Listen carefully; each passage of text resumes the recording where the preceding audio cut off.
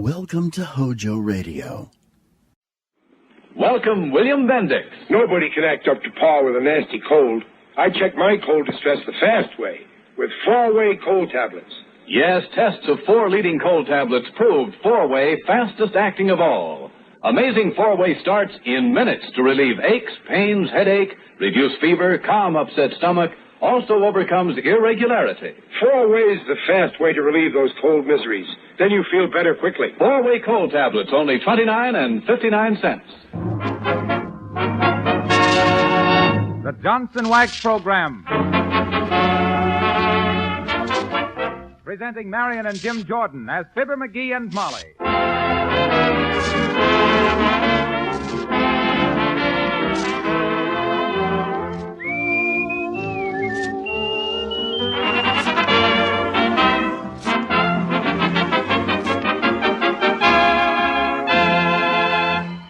Ted Weems and his orchestra open the show with You Can't Have Everything.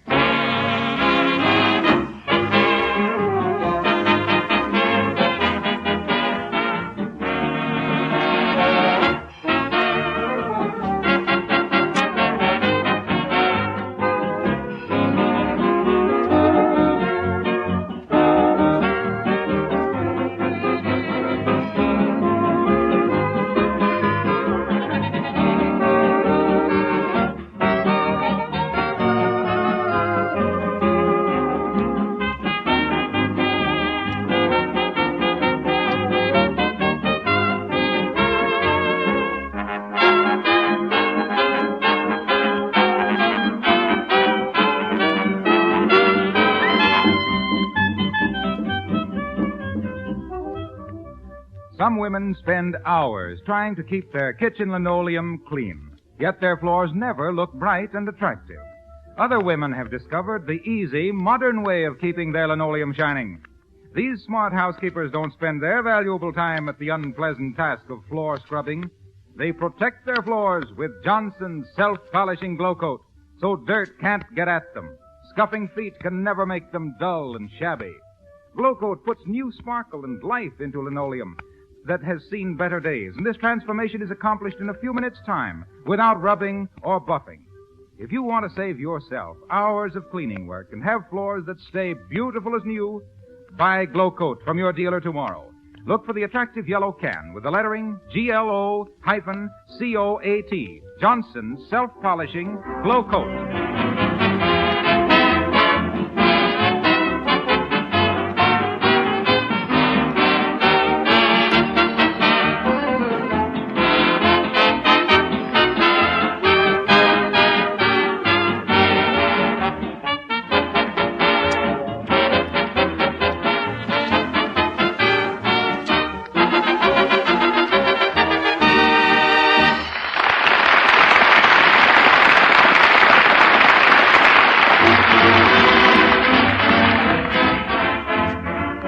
Well, sir, Fibber has a great idea. Being a newspaper man at heart, he thinks, he has several surefire plans to increase the circulation of the Wistful Vista Gazette. And here, about to invade the managing editor's office with his colossal ideas, we find Fibber, McGee, and Molly.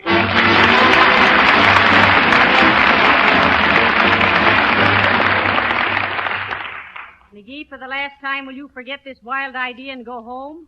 You don't know anything about running a newspaper. Well, shucks, what of it? It's the outside viewpoint I'm bringing them. Most outside viewpoints ought to be left outside. Yeah. They track up the house. Yeah. Well, you just wait and see. Hi, sis. Managing editor in? Yes, sir, but he's awful busy. Well, he'll be busier when I get through talking to him. Who shall I say is calling? Opportunity, sis. Tell him that the new tire for his Wheel of Fortune has just rolled into the office.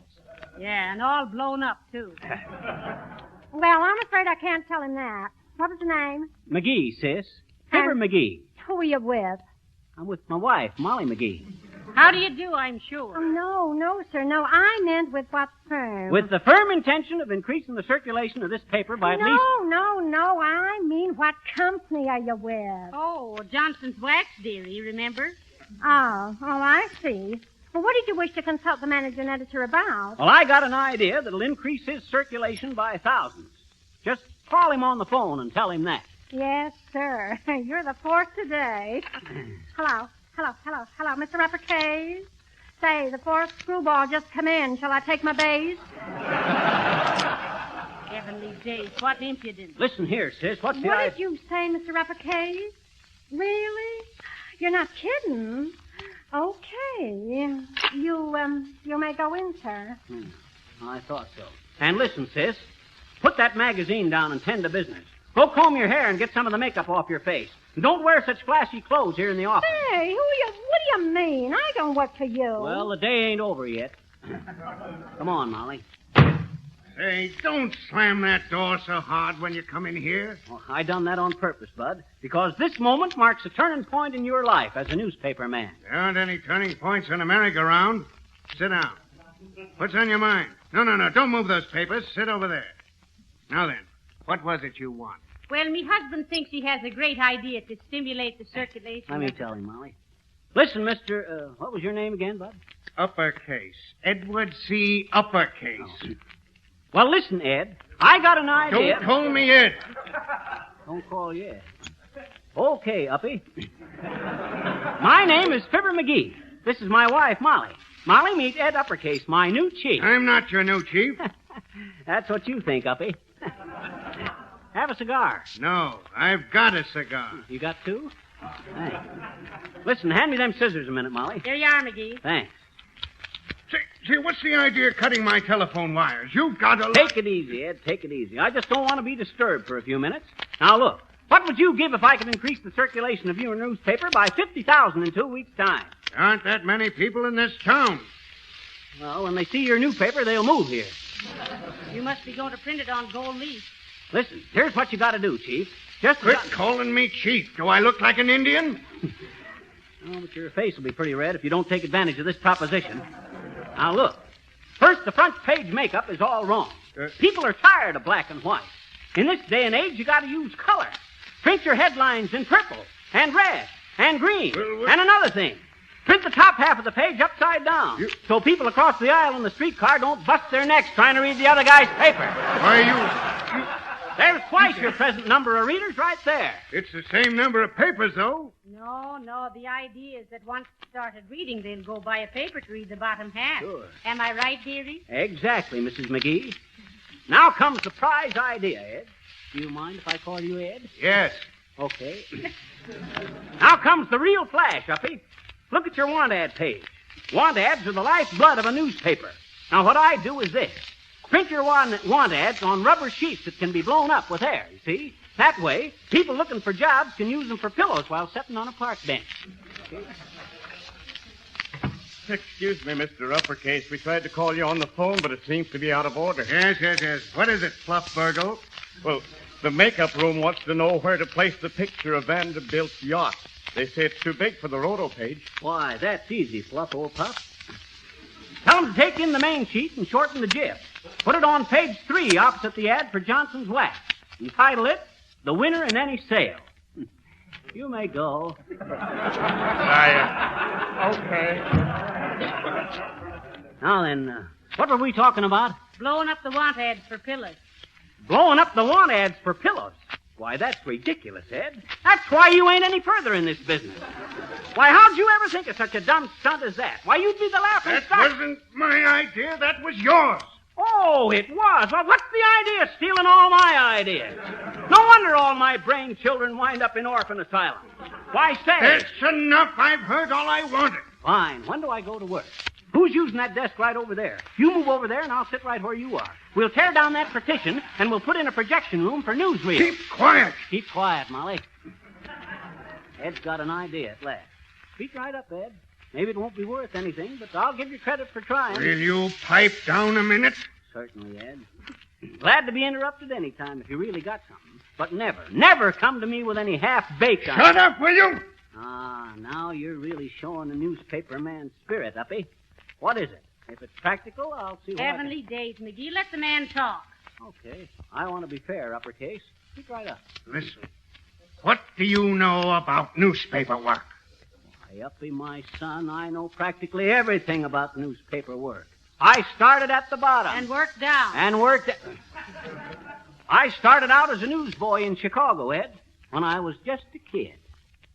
Loud Lung McGee, I was known as in them days. Loud Lung McGee, the limber-legged leader of the lads in the loop, literally laying out loads of the latest linotype literature, loping around with life, liberty, and look, and the most lovable little larrikin from Labrador to Louisiana.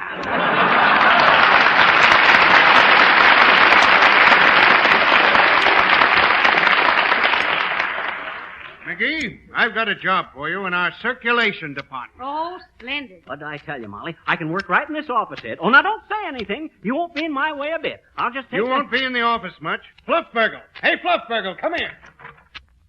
Yes, sir. This is Fibber McGee, new man in our circulation department. Start him out, and I'll talk to you about it in a few minutes. Yes, sir. Come on, Mr. McGee. Okay, come on, Molly. Oh, yes. And Ed. Yes? Now that we're working together, I wish you wouldn't smoke them awful stogies. They're terrible. Say And what? while I'm out, call the music desk. Tell Editor Weems to get up a special musical article by Elmo Tanner and call it Wild Rose.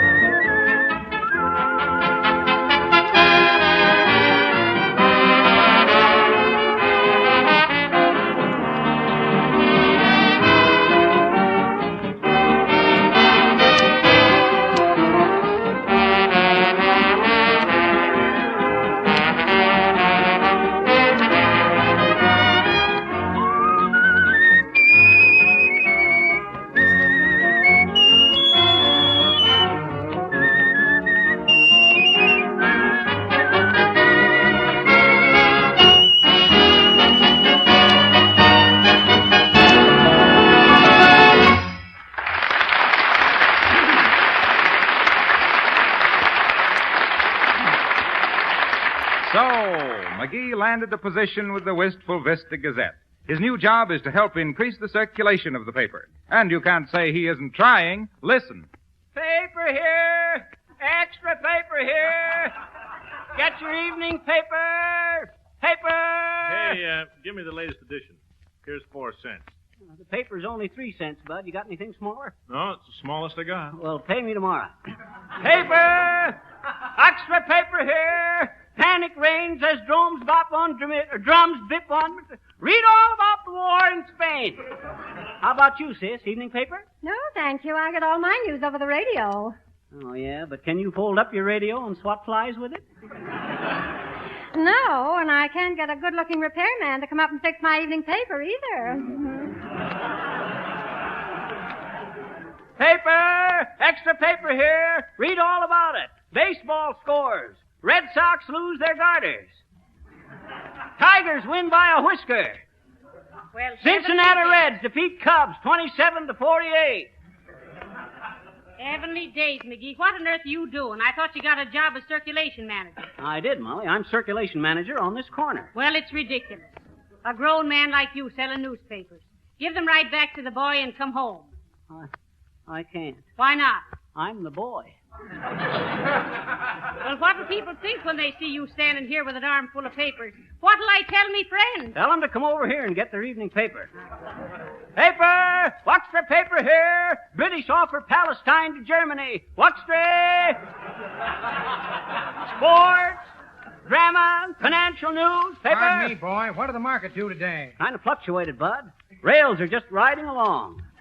Steel had a heavy lift, and textile took it on the chintz. What you interested in particular? Amalgamated pen and pencil. Pencil broke off 2 points short, Bud. Buy a paper and read all about it. There you are. Thank you. Oh, McGee, why don't you quit this silly business? It isn't dignified. Shucks, what of it? Did Gypsy Rose Lee get where she did by dignity? Boy, newsboy, what does the paper say about the weather? Clear and sunny, sis. Buy a paper? No, thank you. Why should I? You can hold it over your hat in case it rains. We ain't infallible. Paper! Extra paper here! What's there?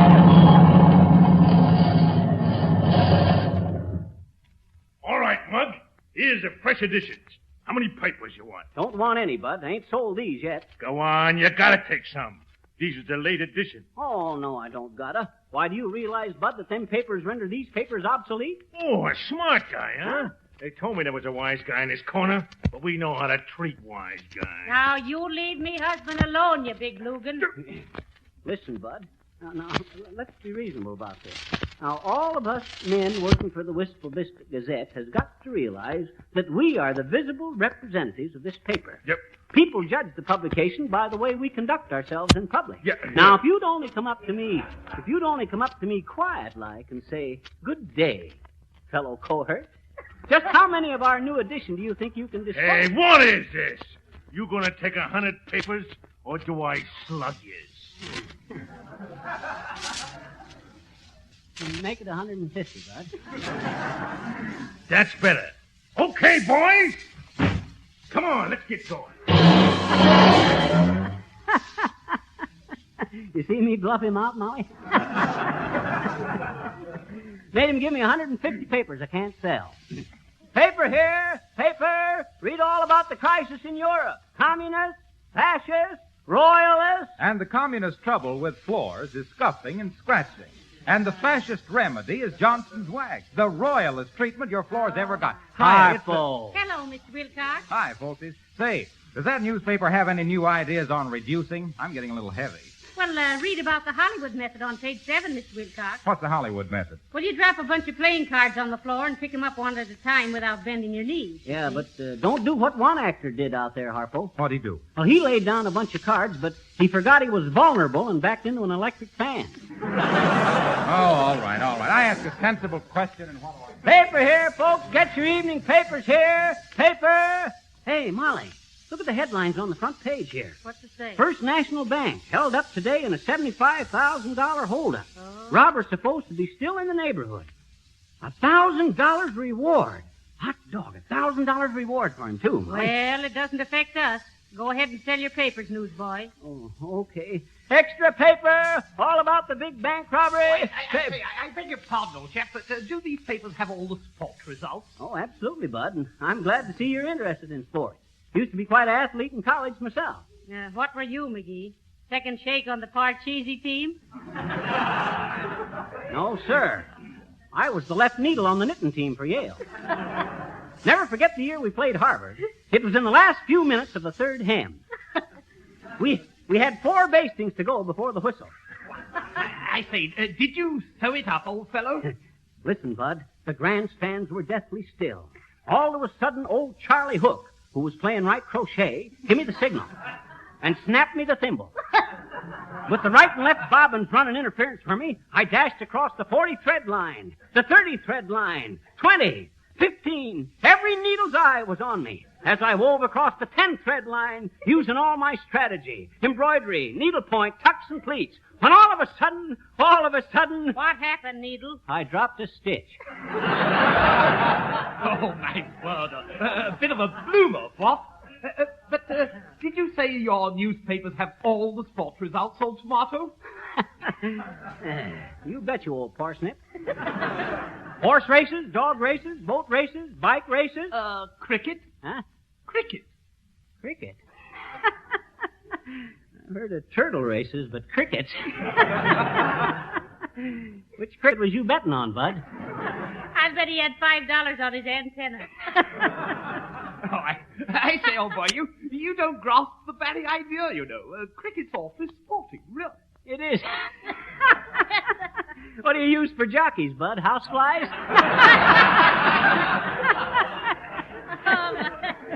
Then how do they keep their feet in the chirrups? I believe I grasp the joke, old chap. You think cricket's a jolly old insect, what? And you can't saddle a valid bug, what? Oh, I say that's frightfully humorous, really.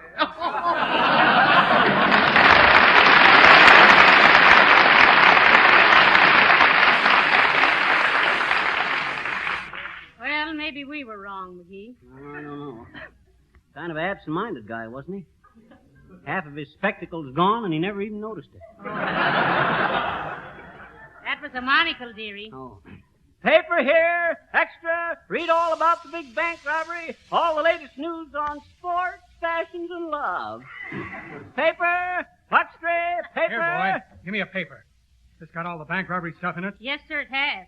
Does it give a description of the robber? You betcha, Bud. Here, have a copy. Thanks, but I only got big bills.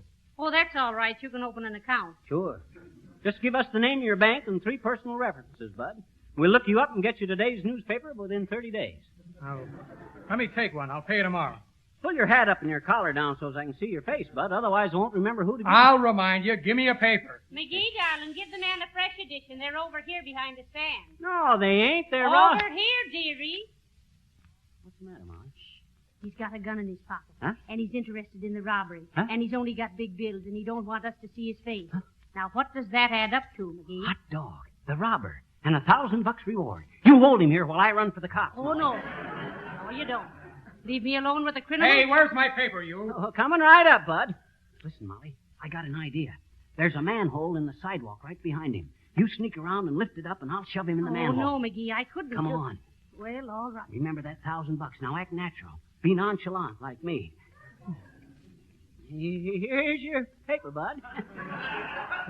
Fresh out of stock. What's the matter with you? You're shaking like a leaf. I'm just vibrating with health, Bud. All right, McGee. Okay. Sorry, Bud. Down you go. Hey, what's the idea? Wrap the cover on. Quick, Molly, quick. Help me. There. Hot dog, we got him. We got him. Whew. That's clamping the iron hat on him, ain't it, Molly? Well, come on, Molly. Let's beat it to the police station. I can just see them headlines now. McGee does it again.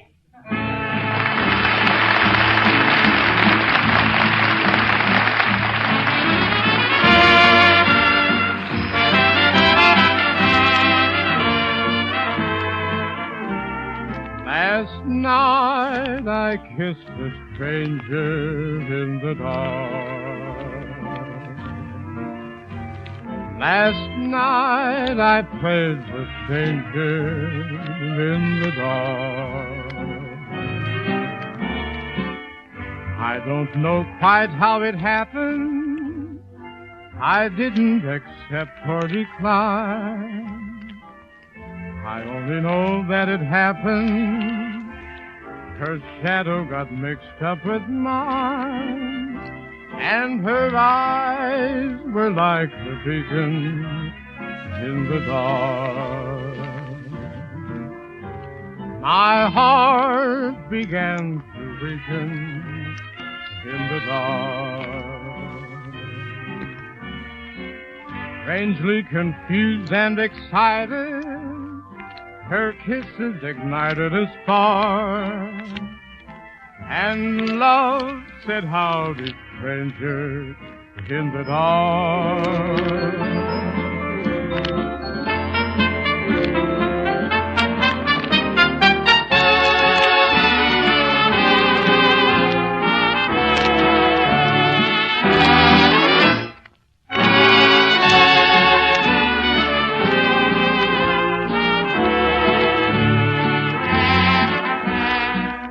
Strangely confused and excited, her kisses ignited a spark, and love said, "Howdy, stranger," in the dark.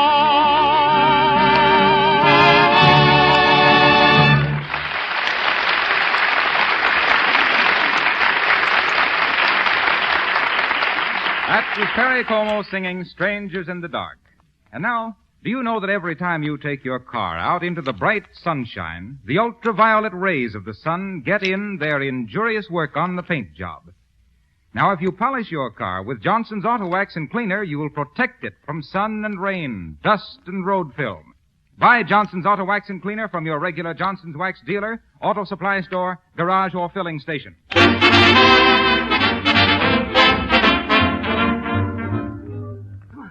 Hurry up, Molly.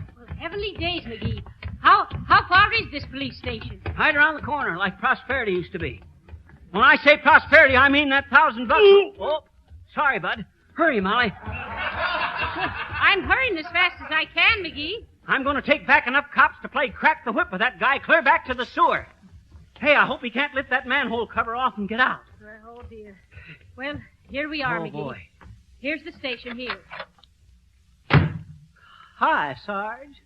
I'm Fibber McGee of the Wistful Vista Gazette. And I want about 3 squads of police. Hey, what's he? We want some policemen in a hurry. No, sir. Us policemen never worry about anything. We didn't say they did. Listen, we caught a bank robber and we got him penned up in a sewer. He had it pinned up to his what? No, a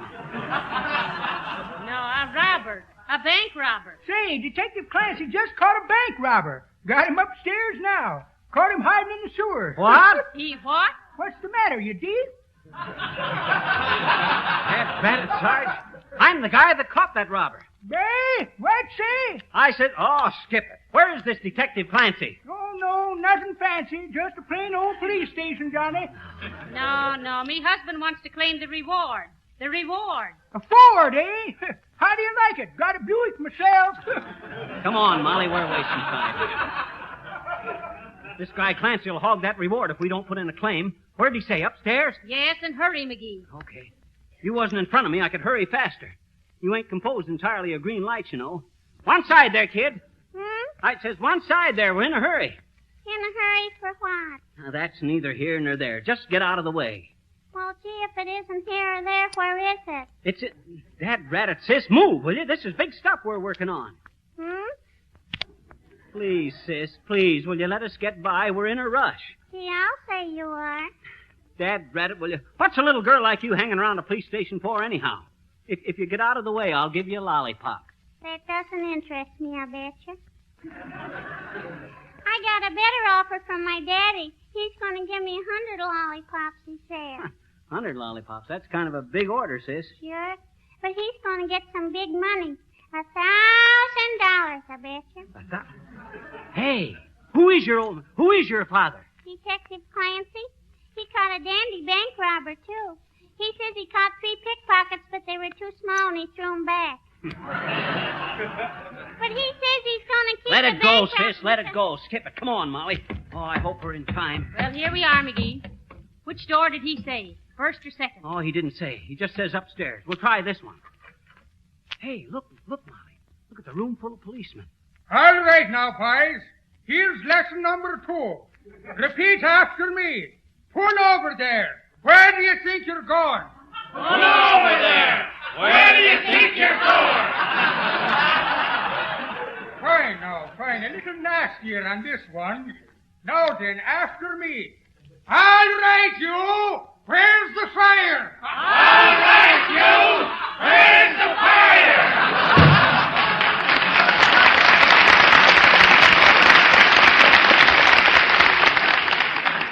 What was that, McGee? School for rookie cops. Here we are, Molly. This must be it. Hey, has the reward been paid yet? What reward, mister? The reward for catching the bank robber. Oh, no, but Detective Clancy will be getting a check in the morning. He caught him hiding in the sewer. Well, listen here, Chief. I'm the guy that's really entitled to that reward. Yeah, why? Because I'm the guy that pushed the robber into the sewer. Yeah, I heard about that. Well? But that wasn't the robber you pushed in. What? That was Clancy. That's awful.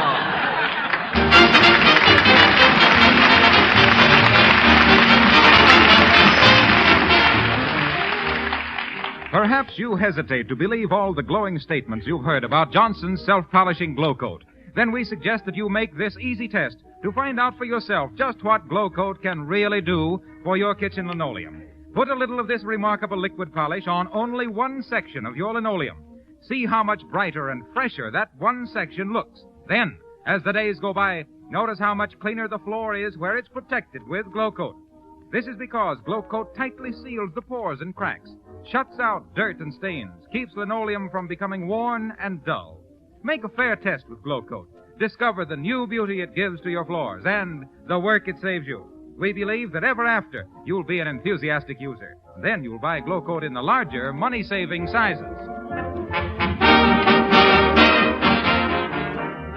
I still think that was a dirty trick, Molly, giving Clancy that reward when it was me that shoved the guy down the manhole. Oh, well, what can you do about it? Well, I know what I can do. That the police department is going to get sued. Yeah, and you'll be the sewer. Yes, I'll... Good night. Good night, all.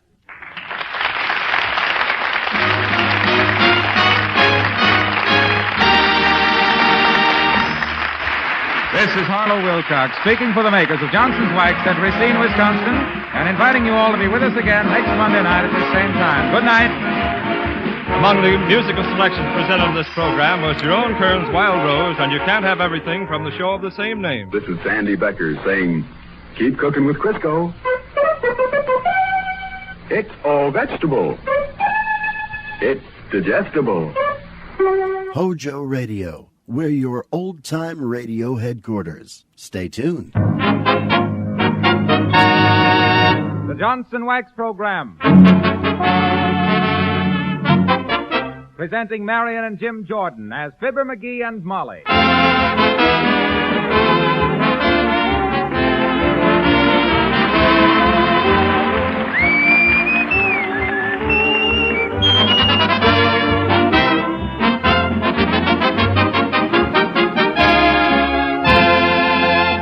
Ted Weems and his orchestra open the show with Wake Up and Live.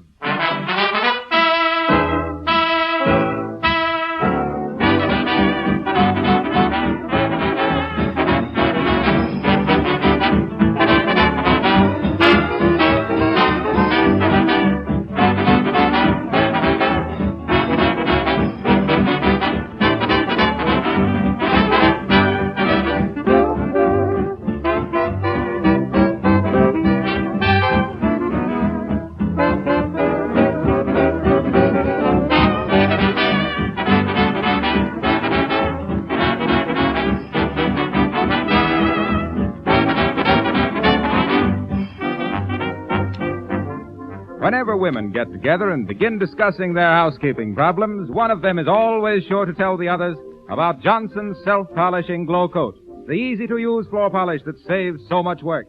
It does seem miraculous, the way glow coat makes dull, drab linoleum sparkle and shine without any work of rubbing or buffing. If you want your kitchen linoleum to stay polished and clean so that everyone will admire it, and if at the same time you'd like to do away with the drudgery of floor scrubbing, buy a can of Johnson's self-polishing glow coat tomorrow from your dealer. Look for the attractive yellow can with the lettering GLO-COAT. Johnson's self-polishing glow coat. Oh, yes, remember, you save money on the larger sizes.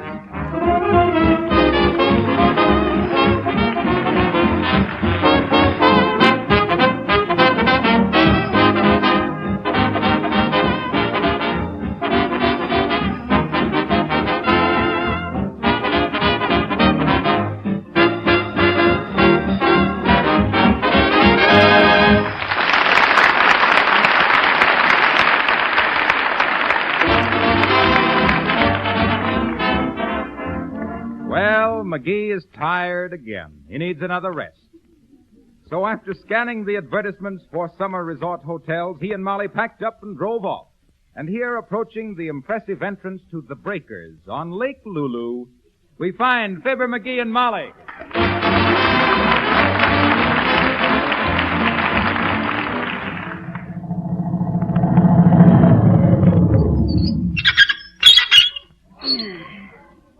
Gotta get them brakes fixed. My, isn't this a beautiful hotel, McGee? And they say the service here is wonderful. Who said that? The advertisement. Oh, well, they might be a little prejudiced, you know. Now, if they had real service here, there'd be a bellboy out here this minute to grab these bags. There is, sir. I'm right in the back seat. Oh. Heavenly days. Go right in, Mr. McGraw. I'll bring your luggage in immediately. The name's McGee, Bud, but that's close. Where'd you come from? I swung aboard at the foot of the drive. Just hotel breaker service, sir. Oh. Did you have a pleasant drive from Musty Pistol? Oh, not Musty Pistols, boy. We're from Wistful Vista. Oh, pardon me, madam. My report reads Mr. McGraw from Musty Pistol. Must have misinterpreted the signals, madam. What do you mean, signals, Bud? Well, we take the license number of each car when it gets within a mile of our hotel, sir. Oh. Then we check on residence and ownership. Oh. We know that guests like to be greeted by their own names, Mr. McGraw. McGee! Yes, sir. But would you mind being called Mr. McGraw during your stay with us, sir? Just to keep our records clear? Why can't you change your records to keep us clear? Oh, no, madam. That isn't the way our hotel does things. Nothing changes our records but fires and floods, Mrs. McGraw. Well, I can arrange a fire for you, Bud, but I'll have to give a little thought to working up a flood. By the way, sir, you must have driven pretty hard. Huh? I see one of your grips is all knocked out of shape. That's a guitar case. Really? Well, go right in, please. Our receptionist, Mr. Smoothbore, will take care of you. Thank you. By the way, McGee, why on earth did you have to bring that horrible old guitar? What do you mean, that horrible old guitar? I brung that guitar strictly for sentimental reasons, Molly. Oh, my. Remember when I was courting you? We'd go canoeing? Oh, dear. I'd play the guitar while you sat in the stern and ate Turkish delight. Ah, yes, you wowed me with your wooing. Remember how I lost the paddle overboard once and had to paddle with the guitar? You says I was lucky I hadn't took up the flute. Watch the door, Molly. Oh, what a lovely hotel. So comfortable looking. Shucks, they all look comfortable in the lobby, but they won't let you sleep there. Hi there, Bud. We'd like to have Yes, Mr. McGraw. And how did you enjoy your drive from Musty Pistol? Wistful Vista, and the name is McGee. Oh, I'm sorry. My memorandum says Mr. and Mrs. McGraw. The name, Bud, is McGee. Big M, little C, big G, and 2 little E's. Mr. McGraw, in 23 years, the institution has established a reputation for accuracy. Now, are you, a guest in this hotel, going to blemish our fair name? Won't you go along with us in this trifling matter? Well, all right, but I'll have to marry my wife all over again as McGraw. That'll be bigamy. Oh, that'll be very big of you, sir. Huh? Thank you. Hey, what's your name again? Smoothbore, sir. Oh, yeah. Fitzmore Smoothbore. And allow me to say that I hope you'll consider the Breakers your own home during your stay. Nothing is too good for our guests. Oh. Please don't consider it your own home, dearie. You'll have cigar ashes all over the place. Well, hotels have made great strides in service since I was in the hotel business, Smoothbore. Oh, were you a hotel man too, sir? Was I a hotel man? You hear that, Molly? Was I a hotel man? Oh, he certainly was, Mr. Smoothbore. He used to run the elevator. That was way back in Racine, Wisconsin, Bud. Years ago. Remember what they make in Racine? Wait a moment now, sir. Don't tell me. Give me a hint. It beautifies floors and furniture and protects... Oh, Johnson's Wax. Am I right, Mr. McGraw? That's right, Bud. All but the McGraw. Yes, sir. I used to operate the old Ramsey House in Racine. Resort Runner McGee, I was known as in them days. Oh, my. Resort Runner McGee, the resourceful, ready room renter, rejecting the rabble, respectful to regular residents, resenting raucous radios and recreation rooms, refusing to rent rowboats to rowdy rummies, regaling rich roomers with rare recipes, and really revolutionizing the resort racket from Racine to Rhode Island.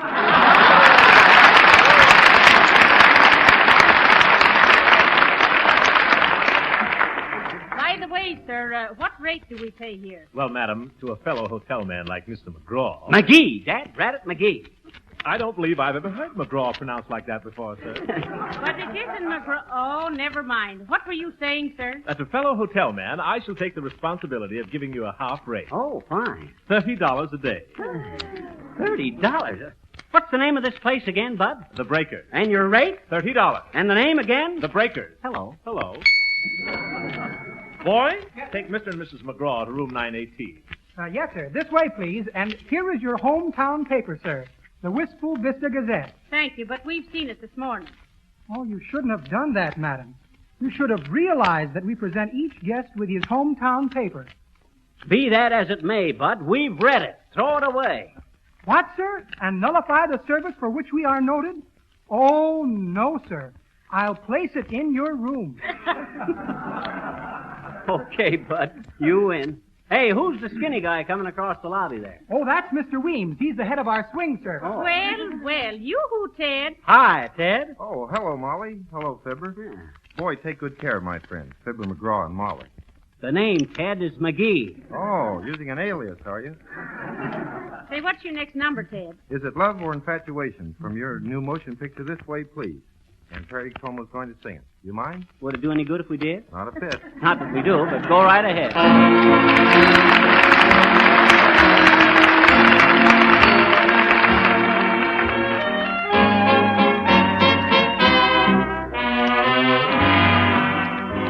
Is it love or infatuation? Can this this be? Paradise inside is the thrill of a new temptation. All that I really feel tonight, will I climb to my destination, just to fall from a dizzy height. And in my heart there's a plea for the key to this mystery. Can it be infatuation or love?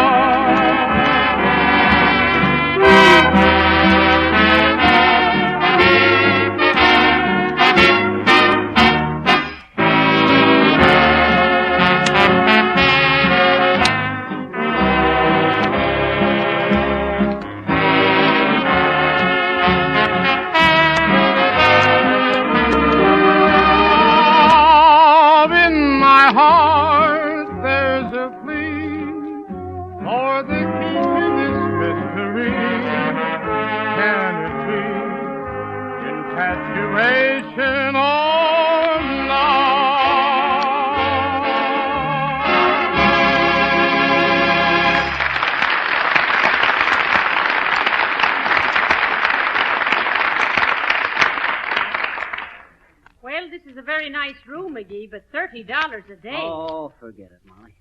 Gee, I can hardly wait till I get you out in the canoe. Like the old days, Molly. Remember how I used to play on my guitar, The Moon Shines Tonight on Pretty Red Wing? Hey, where's my pick? Your what? My pick. Oh, goody. Are you going to bury the guitar? No. The pick. That little celluloid thing I strum the strings with. Oh, here it is. Listen. Oh, the moon shines tonight. Now it all comes back to me. You didn't send it far enough away. Come in. I wonder who that could be. Excuse me, folks. Oh, it's Silly Watson. Hi, ma'am. How you, boss? Hi, Sil.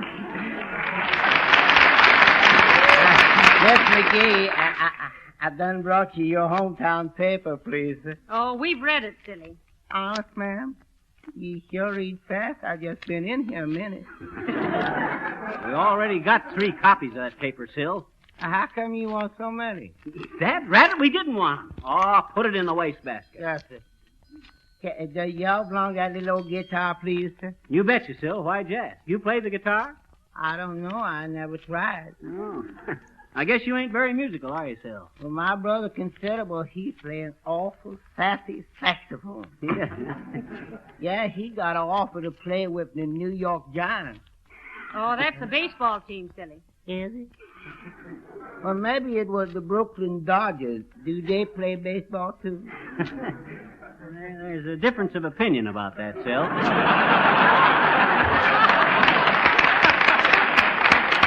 I ever tell you about introducing the ukulele to the Hawaiian Islands, Sil? Yes, sir, several times, Mr. McGee. Well, sir, that was way back in 1889, or was it 1888? No, it was 1887. No, it wasn't either. It was later than that. About 19... Let's see now. Zan, that's my brother, Alexander. Yes. Zan had 2 teeth pulled out of his leg in 1896. Out of his leg? Yeah, he fell on a rake.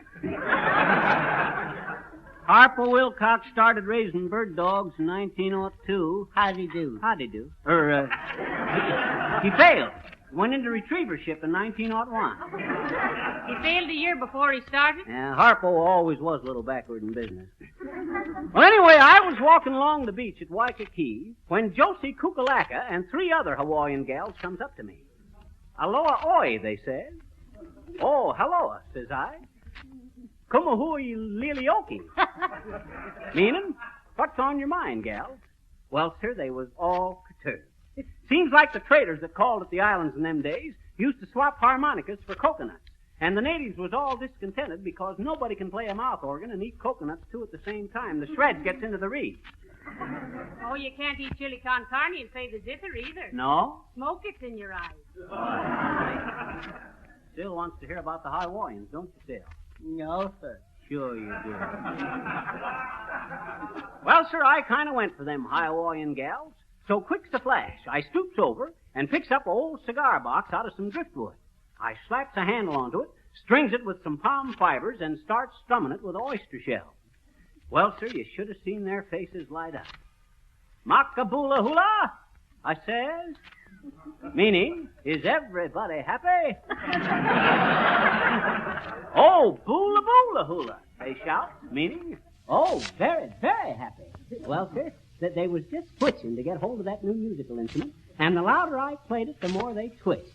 Finally, a crowd of tourists gathered and heard them gals squirming and shouting, hula, hula, hula, and thought it was a new dance. And it was. And that day, Sil, both the ukulele and the hula hula was born. That makes you a sort of a musical obstetrician. Anyway, Sil, that's how I happen to take up the guitar. Come over someday and I'll give you a few tips. Yeah, so that's more than I get at this hotel. Goodbye, boss.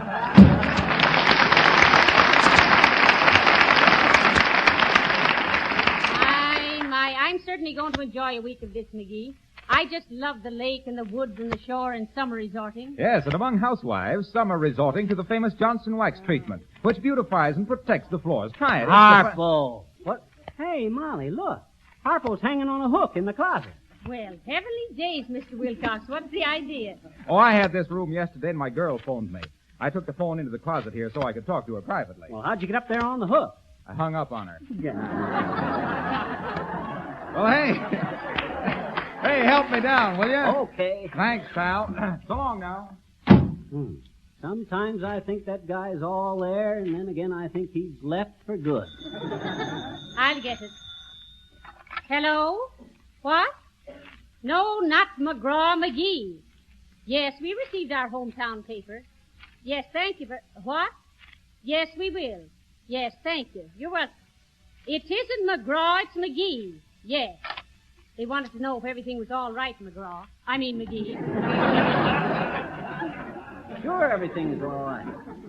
Everything's fine except that fly over there. Well, swat him, helpless. I ain't got the heart. Maybe he's paying $30 a day, too. Well, I'll call him up and tell him. Sure, do that. Hello? This is Mrs. McGee in room 918. There's a fly in here, and we... All right. They'll take care of it. Come in. Company! Oh! Heavenly days, what is this? Mr. and Mrs. McGraw? No, McGee. Sorry, it's the wrong room. I was informed there was a flea in 918. I'm Mr. Sprayforth, manager of the extermination division. Oh, yes. Well, this is the room, but it's not McGraw, it's McGee. And it's a fly, not a flea. Righto. Attention! What kind of a fly was it, sir? An ordinary housefly or Musca domestica, a horsefly, Gallopus winnicus, or a dragonfly, Zippus odonata? I think it was a pop fly, Smackus third basis. There he is, sitting on the windowsill there. Oh, yes. Musca domestica with prehensile bicuspids. That calls for mixture 678 in the spray gun. Attention! Spray guns out. Ready. Aim. Squirt. See squirting? There you are, sir. Just phone if the fly flutters further. Right about face. Forward. March!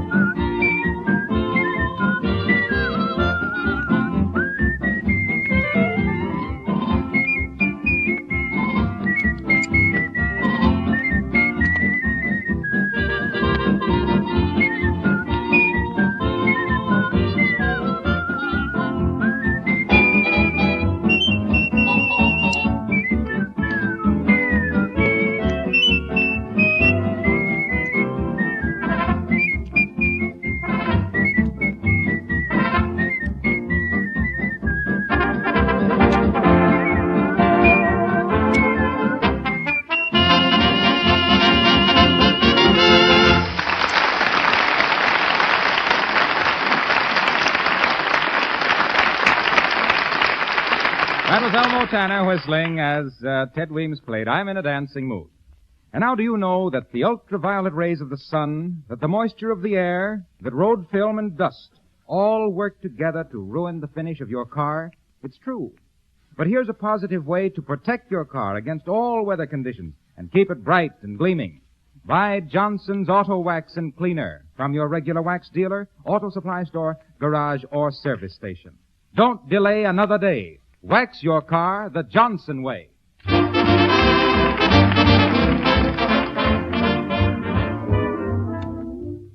McGee, look at that full moon. Ain't it beautiful? Shucks. At the rate we're paying, we ought to have Halley's Comet.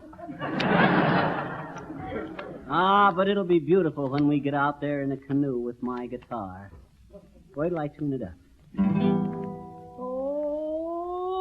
Oh, the moon shines tonight on pretty red wing. The breeze is... I guess it's okay. Well, you're easily convinced. Where do we go to get this canoe, McGee? Over this way, I think. Hey. Oh, excuse me, little girl. I didn't see you in the dark. I says, I'm sorry I bumped into you. So am I betcha. Little girl like you shouldn't be walking around these woods in the dark. Why? Well, you might meet a bear. A bear what? A bear? Oh, let it go. Let it go. I will if I catch one. Huh? Huh? Listen, sis, where do we go for a canoe? Gee, do you go for canoes? I go for speedboats myself, I betcha. No, you don't get the idea, sis. We're going out on Lake Lulu in a canoe. Where can we hire one? A higher one than what? A higher... Dad, Reddit, listen, sis. Now pay attention. All righty. We would like to take a ride in a canoe. Now, where are they? Oh, well, I guess there's no... Hey, mister. Huh? I bet you if you like canoes, I know where you can rent one, I bet you. Well, that's what I've been asking you all the time. Gee, is it? Yes.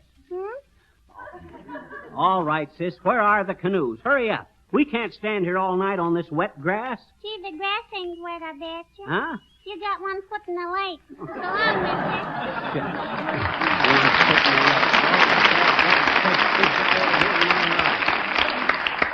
Didn't even tell us where to get a canoe. Oh, there they are. Hiya, Bud. Can we get... For scream's sake. Hello, Fizzer. Hello, Cupid. Well, heavenly days, Nick DePapa. Hi, Nick. You in charge of the boats here? Sure. My bowling alley business is being dead on my feet.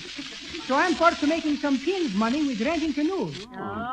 Oh, it's going to be beautiful out on the lake tonight, Mr. DePopulis. Oh, sure, Cupid. We've got some nice moonlight nights tonight, I'm thinking. It is making even the populace feeling so lovely, doubly, I'm catching me holding hands with myself. Okay, Nick, I'll get in first and you hand me my guitar. Sure, Fizzer. Can't we tow the guitar along behind, McGee? No, sir. This is going to be a moonlight serenade. Hold her, Nick. Now, okay, Nick, hand me the guitar. Thanks. Get in, Molly. Easy, Cupid.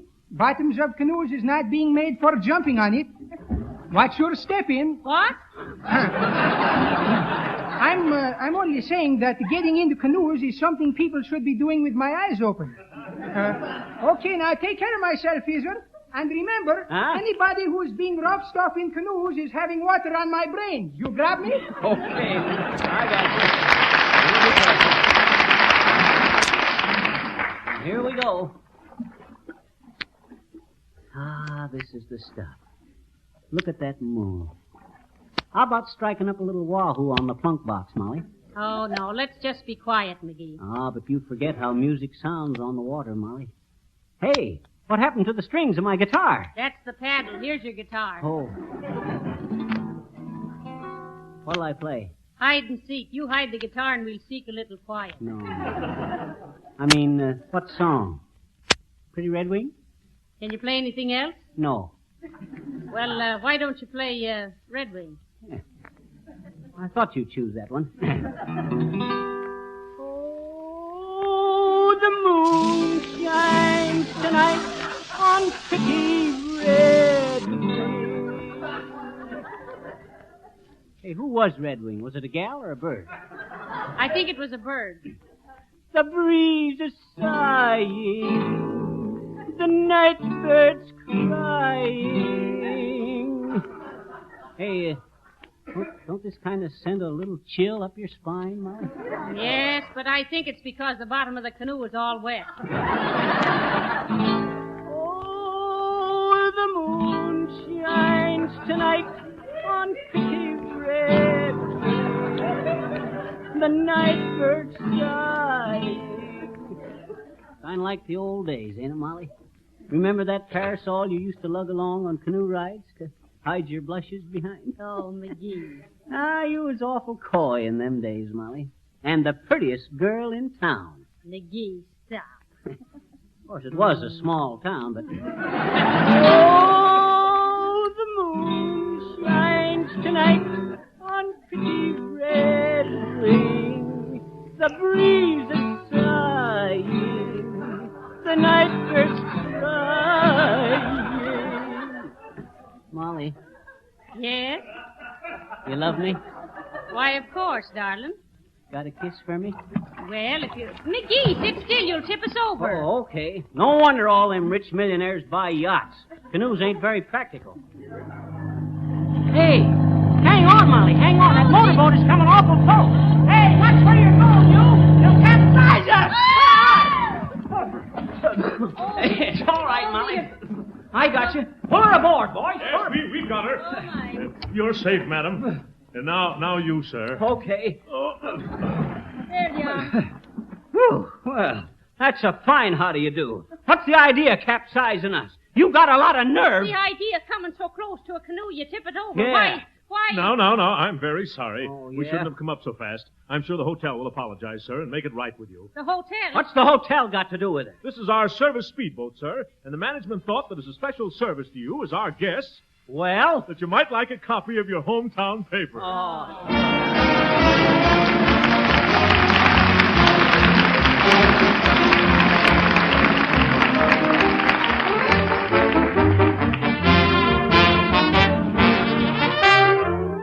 Perhaps you have beautiful new linoleum in your kitchen, so clean and spotless that it gives brightness to the whole room. Then it's hard to realize that in a short time the linoleum will lose its sparkle. The colors will become dull and faded if you don't protect it now from the daily wear of scuffing feet, the accumulation of dirt and stains. If you're a wise housekeeper, you will buy a can of Johnson Self-Polishing Glow Coat at once. This remarkable liquid polish goes on without effort and dries in 20 minutes. Then you can let people tramp over the floor as much as they please. Glow Coat will protect the surface from wear, keep the colors bright, seal the pores so dirt can't penetrate. Remember, linoleum manufacturers warn you against scrubbing linoleum. Use Johnson Self-Polishing Glow Coat and keep your floors beautiful as new without scrubbing. And remember, too, that it's your continued loyalty to Johnson products that make it possible for you to hear Fibber, McGee and Molly every Monday night.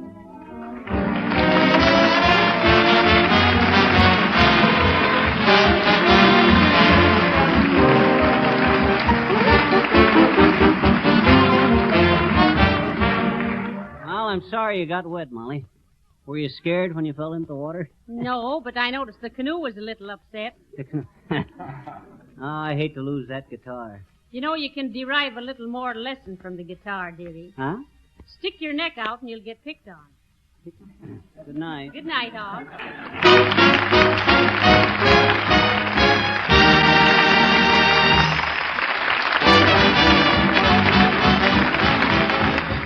This is Harlow Wilcox speaking for the makers of Johnson's Wax and Glow Coat, Racine, Wisconsin, inviting you all to be with us again next Monday night at this same time. Until then, good night. This is the Red Network of the National Broadcasting Company. Billy Brown, the smoothest, coolest guy in town. The chicks all seem to dig his jive. Hey, tell us, Bill, how can we arrive? It's easy, Jack. Any gal gets sent when you flash a smile by Pepsodent. You'll wonder where the yellow went when you brush your teeth with Pepsodent. Pepsodent's new improved formula cleans teeth whiter than ever. Tastes brighter, too. New formula Pepsodent contains IMP. There's nothing else as good at getting teeth white. You'll wonder where the yellow went when you brush your teeth with Pepsodent. Stay tuned to Hojo Radio. K-E-L-L-O The Jell-O program, starring Jack Benny with Mary Livingston, Phil Harris, Dennis Day, and yours truly, Don Wilson. The orchestra opens the program with My Wonderful One, Let's Dance.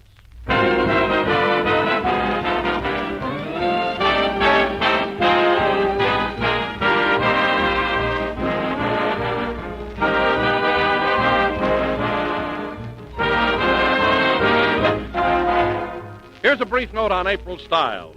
Spring fashions decree that the well-dressed table should wear lots of bright color. And especially smart, say experts, is a gay mold of rich, shimmering Jell-O. Yes, sir, Jell-O is a mighty attractive dessert. It adds to any meal a final touch of distinctive beauty and friendly charm.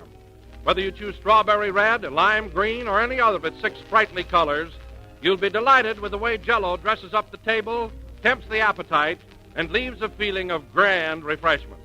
Jell-O is a truly delicious treat, outstanding for its full, tangy flavor. Flavor as inviting as fresh, juicy, ripe fruit itself. So try some real soon. For rich, exciting goodness, there's nothing to compare with Jell-O, America's favorite gelatin dessert, now better than ever.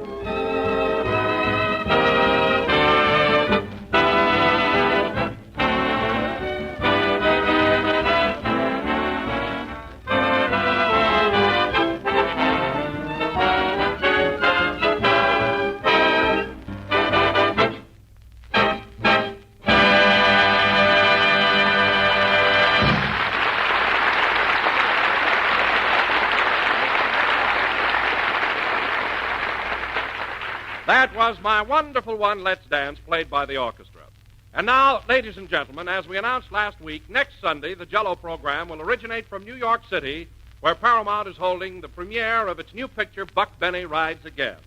So without further ado, we whisk you to Jack Benny's home in Beverly Hills, where Jack is in the throes of last-minute packing. Take it away!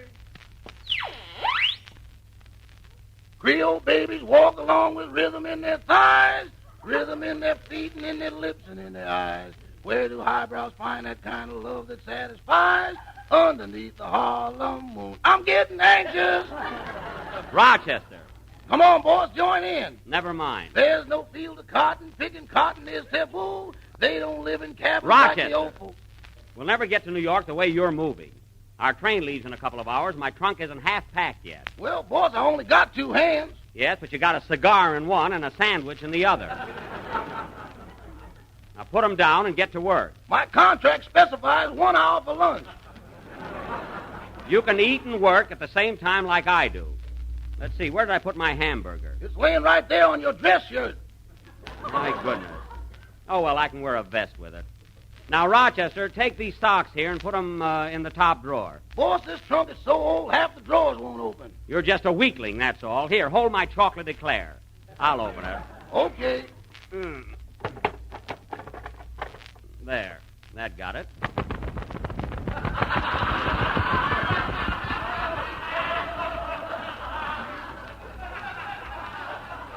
Woo! Look out for them bats.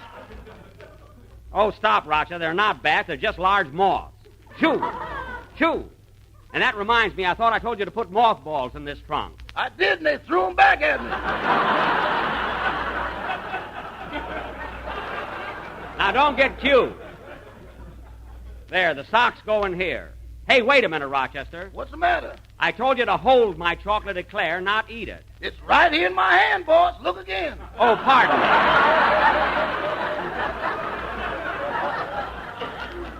I didn't see it. Now, take my underwear and put them in this bottom... That must be Miss Livingston. Come in.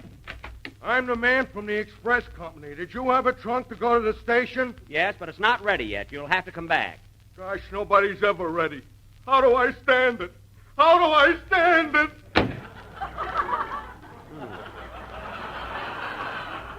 Rather temperamental fellow. Say, Rochester, get my blue suit out of the closet and pack it. I want to give it to my cousin Marvin when we stop in Chicago. Is it that old? That suit's in good condition. It hardly shines at all. I wish my future was as bright as that. Now, Rochester, I've had enough out of you. Come in. Oh, hello, Mary. Are you all set to go? Sure. Gee whiz, Jack, aren't you packed yet? Just about. Sit down and relax. Okay, boss. Not you. Now, let's see. I'll be in New York 2 weeks. How many shirts do you think I ought to take along, Mary? 1 blue or 14 white. Mary, I wish you'd be serious. I want to get this done. Now, what else? I hear it's pretty cold in New York. Do you think I ought to take along my spats? Yeah, and don't forget your coonskin cap. Mary, I haven't worn a coonskin cap since I portrayed Daniel Boone in our high school play. I went over very big. Nobody asked you. Well, I did. Here, Rochester, put these shirts away. Say, boss, look at this old faded newspaper I found in the bottom drawer here. Should I throw it away? No, let's see it. San Francisco Chronicle. I wonder what I saved this for. Well, I'll be doggone. Look, Mary, look here on the amusement page. Oh, yeah.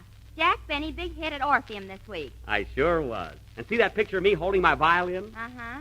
What's that stuff on your head? That's hair.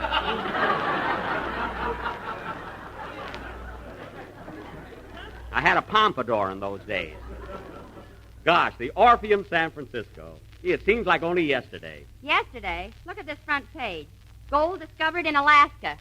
Let's see that. Oh, yeah, I remember. When the news came in, they emptied the theater in 2 minutes. By the time I got my makeup off, you couldn't buy a shovel in the whole town. Just think, but for that, I might have been known as Nugget Jack, the Klondike Kid. Mary, can't you just see me digging for gold? No, I seem to see you burying it. Well, it's hot here, folks, this week. That's why that joke was bad. But for a guy that was in vaudeville as long as I was, I ought to have my head examined for giving you that opening. Here, Rochester, paste this write-up in my scrapbook. Okay, should I indicate your hair with an arrow? That won't be necessary. I just want to keep the paper. Come in. Well, here I am again. Is the trunk ready yet? Not quite, young man. Oh, for crying out loud. So impatient. Oh, Rochester, where's that gray suit with the stripes I sent out to be cleaned? Here it is, but your cleaner took the stripes out of it. Took the stripes out of it? Boss, you could send a zebra to that outfit and it would come back plain. Rochester, I'd just like to send a zebra to the classy, closey cleaners and show you how wrong you are. As a rule, they're very good. I sent him a sweater last week and it came back with Lana Turner in it. Always a comedienne, eh, Miss Livingston? Say, Rochester, I just happened to think. Did you collect the 2 weeks' room rent from Mr. Billingsley, our boarder? Yes, I did, boss, but he took it back. What do you mean he took it back? Well, he didn't exactly take it. What do you mean he didn't exactly take it? How can a nice man like him know so much about African handball?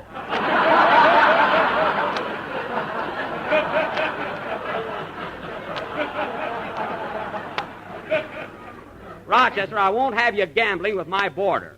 Now, help me close this trunk. Mary, you push on one side. Rochester, you push the other, and I'll snap the lock. All together now. Come on, push. There. Well, that's that. It's closed.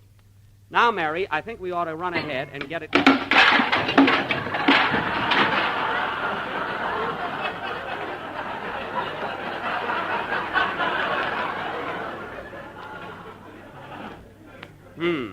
What were you saying, Jack? Never mind.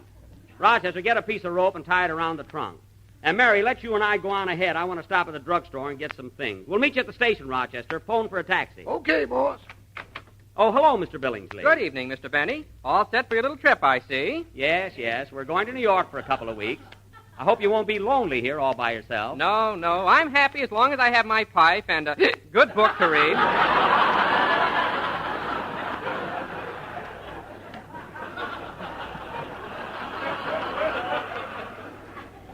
That's fine. Well, Mr. Billingsley, we'll be leaving in a little while. I'd come down to the station to see you off, but I have a splitting headache. Oh, that's too bad. There it goes again. Good night. Good night, Mr. Billingsley. Isn't he a nice fellow, Mary? Yes, but why does he always push that wheelbarrow around? He claims it's an ashtray. Sweet guy, though. Come in. Well, is that trunk ready yet? Yes, young man, here it is. Are you happy? Trunks, trunks, trunks. My whole life is nothing but trunks, and you ask me if I'm happy. Gee, I just asked. Never saw anybody so high-strung. Your cab's here, boss. Okay, now don't forget, Rochester, shut off the milk, stop the paper, water the flowers, put sheets all over the furniture, take Carmichael and Trudy to the pet shop, and be at the station in an hour. In an hour? Yes. Boss, I couldn't do all that if I was the Hall Johnson Choir. Stop arguing. You're losing time. Come on, Mary. Never saw a guy like him, always complaining. Look, Jack, there's Ronald Coleman out in his yard. Oh, yes, I must say goodbye to him. Goodbye, Ronnie. Goodbye, Ronald. Goodbye, Mr. Coleman. That's more like it. Goodbye. Seems a little cold toward me. I wonder what's wrong. He's probably jealous of your work in pictures. Yes, I guess you're right, Mary. That's about it. Do you mind if I break your arm? Just try it, that's all. Well, here we are. Where to, sweetheart? Union Station, and don't drive too fast. Okay, sweetheart. Get in, Mary. Right with you, sweetheart. Mary!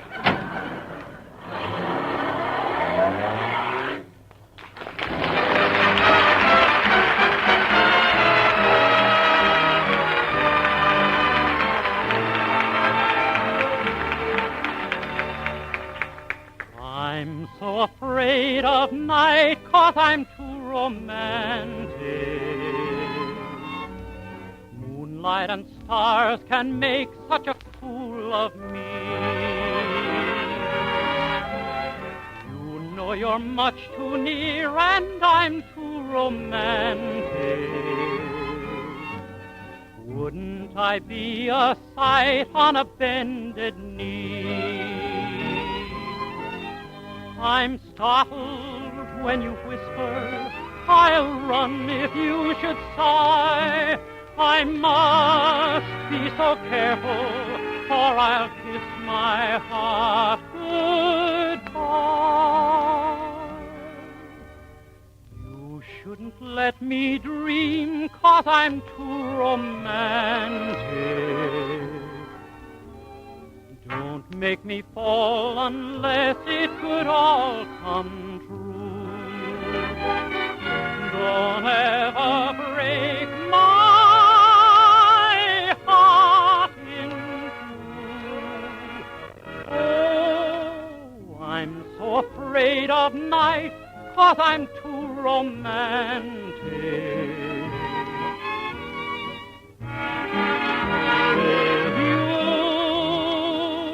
The moon makes a fool of me. You know you're much too near and I'm too romantic. Wouldn't I be a sight on a bended knee? I'm startled when you whisper, I'll run if you should sigh. I must be so careful, or I'll kiss my heart goodbye. You shouldn't let me dream, 'cause I'm too romantic. Don't make me fall unless it could all come.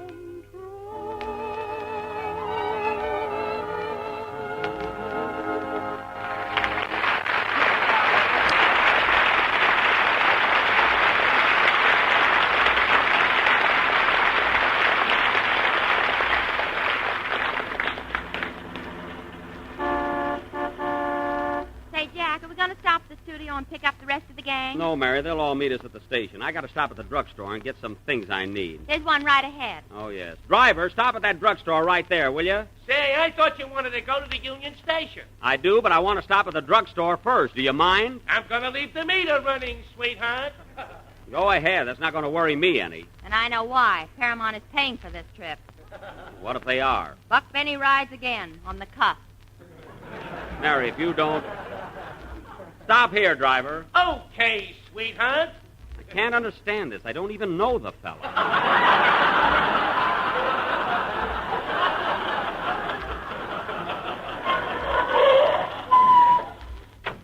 Wait here. We'll be right out. Let's see. I got to get some blades and, oh, yes, some shaving cream. Don't you make your own anymore? No. It lathered all right, but it made my skin turn blue. You know? Now, where's the clerk? Oh, there he is. Ah, good evening, miss. What can I do for you? The Klondike kid's buying. I'm the lady known as Lou. Mary, Yes, I have quite a few things I want to get here. You see, I'm going to New York. Ah, then you first will need a railroad ticket. Well, I came in here to buy some toilet articles. That may be right, but you cannot go to New York without a ticket. I know I can't go to New York without a ticket. But I've got one. You don't think I'd come to a drugstore to buy a railroad ticket, do you? Why not? Oh, fine. Now, look, mister, we haven't much time. I just want to get some shaving cream and some razor blades. Very good indeed. Shaving cream, razor blades, and a razor. I have a razor. Let's see it. Believe me, I own one. For goodness sake, you don't expect me to carry my razor around in my pocket. You got your toothbrush there. Not a toothbrush. That's a small whisk broom. I always carry it when I travel. How much you going to charge Paramount for brushing yourself off? Oh, Mary, to hear you talk, you think I was the tightest guy in the world. I don't know whether it's win, place, or show, but you're in the money. Mary, I'm trying to buy something. Hey, sweetheart, the meter's still running. Okay, who cares? Now, come on, mister, give me a tube of shaving cream. Why don't you buy an electric razor? I don't want an electric razor. Now, look, I will demonstrate. Oh. You hold it in your hand like this. Click. First around the face. Oh, look, that's not what I want. You see? Now under the nose. Tick, tick, tick. Look, I don't want that. Around the face again. Yeah, that's very clever. And there you are. Well, that's pretty fast, all right, but look, I'll just take a tube of plain shaving cream. Then you do not want an alarm clock. An alarm clock? Who asked for an alarm clock? With him, you don't have to ask. Look, mister, I don't want an alarm clock. One moment, I will demonstrate. Look. For instance, I'm home asleep. Now, wait a minute, I'm not interested in an alarm. Don't wake me up. Look, mister, I'm trying to catch a train. Then suddenly, ding, ding, ding, ding, ding, ding. All right, now what happened? Nothing, I didn't hear it yet. Oh. Oh, for heaven's sake. It rings again. I'm awake. Now, look, mister, it's all very interesting, but I'm trying to get some shaving. Hey, sweetheart, it's up to $1.70. Let it click. I'm not through here yet. Now, for the last time, mister, do I get my shaving cream or not? Then you don't want a radio. A radio? Look, I will demonstrate. Click, and suddenly... Oh, come on, Mary. Let's get out of here. What about the shaving cream? The heck with the shaving cream. Let's go.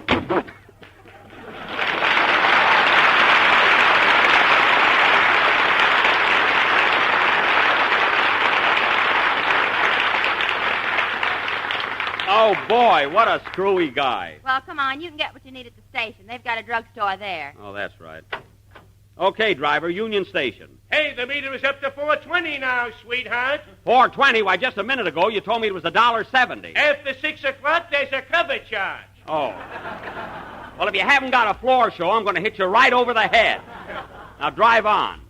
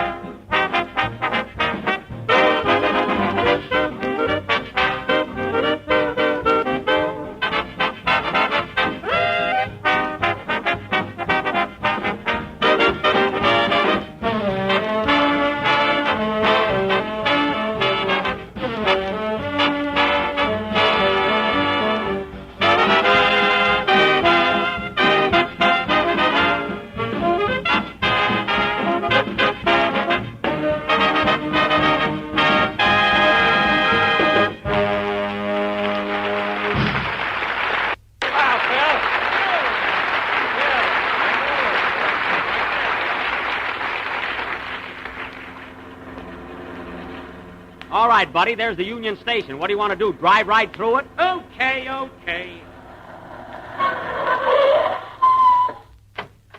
be $5.60. Here's $6. Keep the change. Thanks. So long, sweetheart. Goodbye, Sugar Plum. Make a note of that, Mary. To Paramount, $6 for a taxi cab. Don't forget it costs you a nickel to call it. That's right. Make it 6:05. I hope Rochester got here with my trunk. I want to check on that the first thing. Gee, there's certainly a big crowd here. I don't see any of our gang around. Oh, don't worry. We still have plenty of time. All aboard. Train leaving on track 7 for Albuquerque, Dodge City, Kansas City, Chicago, and New York. Board. Hey, wait a minute, you. That train doesn't leave for a half hour yet. Well, I can practice, can't I?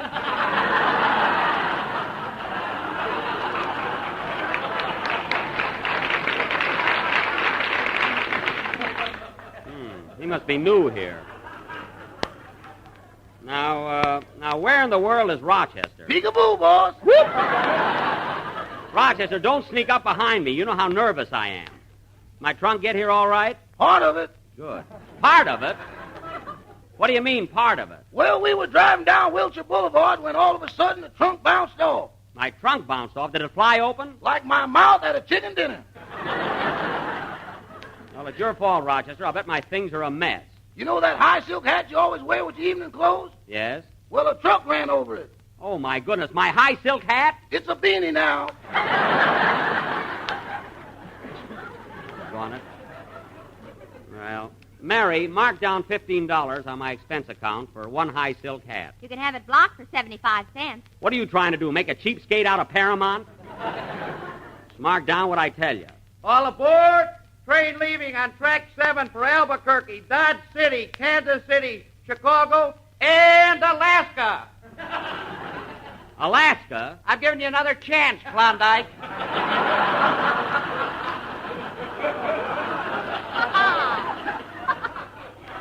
Oh, button your lip. I got a zipper there. Quiet. What a smart aleck. Hello, Mr. Benny. Hello, Miss Livingston. Hello, Dennis. Oh, hello, Dennis, and your mother's with you. How do you do, Mrs. Day? Good evening. Now, Mr. Benny, I am leaving Dennis in your care. So I want you to see that he's a good boy in New York and gets to bed every night at 10 o'clock. 10 o'clock. Better make that 9 so Jack won't have to stay up so late. Listen, Mary, when I get to New York, I'll be stepping out plenty. Well, I'll be the life of the party. Oh, you and Georgie Jessel.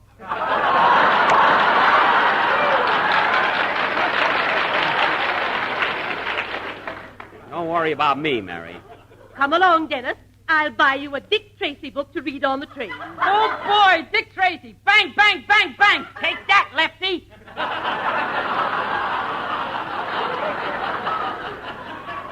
Relax, Dennis. Well, goodbye, Mrs. Day. I'll see you when we get back. Goodbye. I'm thirsty, Jack. I'm going over and get a Coca-Cola. Okay, you can put that on my expense account, Mary. I'll treat you. See you later. Your trunk's on the train, boss. Everything is all set. Good. Now, we arrive in New York at Grand Central Station Tuesday morning. The minute we get there, I want you to see that the trunk is brought immediately to my hotel. I'm getting off at 125th Street and have breakfast. Rochester, you don't have to get off at Harlem the first thing in the morning. Oh, yes, I do, boss. She's got the waffles on already. Well, all right, but you better be at my hotel by noon. The same day? Yes, the same day. And I want you... Oh, hey, Don. Don. Be with you in a minute, Jack. What were you saying, Mother? I said I want you to be a good boy in New York. I will, Mama. And if they don't serve genuine Jell-O in your hotel, I want you to go right down to your neighborhood grocer and buy some. I will. Oh, What so flavor, happy. Mama? Any flavor, they're all delicious. All right, Don. Come on. Just a minute, Jack. Is there anything else, Mama? Yes, always look for the big red letters on the box. Goodbye, son. Goodbye, Mama. Gee, she's a sweet little lady. Well, Don, aren't you thrilled about going to New York? Oh, I sure am, Jack. And I'll bet you are, too, with the world premiere of your picture on Broadway. Yes, sir. There'll be plenty of excitement. Hello, Don. Oh, hello, Mary. Oh, did you get your Coca-Cola, Mary? Yeah, 5 cents. You better put that down for stamps. It sounds more businesslike. Well, we're all here but Phil. I wonder where he is. I just passed him. There he is talking to his mother. Well, everybody's mother is down here today. Hey, Phil. Be right with you, Jackson.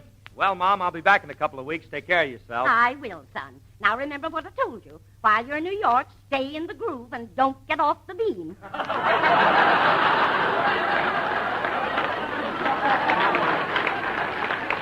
But, Mom, I got a jive, don't I? Yes, but don't cut too many rugs. Your chops is beaten out.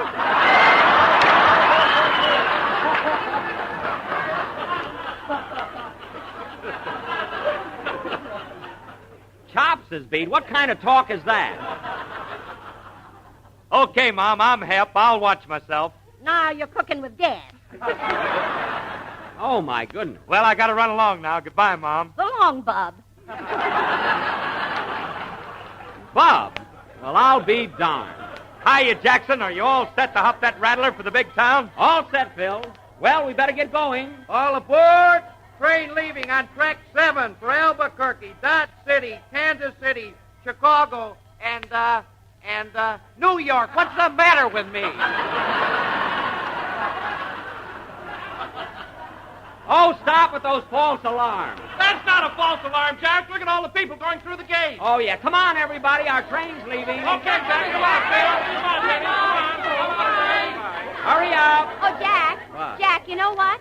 You forgot to get your shaving cream. Oh, that's right, I did, but I still got time. Here's the drug counter right over there. See you on the train, fellas. Hey, buddy, I'm in a big hurry. Give me a tube of shaving cream. Shaving cream? Yes, shaving cream. You've got it, haven't you? I don't know. Hey, Eddie, have you got any shaving cream? I don't know. Hey, Bill, have we got any shaving cream? I don't know. Hey, there! Never mind. Let it go. I'll get it in New York. Hey, wait for me. Wait for me. Hold the train.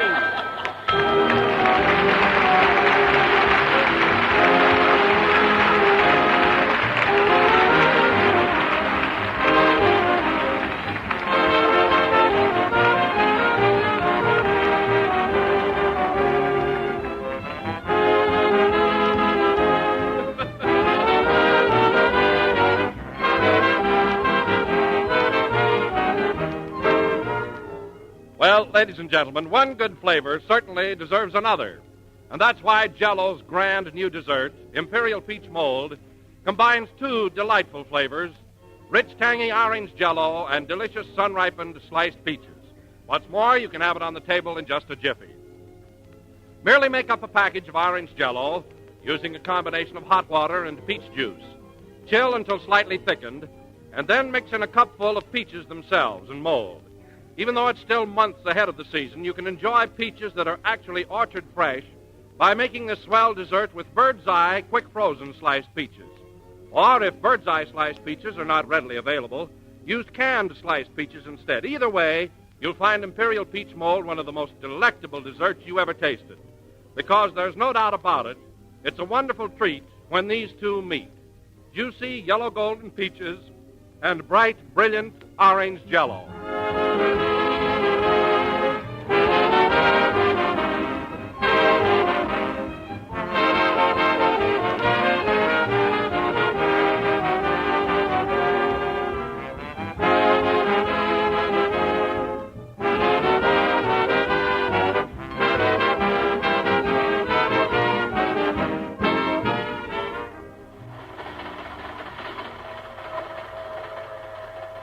Last number of the 28th program in the current Jell-O series, and we'll be with you again next Sunday night at the same time, broadcasting from New York City.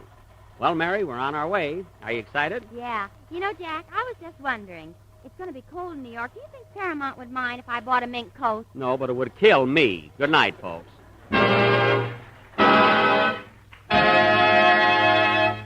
J-E-L-L-O. The part of the drug clerk on tonight's program was played by Mr. Fritz Feld. And here's more fun and enjoyment for you. Tune in every Tuesday night for another swell half hour of Jell-O entertainment, the famous Aldrich family. See your local paper or movie and radio guide for time and station. This is the National Broadcasting Company. Say, want a brand new breakfast idea? Then get the Betty Crocker cereal tray, the Betty Crocker cereal tray. Yes, indeed. Try the brand new cereal assortment with 10 individual packages in all. 4 Wheaties, 4 Cheerios, 2 Kicks. All top favorites and all extra fresh. Yes, it's fun to take your pick from Wheaties, Cheerios, and Kicks. Get the Betty Crocker cereal tray, the Betty Crocker cereal tray. Get that tray today. Hojo Radio. We're your old-time radio headquarters. Stay tuned. J-E-L-L-O. The Jell-O program, coming to you from the stage of the Ritz Theater in New York City, starring Jack Benny, with Mary Livingston, Phil Harris, Dennis Day, and yours truly, Don Wilson. The orchestra opens the program with My Little Girl.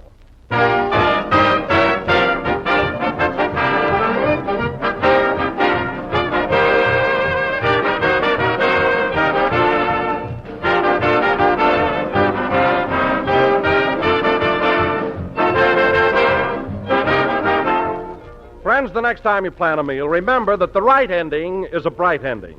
And remember, too, that one of the brightest things you could possibly choose is a grand Jell-O dessert. Jell-O, ladies and gentlemen, is a rare, enticing treat, a brilliant dessert that will lend gaiety and distinction to any meal and add a fresh, colorful note of charm and good cheer. Those 6 glowing colors are so attractive, so appetizing, they actually make you hungry just to look at them. And those 6 delicious flavors are all extra rich, supreme for tempting goodness, as refreshing and satisfying as the juicy, ripe fruit itself. So tomorrow night, make dinner a real winner by serving a radiant mold of clear, glowing Jell-O. And when you buy, be sure to look for those big red letters on the box. They spell Jell-O, and Jell-O spells a treat.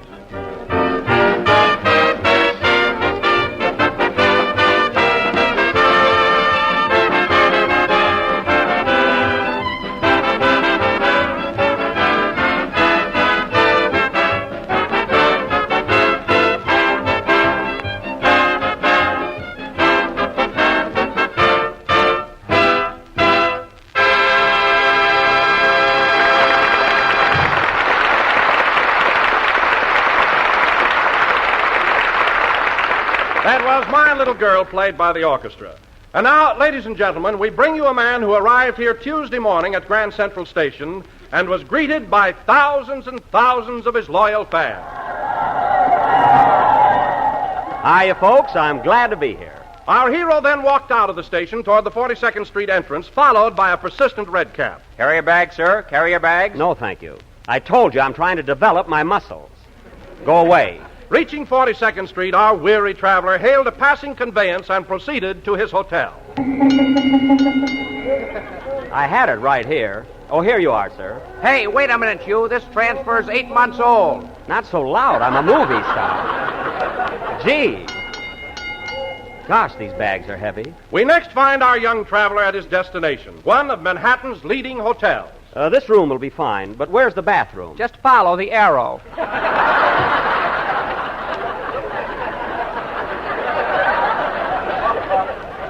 Thank you. And here he is now, ladies and gentlemen, California's gift to New York City, Jack Benny.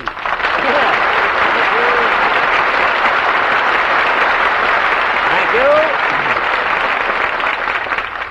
Jell-O again. This is Jack Benny talking, and folks, don't believe one word of Mr. Wilson's little fantasy. As a matter of fact, I'm stopping at one of the finest hotels in this town, the Sherry Netherlands. And you have a room with a bath? Don, I have a suite with a bath. And you should see the size of my bathtub. I went down twice before a bellboy rescued me. Talk about a swanky setup. Why, my living room alone is a regular palace, and the furniture is simply exquisite. Nice furniture, huh? What period would you say it was, Jack? I'm not quite sure, Don. It's either Louis XIV or early low state. But you can tell that the furnishings are very expensive. I happened to break an ashtray yesterday, and now I've got to play my violin in the cocktail bar for a week.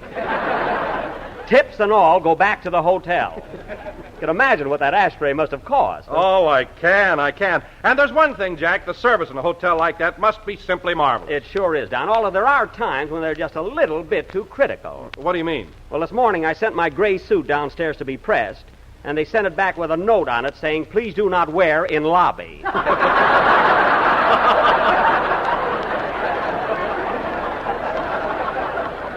My laundry they just threw away. You know, Don, sometimes I... Come in? Mr. Benny? Yes? I'm Brown of the Staten Island Bugle. You spill it, we print it. I see. Now tell me, Mr. Benny, what are you doing in town? I'm here for the premiere of my new Paramount picture, Buck Benny Rides Again. It opens next Wednesday. Oh, cowboy stuff, eh? Are you a real cowboy? Well, you might say that I see. Are you the star of the picture? Well, I see. Now tell me, who handles the love interest? The love interest? Well, the... Can I quote you on that? Yes, if you're a mind reader. Now, listen, young man, I'm very busy right now, so will you please sit down? I'll give you all the information you want later. Okay. Thank you. Oh, Don. Yes, Jack. Getting back to my hotel, you should see... Pardon me, are you Don Wilson, the announcer on this show? Yes, I am. Well, I don't know what they're always ribbing you about. Why, you're not as fat as my wife. Listen, Mr. Brown, this is a program we're doing. Nobody's interested in your wife. That's what I mean. She's too fat. Now, look, will you please sit down? We'll get to you later and give you all the dope you want. Okay. Now, Don, getting back to my hotel, the food there is positive. Well, look who's here. Hello, Mary. East side, west side, all around the town. Well, that ought to get me a hand.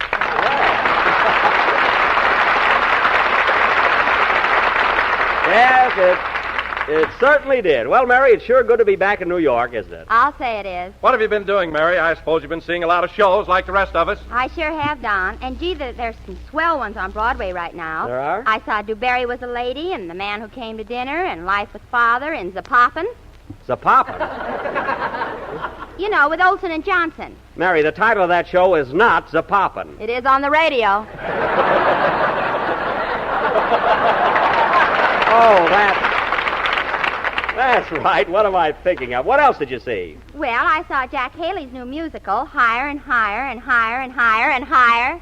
What's the matter with you, Mary? The name of Jack Haley's show is just Higher and Higher. Well, I sat in the gallery. Sat in the gallery? What kind of guys do you go out with? I was with you, remember? Oh, yes. I wanted to get a bird's eye view of Haley. I've seen him from every other angle. What else did you see? Say, Mary, you told me you were going over to Fred Allen's broadcast last Wednesday night. Did you make it all right? Yeah, gee, it was a swell program. A lot of laughs, huh? Oh, it was a riot. I had more... Jack, stop pinching me.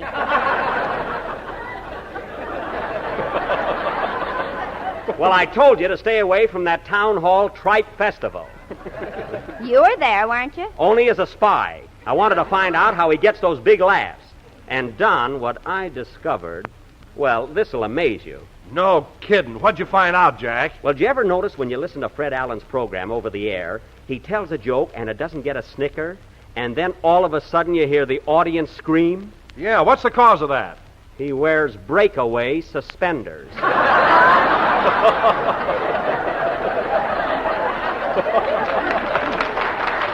kidding.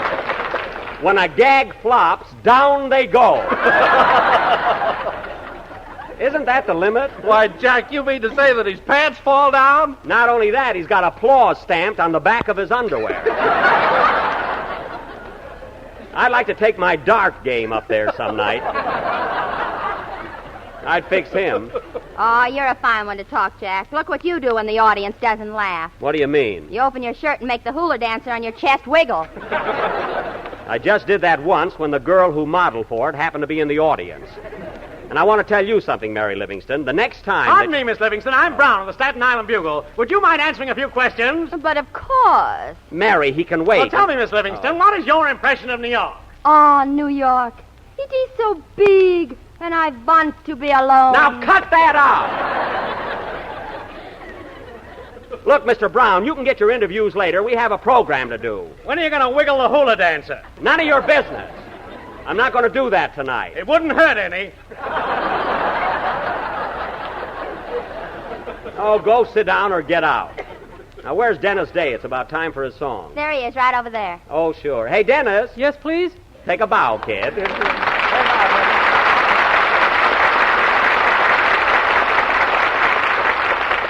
Well, here you are in the big city, Dennis. Been having any fun? Have I? I've been to the Eltinge and the Apollo and the Gaiety and the Republic. Wow! Why, Dennis, those are all burlesque shows. Boy, am I tired from applauding. Now, Dennis, I don't want you going to burlesque shows and staying up so late. I promised your mother I'd take care of you and see that you behave yourself. Well, I want to get circles under my eyes like Phil Harris.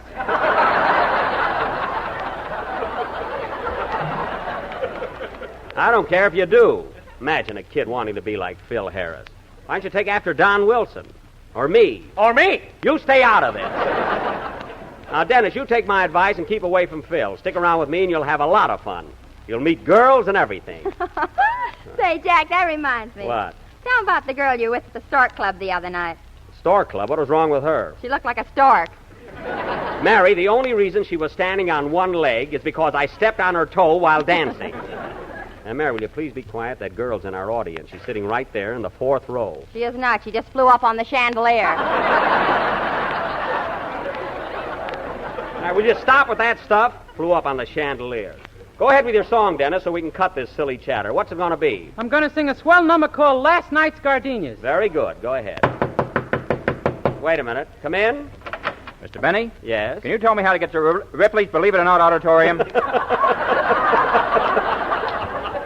Why, yes.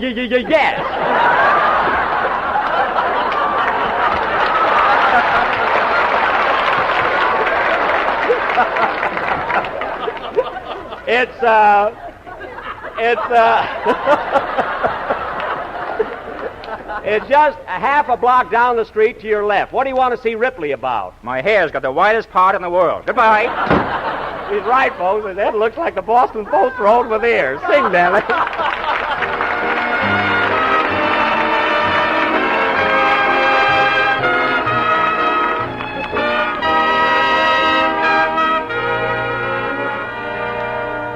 Last night's gardenias have wilted and lost their bloom, but somehow their faint perfume is lingering in my room. For last night's gardenias are lonely, and so am I. Tonight I can hear them sigh. They echo your last goodbye. Their lovely fragrance follows me everywhere. I close my eyes and suddenly you are there, darling. Last night's gardenias will never be tossed away. I'll keep them in my bouquet of dreams. For I brought a little white gardenia, as refreshing as a day in May. Though you wear it only once, don't toss it away. Won't you let this little white gardenia whisper phrases that I dared not say, tender phrases only white gardenias convey. Their lovely fragrance follows me everywhere. I close my eyes and suddenly you are there, my darling. Last night's gardenias will never be tossed away. Please keep them in your bouquet of dreams.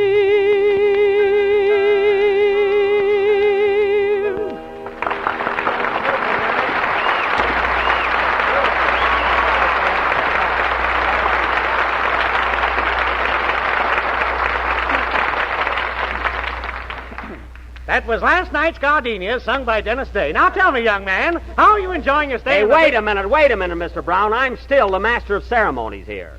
Now, will you please sit down till after the program? Okay, Blue Eyes. Well, I can't get mad. They are blue. Alice blue, you might say. Although at night they take on a deeper shade. And that chalky face sure makes them stand out. Oh, quiet. Anyway, that was Last Night's Gardenia, sung by Dennis Day. And very good. Thanks, Mr. Benny. Can I leave now? Leave? Why? I got a date with Fifi LaRose. She's a chorus girl. Dennis, I will not have you going out with any Fifi LaRose unless she's got a friend so I can chaperone you. Now, there's a phone out in the hall. See what you can do. Go ahead. Okay. I won't have that kid carousing around alone. I promised his mother. Oh, Jack, who do you think you're fooling? I'm not trying to fool anybody. And where in the world is Phil Harris? I wish he'd get here. Have you seen him, Don? No, Jack, to tell you the truth, I haven't seen Phil since we got in town. There you are, a fine pal. Get going, Dennis. Fine pal, eh?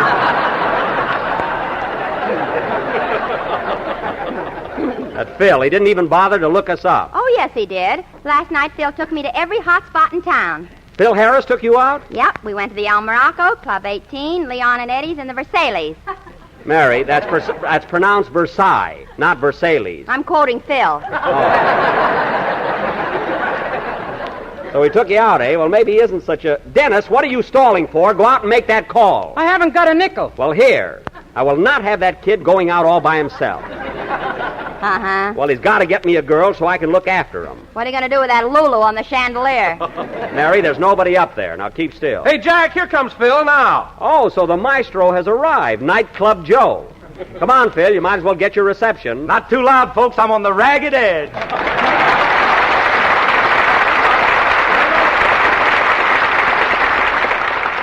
You got a nice hand there. I can't understand it. We're so far from the corn belt. Well, Phil, what are you standing there for? Why don't you take a bow? Jackson, if I take a bow, I'll keep right on going. I don't doubt it. Hello, Phil. Oh, hello, Mary. When'd you get in town? When did she get in town? Why, Phil Harris, we were out dancing till 2 o'clock this morning. Holy smoke, was that you? That was really a blind date, huh, Mary? Huh? Yeah. I should have got wise when he put his arm around me and said, "Gee, Brenda, where have you been all my life?" That was definitely a tip-off. Why, Phil, you ought to be ashamed of yourself in that condition. You never see me get that way. No. How about New Year's Eve when you loaned me $100 without a struggle? That was because my paper hat slipped down over my eyes and I thought it was a dollar bill. Otherwise, Phil, it never would have happened. Pardon me, Mr. Harris. I'm Brown of the Staten Island Bugle. What are you doing in New York? Now, see here, Mr. Brown. I told you to get this interview after the program, and that's final. Okay, Blue Eyes. And stop calling me Blue Eyes, even though they are my outstanding feature. So sit down. Now, Phil, it's about time for a number, and since we're in New York and broadcasting from a Broadway theater, I wish you wouldn't husk it up tonight. Huh? We have a very large audience watching this broadcast. The theater is packed. I'll say it is. Gee, look at that dame hanging on the chandelier. There's no one up there, although you could see anything. Now, go ahead, Phil. Play something. Hold it a minute. Come in. Hello? Hello. Am I intruding? Well, in a way, you see, we're right in the middle of our program. Well, Mr. Benny, I just came up here to shake your hand. You see, I'm one of your most ardent fans, and I never miss your program. Well. When I read in the paper that you were coming to New York, I said to my wife, I simply must go over and see Jack Benny. Well, here I am. I could just swoon.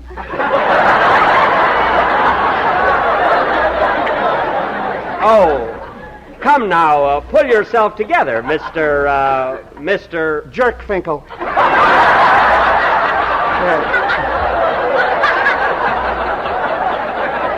The name is Logan Jerkfinkel.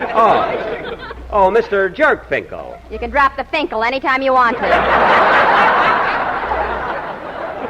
Mary. Well, I'm awfully glad you dropped in, Logan, and I'm happy to know that you're such an ardent listener of my program. Oh, I'm a regular pest around my neighborhood. Everybody says to me, "Oh, you and your Jack Benny." Well, that's very sweet of you. I'm a little rushed right now, but I do want to thank you for your loyalty to my program. Would you mind waiting till we get through? Well, I'll just run along. But before I go, I would like to shake hands with Frank Parker. Frank Parker? Frank Parker isn't with me anymore. Don Bester either?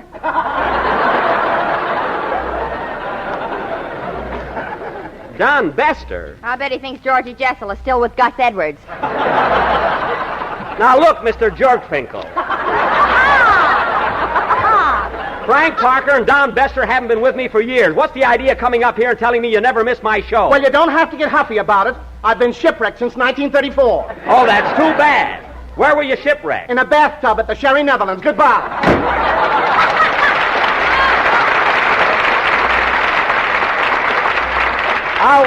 I'll give anybody $10,000 who can tell me what he came in here for. How'd you make out, Dennis? The line's busy. Well, try again. Play, Phil. I will not have that boy stepping out by himself.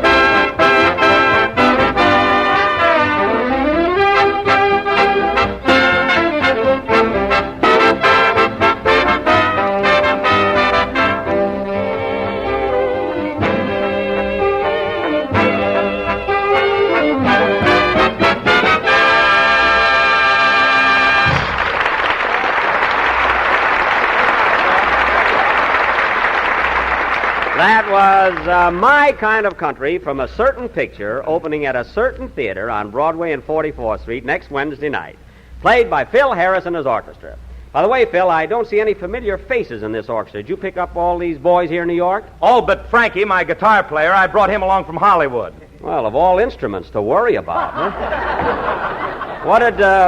What'd you bring your guitar player along for? He's the only guy in my band who can press my pants. Well, that's all changed now. This bunch here look like they can not only press pants, but make them.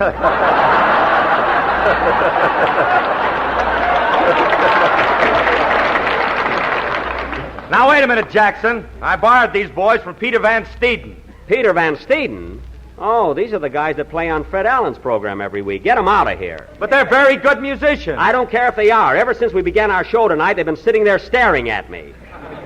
What do they want? They've been waiting for yours to fall down.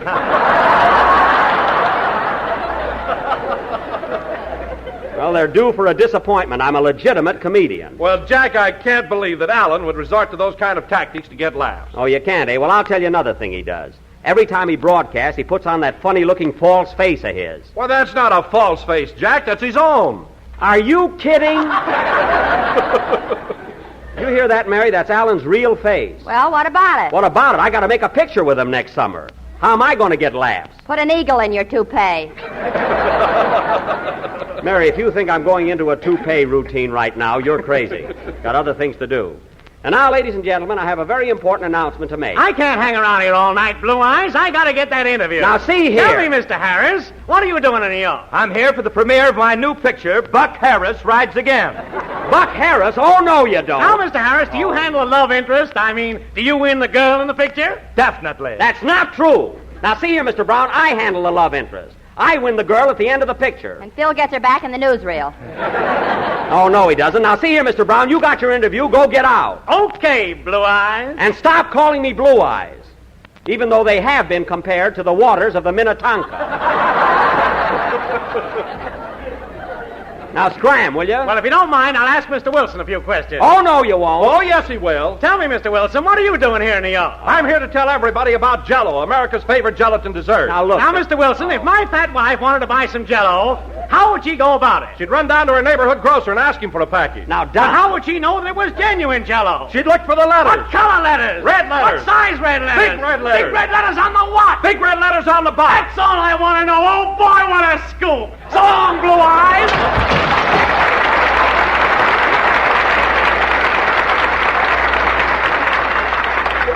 My goodness, he couldn't even wait to open the door. And, Phil, now that he's gone, don't you ever say that you're the...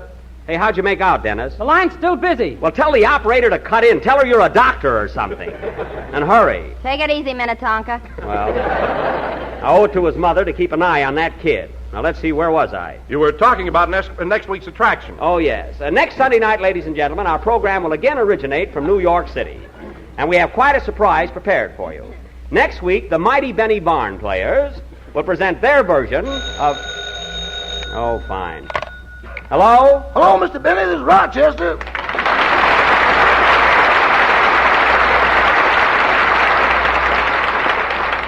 Well, hello, Rochester. It's so good of you to call up. And it's about time, too. What's the matter, boss? What's the matter? Last Tuesday you got off the train in Harlem, and I haven't heard from you since. Didn't you get my postcard from the Dusky Plaza?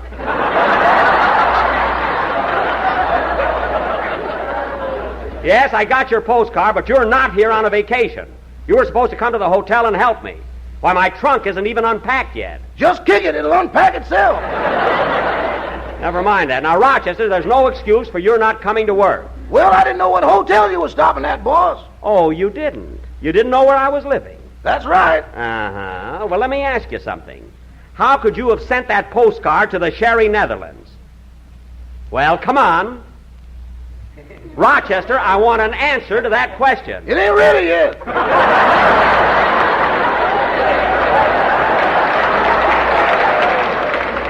Just as I thought. What burns me up, you're always laying down on the job, and yet your salary never stops. It never stops, boss, but it sure slows down. Too bad about you. Now, if it's not asking too much, Rochester, when can I expect you? I'd come down tonight, boss, but they're throwing a banquet for me at the Lenox Avenue Social and Whatever Happens Club. Well, if it's in your honor, I suppose you'll have to go to the banquet. But I want you at my hotel at 9 o'clock tomorrow morning. 9 o'clock? Yes, 9 a.m. Even if I'm losing? Just be here at 9, that's all. Okay. I better hang up now, boss. I'm calling from a phone booth, and there are a lot of people waiting to use it. Well, all right. But remember, I don't want any excuses. Get to bed early so you'll be in good shape. Oh, I will. Don't worry. A little more White Rock, honey. What? What was that? Uh-oh. So you're in a phone booth, eh? What's this, a little more White Rock, honey? Doggone, did I say it? I just pointed. I thought I just pointed. I thought you just killed a good gag, too, in there. Listen, furthermore, you're not fooling me one bit. I'll see you tomorrow. Goodbye. Goodbye. Oh, by the way, Rochester, I've been looking all over for my cowboy suit. I want to wear it when our picture opens at the Paramount. Your cowboy suit? Yes. Is it that one with the 10-gallon hat and the fur on the pants? You know what it looks like. Now, where is it? Have you looked all over? Yes, I've looked all over. Now, Rochester, where's my cowboy suit? You'll have it at 9 a.m. So long, boss.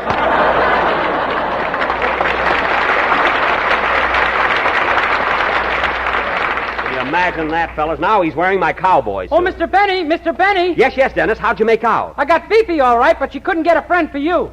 Oh, well, I better go with you anyway. I will not have you going out with a pretty girl alone. Play, Phil.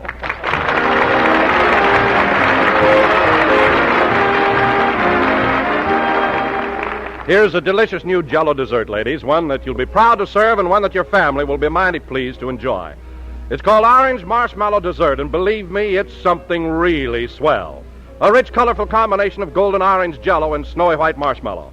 To make it, just prepare a package of orange Jell-O in the usual way and chill until slightly thickened. Next, fold in 2 diced oranges and 8 marshmallows quartered.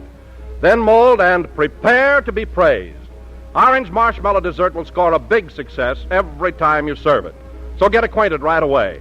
Tomorrow night, treat the family to Orange Marshmallow Dessert, a grand dessert made of tender, creamy white marshmallows, rich, juicy oranges, and bright, golden orange Jell-O.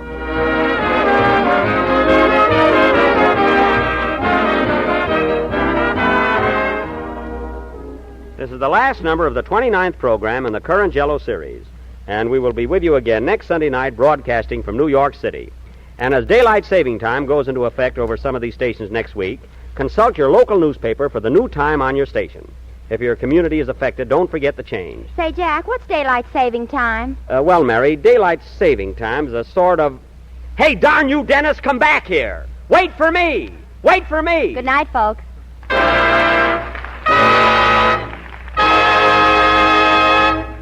Jell-O.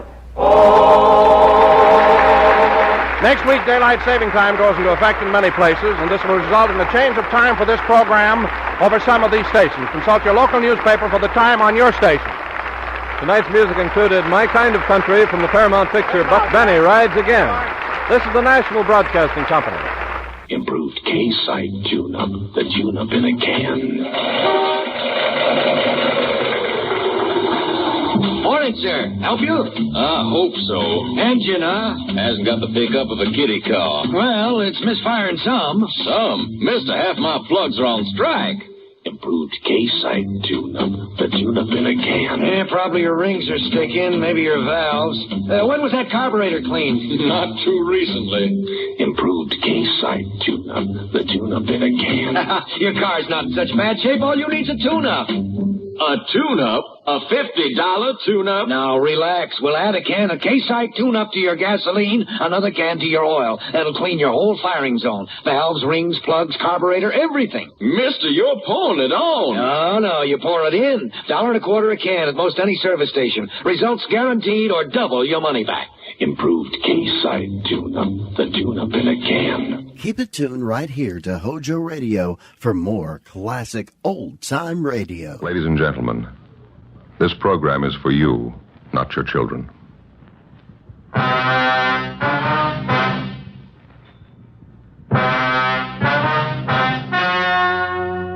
story you are about to hear is true. Only the names have been changed to protect the innocent.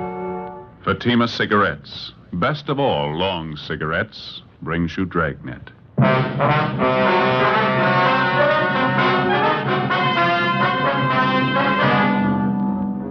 You're a detective sergeant. You're assigned to homicide detail. A woman and her 2-year-old child disappears suddenly. There's no apparent reason for it. 5 days pass. No trace of them. Your job? Find them. Webster's Dictionary. Definition of the word compare. Compare. Examine for purpose of discovering resemblance or difference. Now, let's compare Fatima with any other king-size cigarette. The resemblance. Fatimas are the same length as other king-size cigarettes, 85 millimeters. Fatima has the same circumference, 1 1/64 inches around. And Fatima filters the smoke exactly the same long distance as other king-size cigarettes. The difference. In Fatima, the difference is quality. You see, Fatima contains the finest domestic and Turkish tobaccos superbly blended to make Fatima extra mild. You get all the advantages of extra length plus Fatima quality, which no other king-size cigarette has. So compare Fatima yourself. Your first puff will tell you... Ah, that's different. Yes, in Fatima, the difference is quality. Buy Fatima. Best of all long cigarettes.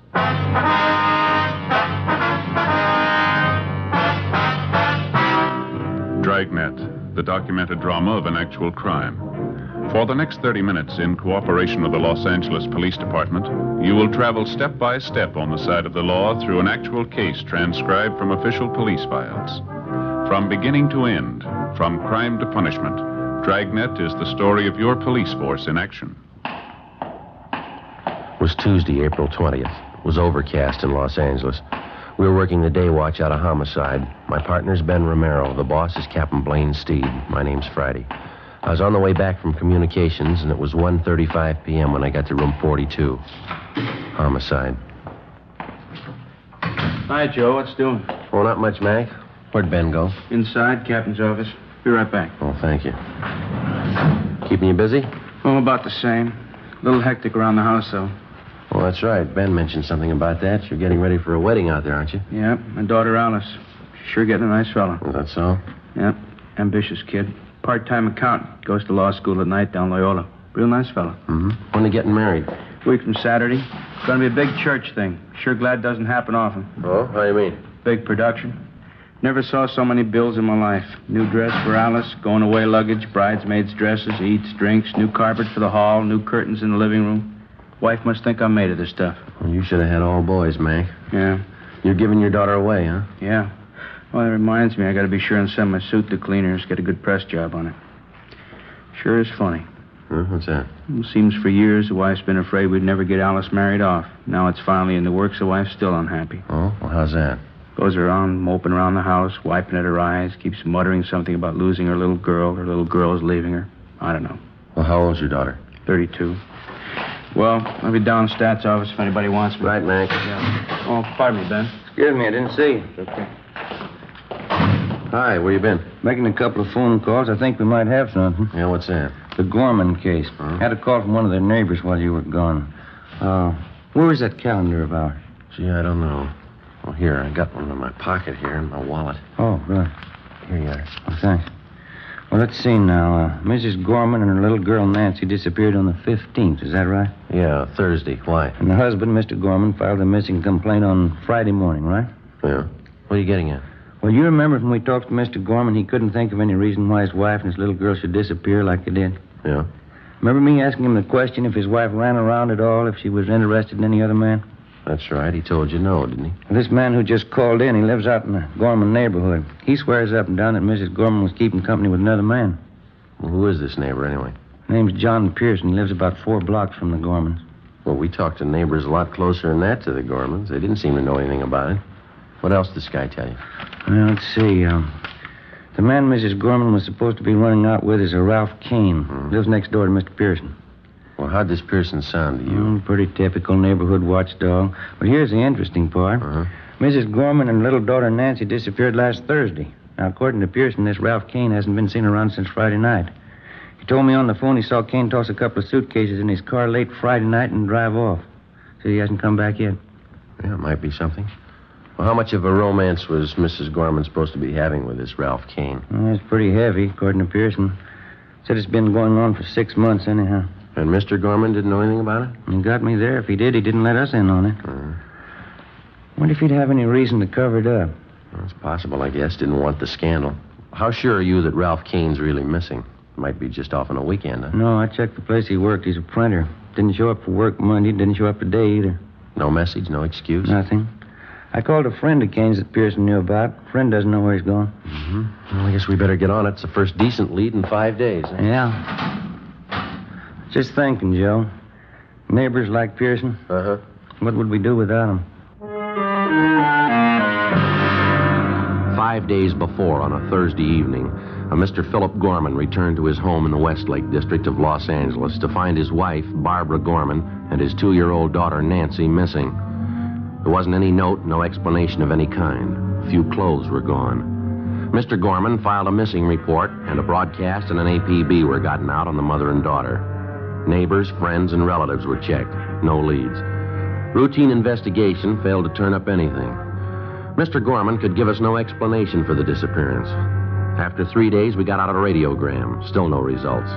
Tuesday, 1:50 p.m. Ben and I got in the car and drove out to see John Pearson, who'd phoned in the information about Mrs. Gorman's supposed boyfriend, Ralph Kane. We found Pearson out on the back porch of his home, feeding some milk to a pair of house cats.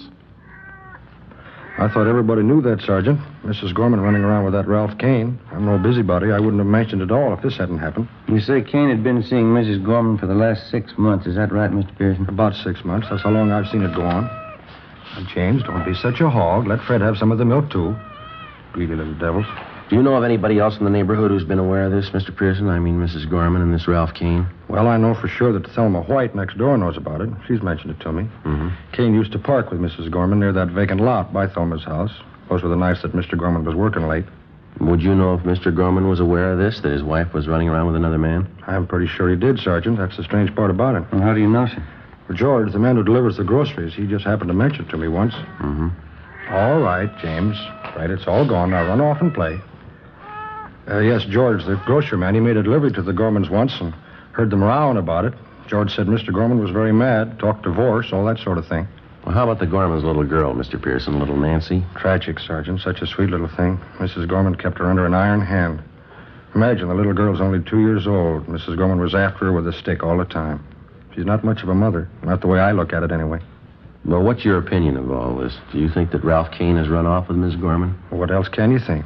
2 of them carry on for 6 months. Mrs. Gorman disappears Thursday. Mr. Kane leaves Friday night. What else can you think? This neighbor of yours, Thelma White, does she live in this house over here, over on the right? Yeah, that's right next door. You go over and talk to her. She's home now. Thelma will tell you the same thing I did. All right, sir. Thank you very much. Not at all, Sergeant. Just one thing I can't understand about Mrs. Gorman's little girl, little Nancy. Can't quite understand why she's gone. Doesn't seem to fit somehow. How do you mean? If you're going to run off with a man, you don't take your family along. 2:15 p.m. We went next door and talked with a neighbor, Thelma White. She told us the same story as Pearson. From the two of them, we got the description. DMV furnished us with the license number of Ralph Kane's car. We checked further with Kane's friends, relatives, and his landlady. No one had seen or heard from him since late Friday. We searched the duplex where he lived. No leads. We went back to the office and checked Kane through R&I. He had one arrest for petty theft. We got out a broadcast and an APB on him. Well, that night, Ben and I drove out to see the husband and father of the missing woman and youngster, Philip Gorman. He was employed as a groundskeeper at one of the baseball parks in the city. Pretty fair turnout tonight, huh? Yeah. Weather's cleared up a little. Probably helped, huh? Where's the groundskeeper shack? Down at the end there? Yeah, you can't see it from here. It's just below the end of the bleachers there. Oh. You come out here very often? Not as often as I'd like to. It's down this way. Okay. Watch your step there, Joe. Is a mud puddle? Yeah, I see it. Sorry, you'll have to get back in the stands. You're not allowed down this end. How are you, Mr. Gorman? Friday and Romero. You remember us? Yeah, sure. I didn't recognize you for a minute. You got a few minutes, Mr. Gorman? We'd like to talk to you if we could. We're sure right now if you want. You found out something about the wife, little girl? No, sir, nothing definite. We've got a few questions we'd like to ask you. Well, that's fine with me. I got nothing to do for a couple more innings. What's it all about? Well, when we talked to you at your house the other day, Gorman, you remember me asking if you could think of any reason why your wife and your little girl should disappear like you did? Yeah, I remember. There's nothing I can think of, Sergeant. Well, do you recall us asking you if your wife might have been interested in some other man, somebody she might go off with? Yeah, I remember all that. I told you I didn't think that was it. Well, now, look, if you know something and you're not telling us because you don't want the scandal, you can forget that, Gorman, because whatever you tell us is in strict confidence, you know. I don't know what you mean, Sergeant. I told you everything I know. Well, we'll be honest with you, Gorman. We think you're trying to cover up. Well, that's not true. I don't have anything to cover up. We picked up some new information on your wife this afternoon. We hear she was pretty friendly with a man named Ralph Kane. Lives a few blocks from your house. We hear that you knew what was going on. You and your wife, Barbara, had a row. You talked divorce. How about it? Well, let's go inside the shack here, huh? Get away from some of this noise? Fine, sure.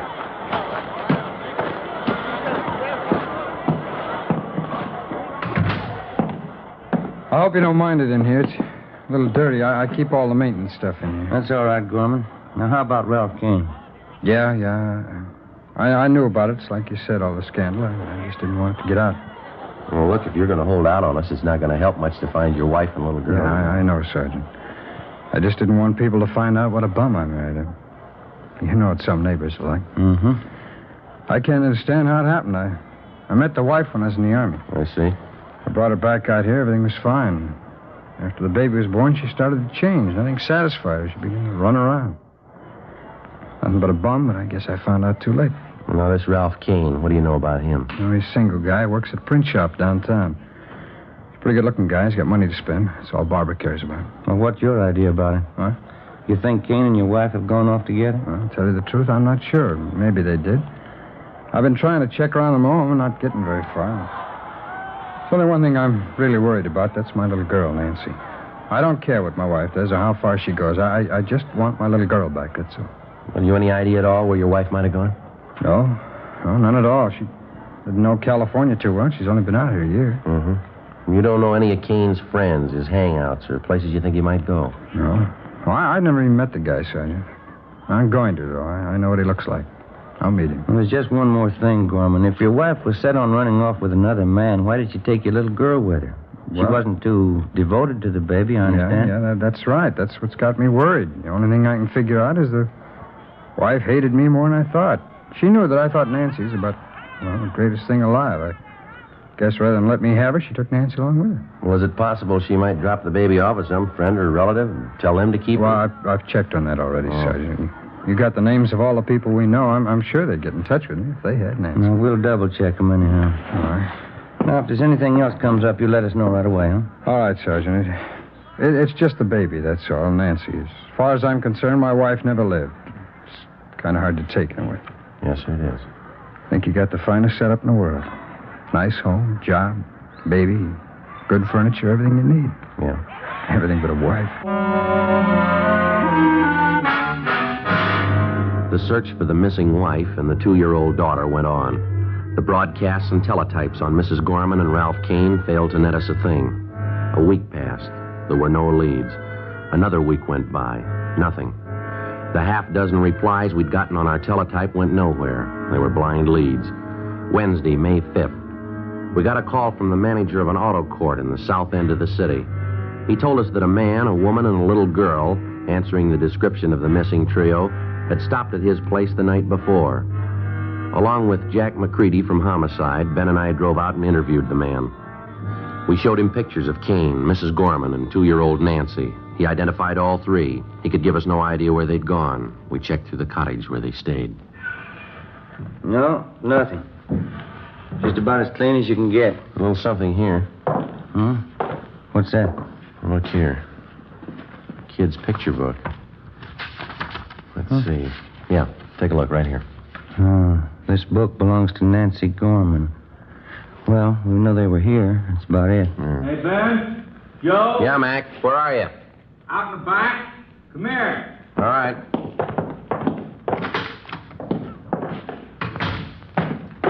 What have you got? Come here, have a look. Where'd you find that? Poking around this trash barrel here. Looks like part of a little girl's dress, huh? Yeah, there's not much there. Did you find the rest, Ellie? Well, that's all there is, just that little collar. Take a look here, Ben. These stains right here, over here, too. Yeah. What do you think? Mac? Blood stains? I'd say so. We drove back to the office to the crime lab and had Lee Jones run the stains on the dress. He ran a benzodine test and then a biological precipitant. The stains were made by human blood. Well, it still didn't put us any closer to the missing child or her mother. The search went on. We redoubled our efforts. No luck. Another 10 days passed. We had a few more responses to our All Points bulletin, but none of them panned out. On May 16th, we got 2 more leads to check out. They went nowhere. We got back to the office a little after 6 p.m. Better call Mr. Gorman after we check in, huh? Keep him off of our backs. Yeah, I hate to keep telling him the same thing. No word. Yeah. How about it? You call Gorman tonight, huh? All right. Mac, what's doing? Got something for you. Sheriff's substation called, East L.A. Yeah, what about? The Gorman case, they found him. Where? Another auto court right there in East L.A. Ralph Kane and Mrs. Gorman, they got them both under surveillance. Well, how about the little girl, Nancy? Well, that's a hitch. Huh? No sign of her.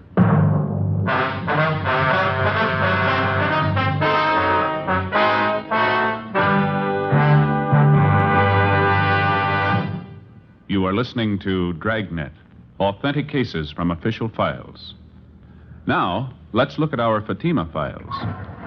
Listed under H. Hardwick. Cedric Hardwick, distinguished actor. He says, I find Fatima a very pleasing cigarette.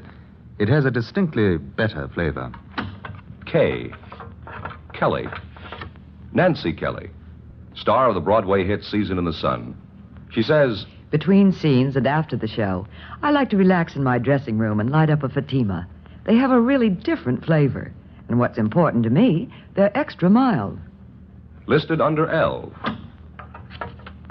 Lovett. Vice Admiral Leland P. Lovett, United States Navy, retired. He says, I smoked Fatimas when I was a midshipman. I still do, because they have a better flavor and aroma. Fatima is easily the best of all long cigarettes.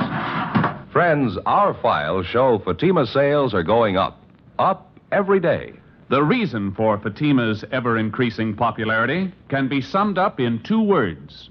Fatima quality. Yes, Fatima gives you all the advantages of extra length, plus Fatima quality, which no other king-size cigarette has. So if you smoke a king-size cigarette, compare Fatima. You'll find they now cost the same, but your first puff will tell you. Ah, that's different. Because in Fatima, the difference is quality. Buy Fatima. Best of all long cigarettes.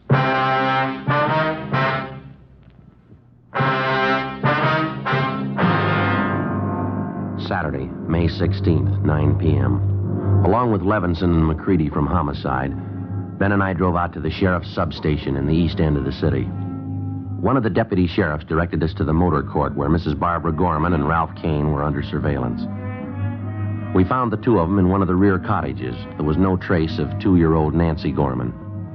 Levinson and McCready took Ralph Kane out to the car to interrogate him. Ben and I remained in the cottage with Mrs. Gorman.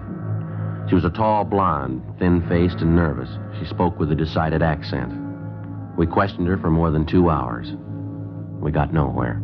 Why don't you sit down, Mrs. Gorman? Relax. How can anyone relax? These questions. You have no right to do this. Well, maybe you haven't got it straight, Miss Gorman. This is a pretty important matter. We'd like to find out about your little girl. I told you I don't know. She ran away. Yes, ma'am. Now, we've had 10 different versions. You stopped at a hotel in Nevada and she disappeared. You were at an auto court in Bakersfield. She ran away during the night. We've heard just about all of them. Now, how about the truth? I've told you everything I'm going to tell you. I don't know what's happened to the kid. She's gone, that's all. She's gone. There's got to be an explanation for it. Where is she gone? She ran away. How many times do I have to tell you? I left with Raph. We went out of the city. After a few days, Nancy got lonesome. She wanted to see her father. We were asleep one night, and she ran away. That's all there is to it. It's simple. Why can't you understand? Well, you're going to have to do better than that, Miss Gorman. Now, how about the truth? What happened? You can't keep me here all night. Where's Raph? I want Raph. Why'd you take the child with you in the first place, Miss Gorman? It's pretty obvious that you didn't want her. Did Kane want you to take her along? Oh, no. He wanted me to leave her. Just he and I. That's all he wanted. Should have left her there, all this trouble, questions. There's an easy remedy, ma'am. What'd you really do with the little girl? She wandered off. It's the truth. We didn't know it. She wandered off. We couldn't help it. How about the little dress we found in that auto court with stains on it? The same questions. You always ask the same questions. What about the dress, ma'am? Do I always have to repeat? I told you. Raph got his hand. He was shaving. It was just an old dress, a rag. Raph bandaged his hand with it. Well, you usually wear bandages a while, don't you? You don't just throw them away. It was only a scratch. He didn't need the rag very long. Quite a few stains on the dress, ma'am. Must have been more than just a scratch. No, it was just a scratch. Can't you believe anything I say? No, not so far. Please. Can't I go outside for a few minutes? I have a headache. It's so hot in here. All right, Miss Gorman. Go ahead, man. Yeah, thanks.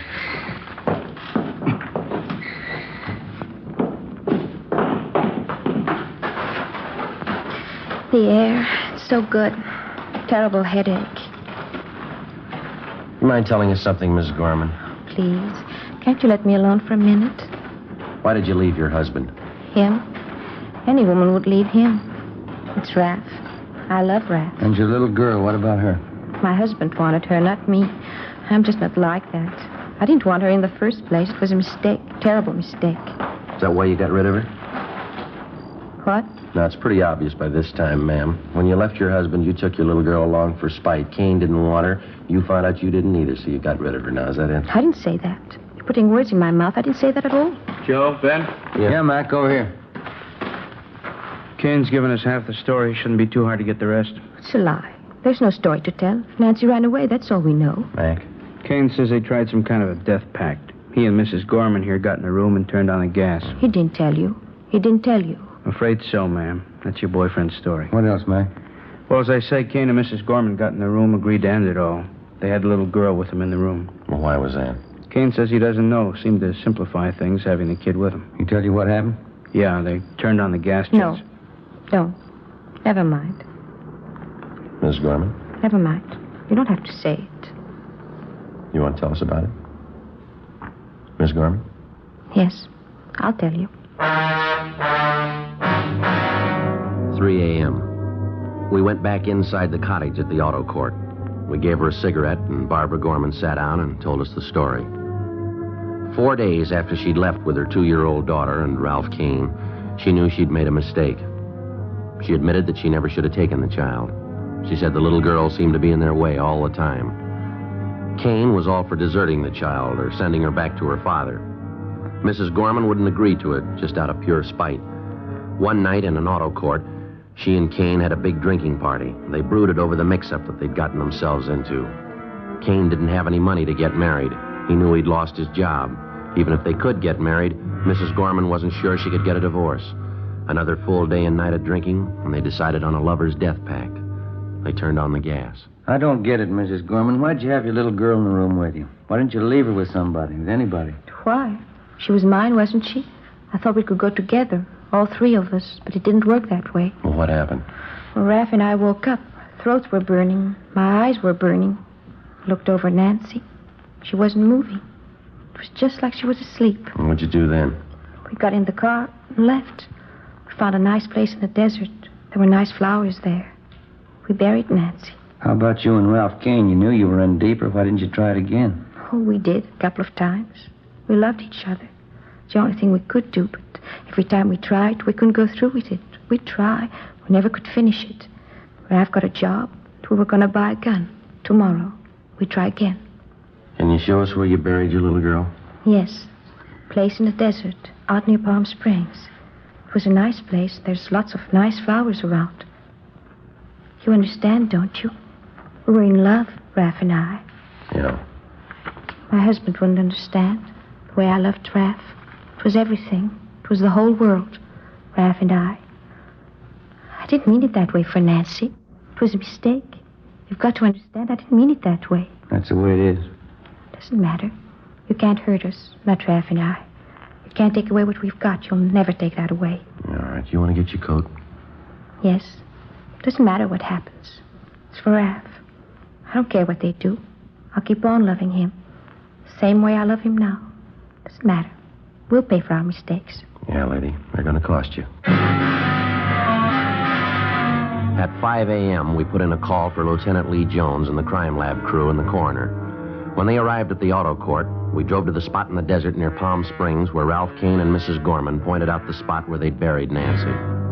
The body was uncovered at the exact spot. It was taken back to town to the county morgue, where an autopsy was performed. Kane and Mrs. Gorman were booked on suspicion of murder. By 5 o'clock that afternoon, we had the results of the autopsy. Yeah, Doctor. Uh-huh. Right. Thank you. Bye. What's the story, Mac? Not what we thought. Well, how do you mean? I think Mrs. Gorman sold us a bill of goods. Little girl didn't die in a room full of gas. What'd the doc say? He found 2 bullet holes in the body.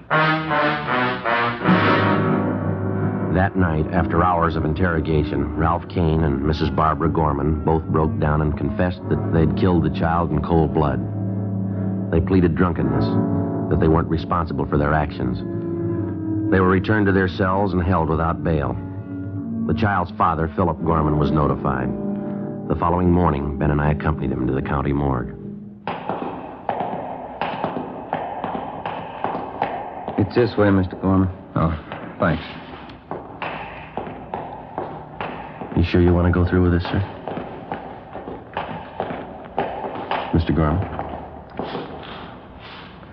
Well, I might as well tell you the truth. I'm not sure I do. It isn't going to help much, Mr. Gorman. Believe me, it isn't. Well, I just wanted to see you just once more. Yeah, well, it doesn't work out. Wouldn't be the same. Not the way you remember. Just wanted to see. I just wanted to find out. What's that? About her mother, Ralph Kane. What is it that could make them do it? Little girl, she's only 2. What could make anybody do a thing like that? Your wife called it love.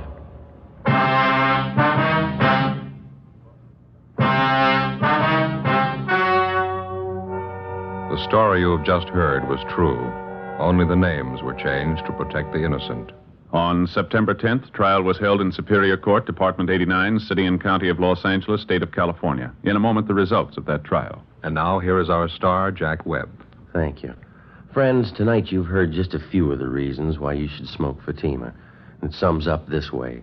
Fatima gives you all the advantages of extra length, plus Fatima quality, which no other king-size cigarette has. Tomorrow, buy Fatima in the golden yellow package. Remember, they're extra mild with a different, better flavor and aroma.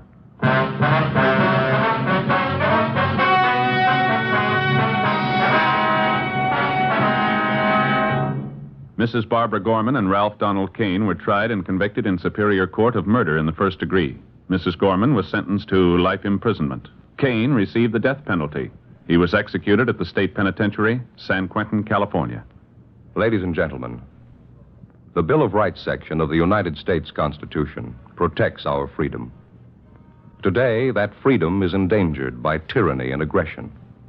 Every American must help make our free government an example to all peoples by dedicating himself to a constant, active citizenship.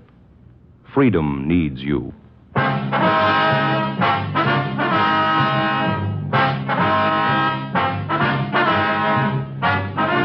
You have just heard Dragnet, a series of authentic cases from official files. Technical advice comes from the Office of Chief of Police W.H. Parker, Los Angeles Police Department. Fatima cigarettes, best of all long cigarettes, has brought you Dragnet, transcribed from Los Angeles.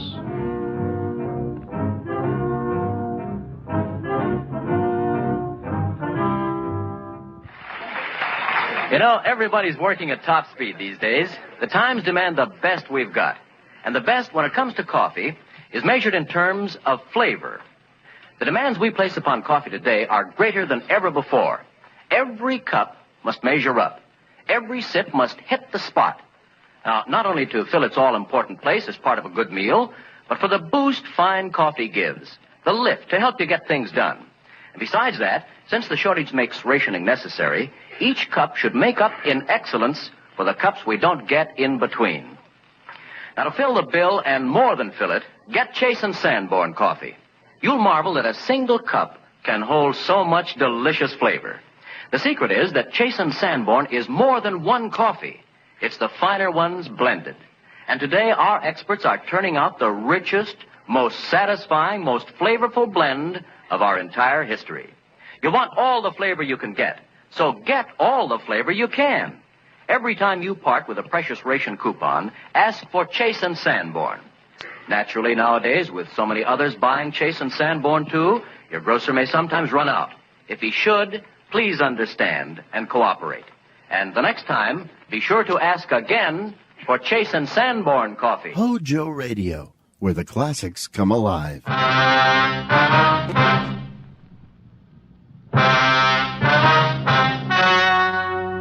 The story you are about to hear is true. Only the names have been changed to protect the innocent. Fatima Cigarettes, best of all long cigarettes, brings you Dragnet.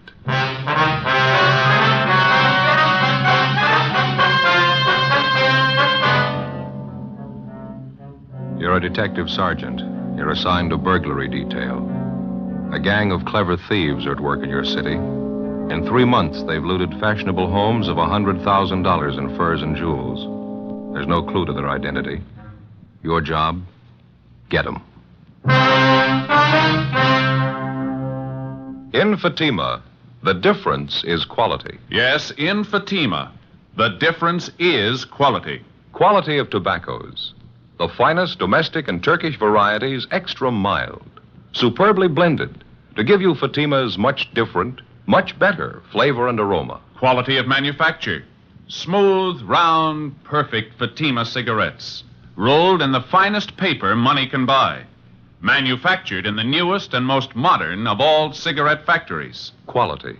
Even to the appearance of the bright, clean, golden yellow Fatima package. So compare Fatima yourself today.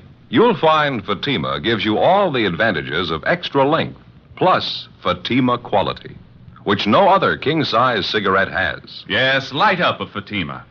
Your first puff will tell you... Ah, that's different. Because in Fatima, the difference is quality.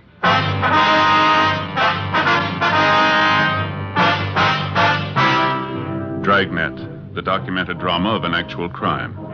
For the next 30 minutes, in cooperation with the Los Angeles Police Department, you will travel step by step on the side of the law through an actual case transcribed from official police files. From beginning to end, from crime to punishment, Dragnet is the story of your police force in action. It was Wednesday, January 10th. It was cold in Los Angeles. We were working the day watch out of burglary detail. My partner's Ben Romero. The boss is Captain Wisdom. My name's Friday. It was 11:15 a.m. when we got back to the city hall. Captain Wisdom's office.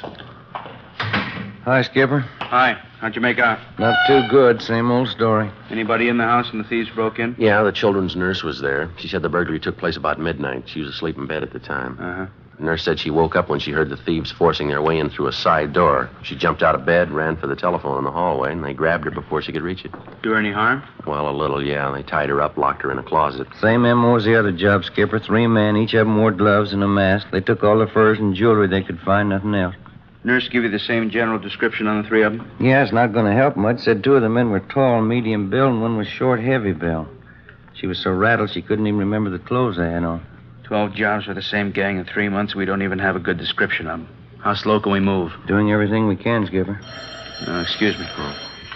Burglary, Wisdom. Uh-huh. Not until 2 o'clock? No, that's all right. 2 o'clock sharp. Right, bye.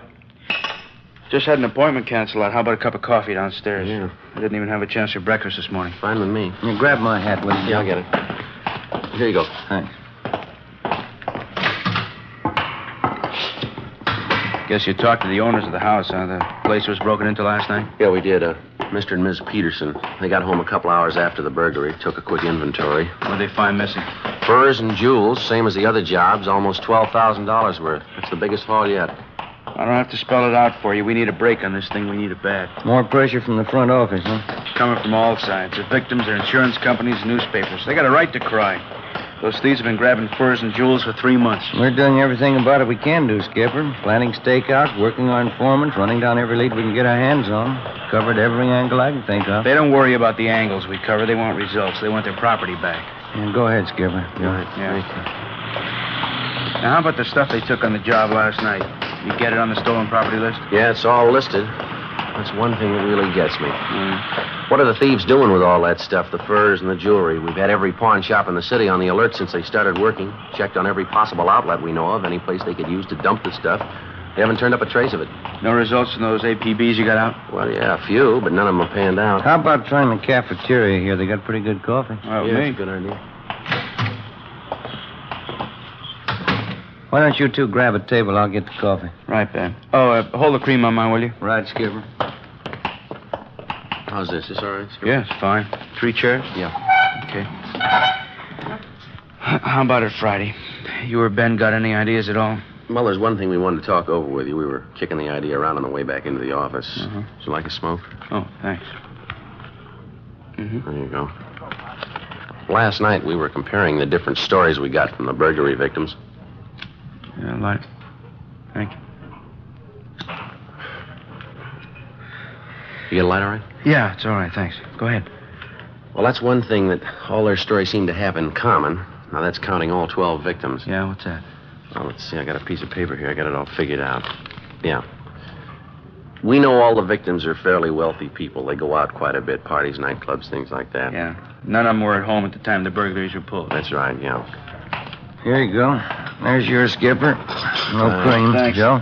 Thank you very much. I was just telling the captain about that idea we were talking about on the way back in. Yeah, oh, yeah. All right, so none of the victims were home at the time of the burglary. Where does it go from there? Well, for one thing, we all pretty much agree that there must be a finger man working with the gang, don't we? Somebody who knows the victims aren't home. Somebody who also knows the victims aren't wearing the furs or jewels on that particular night, is that right? That's right. We've been going on that assumption. Now, the question is, who's the finger man? Well, that's what I'm trying to get at here. Ben and I compared the victims' stories. We found out that in every case, each of the victims had been out in some public place from 3 to 5 days before the night of the burglary. Now, at that time, every one of them wore furs and expensive jewelry. Yeah. Why don't you read off some of those examples we got there, Joe? Okay. Well, here's the first one. Mr. and Mrs. Charles King. Now, on December 10th, they went to a nightclub out in Hollywood. Mrs. King wore a fur coat and quite a bit of jewelry. On December 14th, they went out to a theater. They didn't dress up at all. They left the furs and jewels at home. That's the night that their house was burglarized. And this same pattern shows up in every one of the victims' stories? No, it's not quite that close, but the same elements seem to be there. Here's another one, Skipper. Let's see. Mr. and Mrs. Lyons, November 20th, they went to a big party at a restaurant out on Sunset.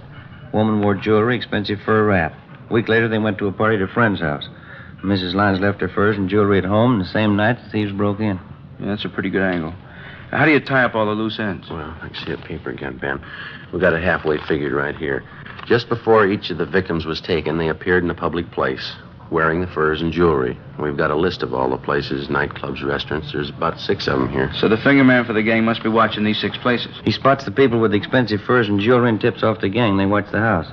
Next time the people go out and the thieves see the woman isn't wearing her furs and things, and they move in. It's not a sure thing. We're just guessing, you understand? What do you think? Well, it sounds like a fair guess. Let's move on it. We'll have to cover each of those nightclubs and the restaurants. It's going to take more men, more time. Could be nothing but a blind alley. We got the men, we got the time. Let's try it. 10 p.m., Wednesday, January 10th. Our idea for stopping the burglary gang by reaching their spotter or finger man was put into operation. The half-dozen nightclubs and restaurants where we thought the spotter might be checking off richly dressed couples as future burglary victims were placed under strict surveillance. Managers and employees of each of the places were questioned. It went slow. The first week got us 4 leads to check out. They led nowhere. Any and all suspicious-looking persons loitering in or near the clubs and restaurants that we had staked out were questioned and checked out thoroughly. Another week passed, no results. In the meantime, on January 23rd, the burglary gang hit again, this time at a dentist's home in the Hollywood Hills.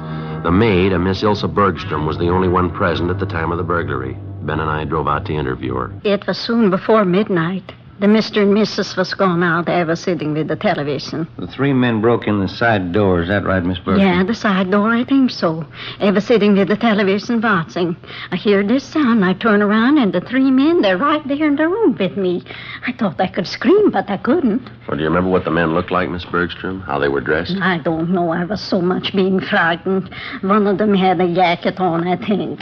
A dark jacket. The others, I don't know. Anything else about them that you noticed? Yeah, they had masks all over their faces. I couldn't see. I jumped up. I tried to scream, but I was so much frightened. What'd they do then, Miss? Well, they put a cloth all around my mouth so I couldn't make noise. Then they tied my hands and my feet, and they put me in the closet out there, just about the hallway. I was kicking and hitting at them. Mm-hmm. Had you ever seen any of the men before, Miss Bergstrom? No, never before. Do you think you'd know any of the men if you saw them again? I shouldn't be sure. One of them, maybe I might know him. Well, how do you mean? Did you get a look at his face? Yeah, only it was very quick. When they was putting me in the closet, I was hitting and kicking at them. Mm-hmm. One of the men, I knocked his hat off. It fell on the floor. I pulled at the thing on his face, the mask. Almost it came off. Well, from what you could see, what did the man look like? Blonde hair, I can remember. It's not so much on top here. It's only on the side here. Mm-hmm. And there was right there by the forehead, hair, a scar going over that way. Yeah. Was he a big man, do you know? As big as the other two? No, he was a smaller man. He was bigger this way, fatter. Yeah. He was so mad when I knocked his hat off, I thought maybe he'd kill me. They only put me in the closet, and then they closed the door. I could hear them upstairs going through the Mr. and Mrs. room. And you're pretty sure of the description you've given us, Miss Bergstrom? Oh, yeah, the scar, the blonde hair. Not so much on top. I remember that. It was... Well, I was so much frightened, I thought he'd kill me. Mm-hmm. Now, after they locked you in the closet, they didn't come back? That's the last you saw of them? Yeah, they didn't come back to me. I could hear them moving around upstairs, and then I could hear them leave after a while. It was like all night before the Mr. and Mrs. came home and found me. I was so much frightened. This thing wouldn't happen in Sweden. That's where I come from, Sweden. Yes, ma'am. You sure there's nothing else about these men that you've noticed? Something we ought to know about? No, everything I saw, just what happened, I told you the way it was. This never would have happened in Sweden, not like this, these robbers like this. Burglars, ma'am. Yeah, these burglars. I thought I'd be dead. Never would happen in Sweden like this. You mean you don't have burglars in Sweden? Oh, yeah, we have burglars. Well, then just how do you mean that? We have burglars, but they don't break in the house when somebody's there. They're a little bit gentlemen. Is that so? Yeah, they wait till everybody's gone from the house, then they break it. Even burglars should be gentlemen a little bit. Before we left the house, we checked with the owners, took their crime report and a list of their stolen property, some $6,000 in jewelry and fur coats. The maid's description of one of the three men in the gang wasn't complete, but it was the best that we'd had on him in 3 months. Frank Cunningham in the Eye Bureau had the description of the scar on the suspect's forehead checked through the oddity file. Meantime, Ben and I paired up the additional facts about the suspect. The scar, the color and condition of his hair, along with his general description, his approximate weight and height. We had the stats office make a run for us, and all ex-cons with burglary records who fitted the overall description. They came up with a list of 10 names, and we started checking them out. One of the first listed was a Russell Snow. We checked his last known address, but he'd moved. His mail was being forwarded in care of his brother, George Snow, who managed the Neptune Plunge, a public indoor swimming pool in the East Hollywood neighborhood. We drove out to interview the brother. Pretty good size for an indoor pool, huh? Yeah, it is. It's a nice layout they got. Must be the office straight ahead there. Hey, Joe. Joe, look. What's that? That girl over there. Look at that bathing suit she's got on. Yeah, they keep getting smaller, don't they? Makes you embarrassed just to look at them. Yeah, maybe I'm just getting old. Yeah.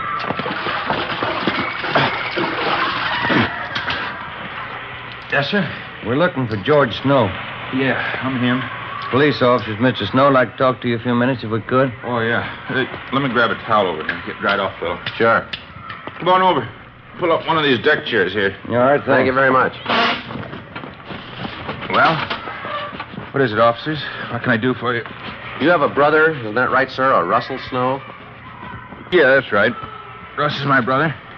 Anything wrong? Well, we'd like to locate him if we could. Do you know where we can find him? No. Don't think I can. Last I heard from Russ was about 6 months ago.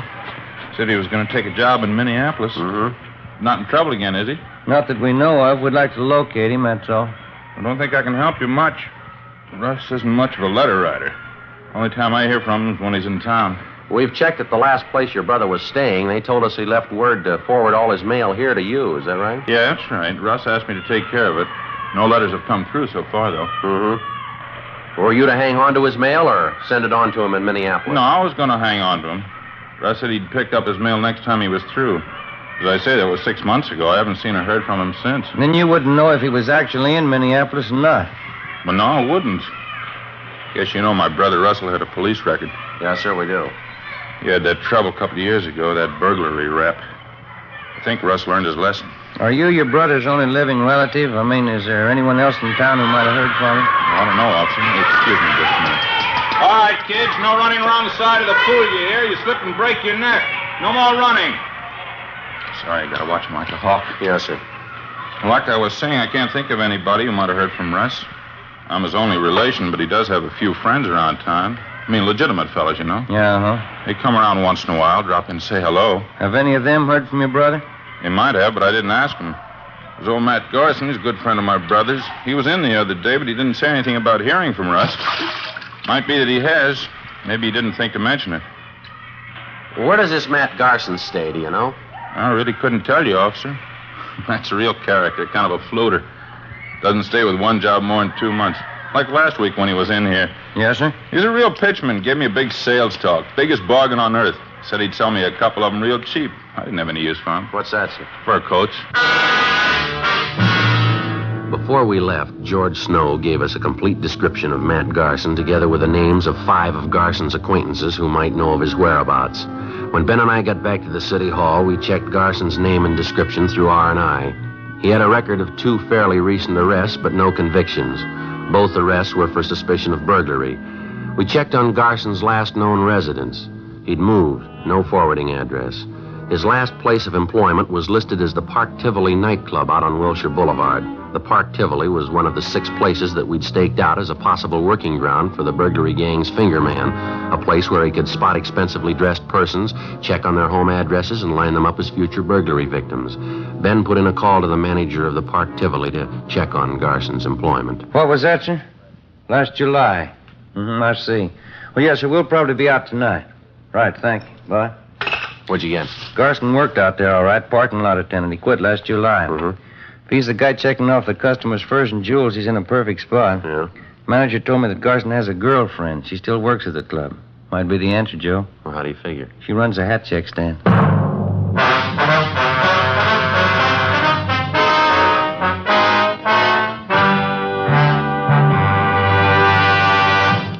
You are in the communications division of a Metropolitan Police Department, the teletype room.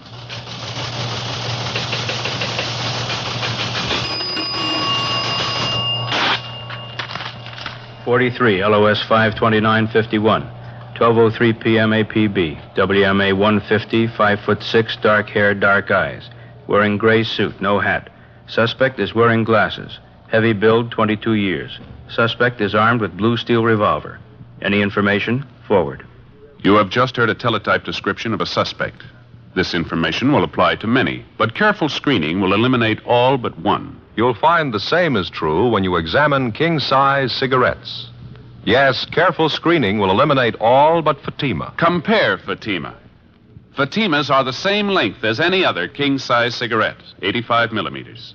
Fatima has the same circumference, 1 1/64 inches around. And Fatima filters the smoke exactly the same long distance as other king-size cigarettes. But in Fatima, the difference is quality.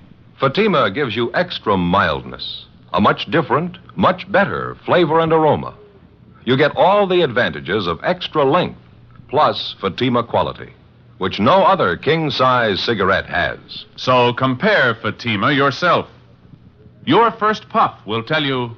Ah, that's different. Yes, in Fatima, the difference is quality. Buy Fatima. Best of all, long cigarettes.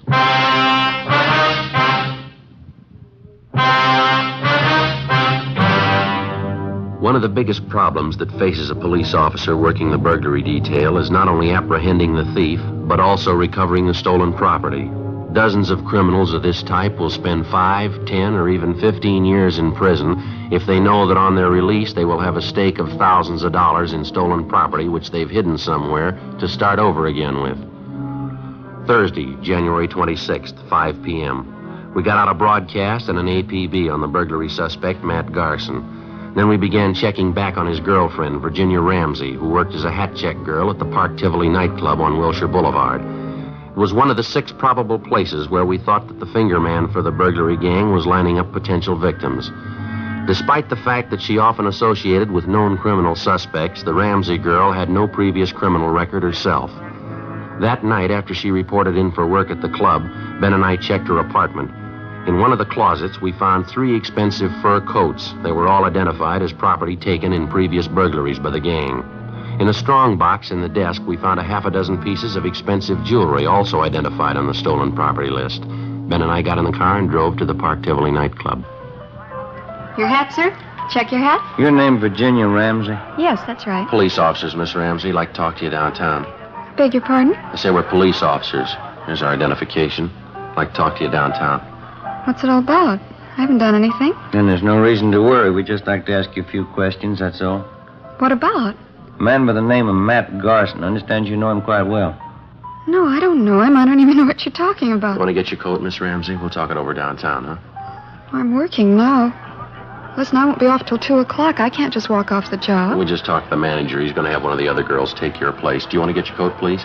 All right.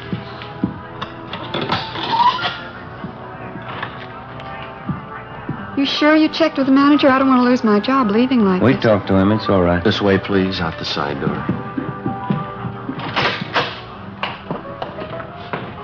I'd like to know what this whole thing's all about. I think I have a right to know, pulling me off a job like this. We told you, Miss Ramsey, it's about a friend of yours, Matt Garson. He used to work here at the club, didn't he? I wouldn't know. A lot of people work here. I don't know them all. Why should you want him anyway? Do you know him? I think I might, yes. Not sure. Why do you want him? For interrogation, just like to ask him a few questions. Why? You ready to admit that you know Garson? I think I might. Yeah, I know him. Want to get in, Miss Ramsey? Still don't know what it's all about. Why do you want Matt Garson? Same reason we want you, suspicion of burglary. You don't know what you're talking about. You can't prove anything against me. We already have, miss. Huh? We found 3 fur coats in your apartment. There was some jewelry there, too. Those things are mine, every one of them. They're all mine. All right, come on, you're wasting time. They're stolen property, you know that. How about it, miss? You want to tell us about Matt Garson? Where is he? I told you. Told you the first time. Yeah? I don't know him. 10 p.m. We drove the suspect, Virginia Ramsey, downtown to the city hall and took her to the interrogation room. We questioned her continuously until well past midnight. She refused to admit anything. We gave her time to rest a little and sent out for some food. Then we resumed the interrogations. 2 a.m. The Ramsey girl still refused to admit any connection with Matt Garson, his friend Russell Snow, or any members of the burglary gang. We stayed with it. By 4 a.m., we'd halfway convinced her that protecting the members of the gang wasn't the answer, that the best thing for her to do would be to cooperate. 5:30 a.m. Can I have a cigarette? Yeah. Here you are.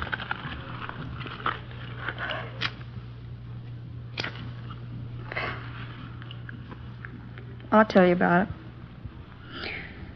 I know Matt Garson. He's one of the gang. You know where he is? No. He got me into it. He made me do it. There wasn't anything else I could do. What did he make you do? Well, when I was checking coats and things at the club, I was supposed to watch for customers with money, expensive furs and jewels. I found out who they were, and then I'd tell Matt. He'd tell the others. Who are the others? One of them's Johnny Lang. There are a couple of others, but I don't know their names. Believe me, Sergeant, Matt made me do it. He got me into it before I knew what it was all about. When I found out, he threatened to frame me if I didn't go along with him. Do you know where any of these men live, where they hang out? No. None of them, not even Matt. Ever since he moved, he wouldn't give me his new address. Do you think Garson will try to contact you at your apartment in the next few days, maybe? No, I don't think so. Not until after the next job. They're waiting on it now. They've been watching the house. Which house is that? Place out in West Hollywood. Wealthy people. They were in the club about a week ago. And the gang's waiting for them to go out some night and leave their valuables at home, is that Yeah, that's right. Matt says it's an easy house to break into. He thinks it ought to be a cinch. it? Matt ought to know better. Huh? It's the easy ones you trip over. Before we booked her in on suspicion of burglary, Virginia Ramsey gave us the name and address of the people in West Hollywood who were supposedly the next victims on the burglary gang's list. Later in the morning, we drove out to see the people. A Mr. and Mrs. Thomas Thornton told them the story and laid out our plans, which they agreed to. That night, the Thornsons left their home a few minutes before 9. They were simply dressed, no furs, no jewels. At 9:35, 3 men scaled a fence at the rear of the Thornsons' home and broke in through a side door. Right behind them was a detail of a half a dozen officers who moved in and made the arrest. The 3 suspects were taken downtown, where they were identified as Russell Snow, Matt Garson, and Howard Ferris. We searched their apartments, their cars, and garages. There was no trace of the stolen property.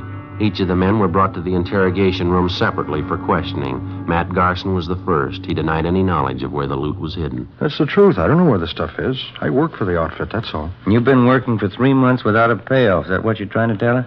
Well, we haven't been turning over everything we got. We've been holding out half the stuff, selling it on the side. I just work for the outfit, that's all. That's not the way we get it, Garson. You're supposed to be the big man. You masterminded the deal. Me? Who told you that? Your girlfriend, Virginia Ramsey, we picked her up yesterday. She told us everything. What'd she tell you? You're the big man. It was your idea. You ran the works. What about it, Garson? Big joke, Sergeant, on both of us. What do you mean? You can ask the other boys. They'll tell you the same thing. We can prove it, too. There's only one boss in this operation. Yeah? Virginia Ramsey. For a 23-year-old girl, it seemed like a new record of some kind, if it was true. We checked the other suspects, Russell Snow and Howard Ferris. They told us substantially the same story. The Ramsey girl had formulated all the plans and directed the entire operation of the gang since its inception. They insisted that they had no idea where the stolen property was hidden, but they did know that the Ramsey girl had a safety deposit box in a downtown bank. We made a canvass of banks in the downtown area, and a day later we located the safety deposit box listed in Miss Ramsey's name. We obtained a court order, and the box was open. In it, we found practically all of the stolen jewelry, almost $50,000 worth. Ben and I went back to the main jail, where we had Virginia Ramsey signed out for investigation. We brought her to the interrogation room, where we confronted her with the evidence. I didn't think you'd find out. I didn't think you'd ever find out. How about the furs, Miss Ramsey? I got the key. You can have it. I rented a private garage. I got them stored in there. All of them? Just about, yeah. You picked up the others in my apartment. How'd you manage to run this whole operation? Those men you had working for you, you cut them in for practically nothing. They were experts, the best in the business. That's why I hired them. They were the best. It's too bad. Should have worked out. Too bad it didn't go. You had a pretty fair run. Wasn't half bad for me, was it? I'm only 23. First time I ever tried anything like it. What gave you the idea? I don't know. I wanted things.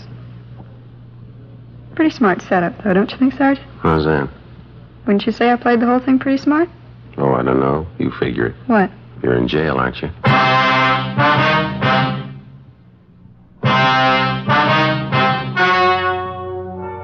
The story you have just heard was true. Only the names were changed to protect the innocent. On March 28th, trial was held in Superior Court, Department 89, City and County of Los Angeles, State of California. In a moment, the results of that trial. Now, here is our star, Jack Webb. Thank you. Friends, if you smoke a long cigarette, I want you to get acquainted with Fatima's. This weekend, for instance, when you're relaxing and taking it easy, you'll really appreciate Fatima's better flavor and aroma. And I know you'll like Fatima's extra mildness. Make a note tomorrow. Buy Fatima's in the familiar yellow carton.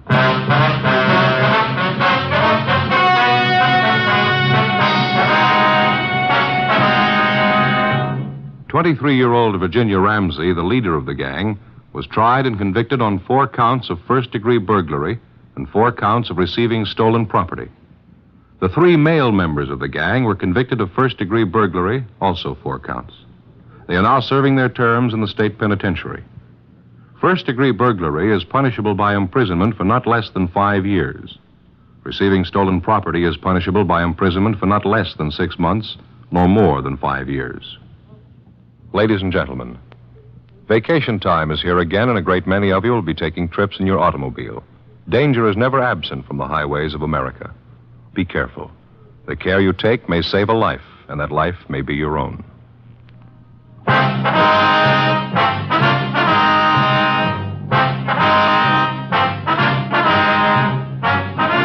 You have just heard Dragnet, a series of authentic cases from official files. Technical advice comes from the Office of Chief of Police W.H. Parker, Los Angeles Police Department.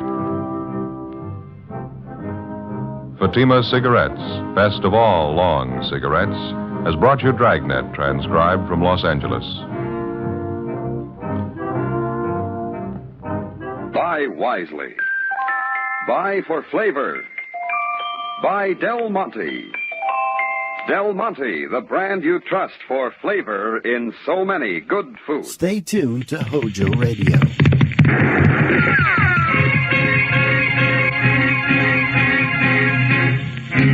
Around Dodge City and in the territory on West, there's just one way to handle the killers and the spoilers, and that's with a U.S. Marshal and the smell of Gunsmoke.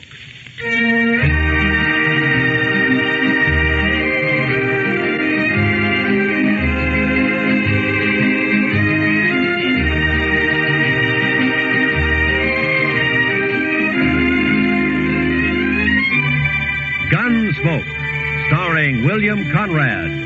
The story of the violence that moved west with young America. The story of a man who moved with it. Matt Dillon, United States Marshal.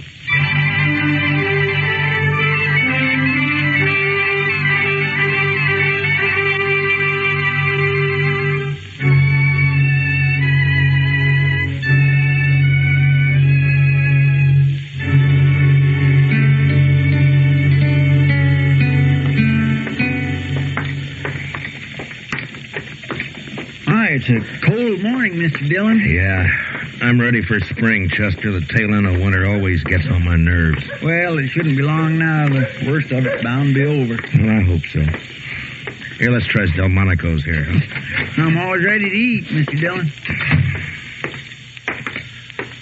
Morning, Matt.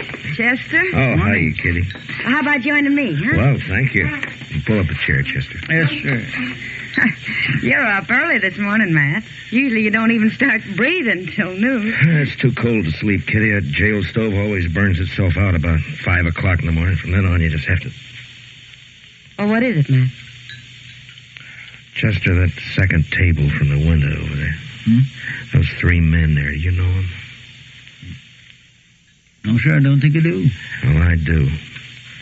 Ran into them about 4 years ago out in Arizona territory. That's the Pueblo gang. Never heard of them coming this far east before. Well... You want some help, Mr.? No, just sit tight, Chester. Matt? Order me some sausage and buckwheat cakes, Kitty, will you? I'll be right back. I don't want to stay in this town. I don't like it at all. But go ahead, Dick. Morning, boys. It's the Parks brothers, isn't it? Ed and Rio. And Chuck Evans. Well, what about it? Easy, Rio. It's Dillon, the U.S. Marshal, the one I told you about. Yeah, I bet you did. What'd you tell him, Chuck? Look, Dillon, our food's getting cold. You got something on your mind or not? Nothing important, Rio. I figure it's quite an honor to have the Pueblo gang in town. I just thought I'd drop over and tell you how I felt about it. And how do you feel? Well, that depends, Ed. Are you boys here on business or pleasure? Does it make a difference? Yeah. Yeah, it makes a difference. I know your reputation west of here. Half the stage holdups in the last 5 years from Colorado to the California border can be laid right at your door. But as far as I know, you're clean in Dodge City so far. Now, look, all right, Dillon, you just keep it that way. You make one move here and your time's up. Right then, you're short and I'll take you, all 3 of you. You understand? Sure, we understand. We'll think it over, Dillon, let you know what we decide to do. Rio, you talk too much. Now, see you around, boys. You can put the gun away now, Chester. All right. I was just going to be ready in case. Matt, I thought I'd tell you. Those boys are mean. They were in the Texas Trail last night. They're just downright mean. Yeah, I know. What do we do, Mr. Dillon? Run them out of town? Not unless they give us some reason to, Chester. Yes, sir. The law doesn't say you can hang a man because he might steal a horse. Yeah, forget it. Let's eat, huh?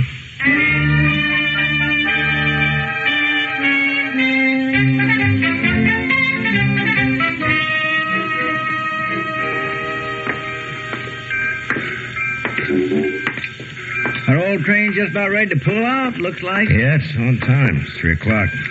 Be in St. Louis tomorrow night, Chicago the next day. If the engine holds up. Oh, they don't break down so much anymore. They're getting them worked out so they're pretty dependable. Yeah, I guess so. You ever get a hankering to take a trip back east, Mr. Dillon, just to see how things have changed? Not me, Chester. I've been on the frontier too long. I'd be lost back there. I wouldn't know how to act. I guess man could get his rope kinked over which fork to use or what to do. Matt. What? Oh, hi, Will. You down watching your competition pull out? There'll be a stagecoach running for a long time to come yet. Railroad's not bothering me any. Oh, I'm glad to hear that. Something else is, though. No? Matt, the stage from Buckeye is more than 2 hours overdue. I'm getting a little worried. Well, why? It's usually late, isn't it? Not on this particular day of the month. Oh, what's the day particular? Gold dust. Oh. This is the day those placer mines out there always ship their cleanup. Charlie's never missed getting it here at 3 o'clock on time for the eastbound Santa Fe. Not once. Who's riding shotgun, Will? Houston Jack. He's a good man. I doubt if there's any cause to worry. That shipment runs $80,000 or $100,000 sometimes, Matt. Never been late before. Oh, Charlie will probably roll in any minute now. We'll see you later, Will. So long.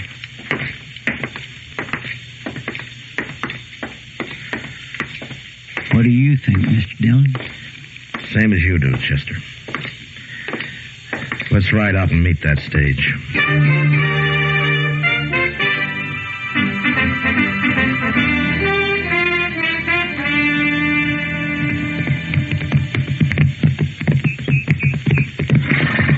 I still think I heard a horse went in, Mr. Dillon. Yeah, I thought I heard it, too.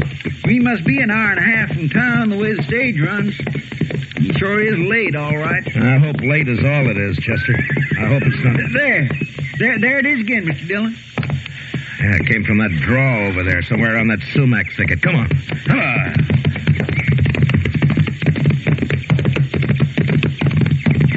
Look, Mr. Dillon. Wheel tracks leading off the trail. Yeah. Running at a dead gallop and out of control, looks like.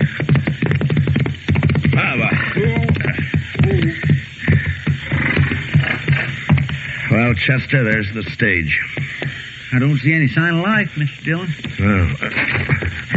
Let's take a look. There's tracks all around. Must have been 3 or 4 horses here. 3, the way I'm figuring it. I'll lay any odds you want that this is some of the... That's Houston Jack, Mr. Dillon. Yeah. Shot in the back of the head. And they didn't take any chances. He must have ridden up behind the stage and fired without any warning. That's probably what spooked the horses and started to run away.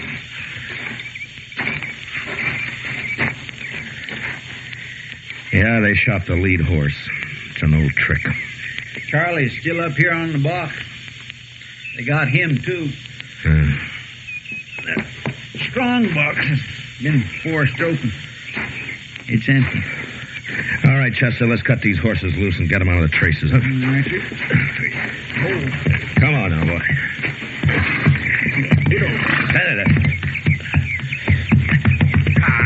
It's the same way they used to work it out west.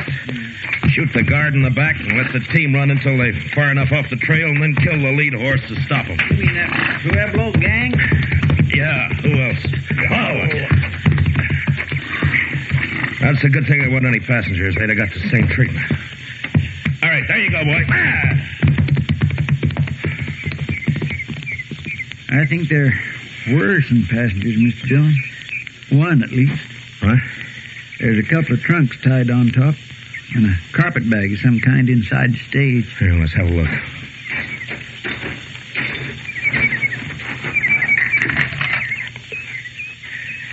Well, the only bodies are the guards and the drivers. Say, maybe one of the gang was riding as a passenger. They wouldn't leave trunks behind it. What is it? There's stuff in the carpet bag. Belongs to a woman. There's no woman here? Yeah, I know. Well, then they must have taken her. Yeah. It's almost dark. Come on, Chester, let's try to pick up their trail.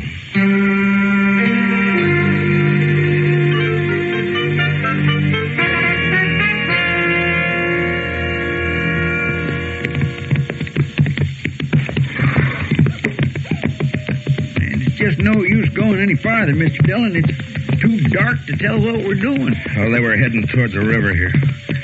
Let's take a look through these willows, and if we don't find anything, then we'll ride on back to town. All right. I still keep getting a faint whiff of wood smoke from somewhere. I sure wish we would find the fire. It's getting colder in the heat. Wait a minute. Look over there. Well, I'll swear. It's fire, all right. Or what's left of one, Mr. Dillon. You suppose they're still I don't there? know. Let's leave the horses here and go up on foot, huh? All right, sir. Well, there's nothing moving. No signs of life. They couldn't have left too long ago. That fire would have burned itself out. Well,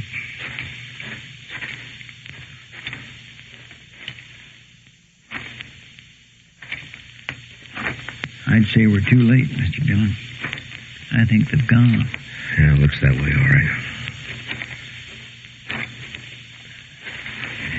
Yeah, half hour or an hour ago. Made a fast camp, stayed long enough to warm up, and then they went. What was that? I don't know. They're over here, Chester. There's somebody lying on the ground. Help me. Help me, please. Here. Throw some brush on the fire, Chester. Yes, sir. No, it's all right, miss. It's all right now. 3 of them. Robbed the stage. Killed the driver and the guard. Brought me with them. Anything I can do, Mr. Dillon? No, Chester, I'm afraid not. For the love of it. Chester, get some light over here. Grab one of those branches that's caught fire. Mr. Dillon, just a second. Easy now, ma'am. Just easy now. It's going to be all right. I pleaded with them. Begged them to let me go. Here. This help any? Yeah, hold it over here. Helen. But they wouldn't. They wouldn't let me go. Helen Ford. And when they left, they drew their guns and shot me. Easy now. They shot me. You know who they were? Helen? Helen, can you hear me? One named Rio. One called Chuck. They sat on their horses. Shot me. Then they laughed. She's in awful bad shape, Mr. Dillon. We ought to get her to dock. Shot me. And laughed. But it didn't matter. Not that. No.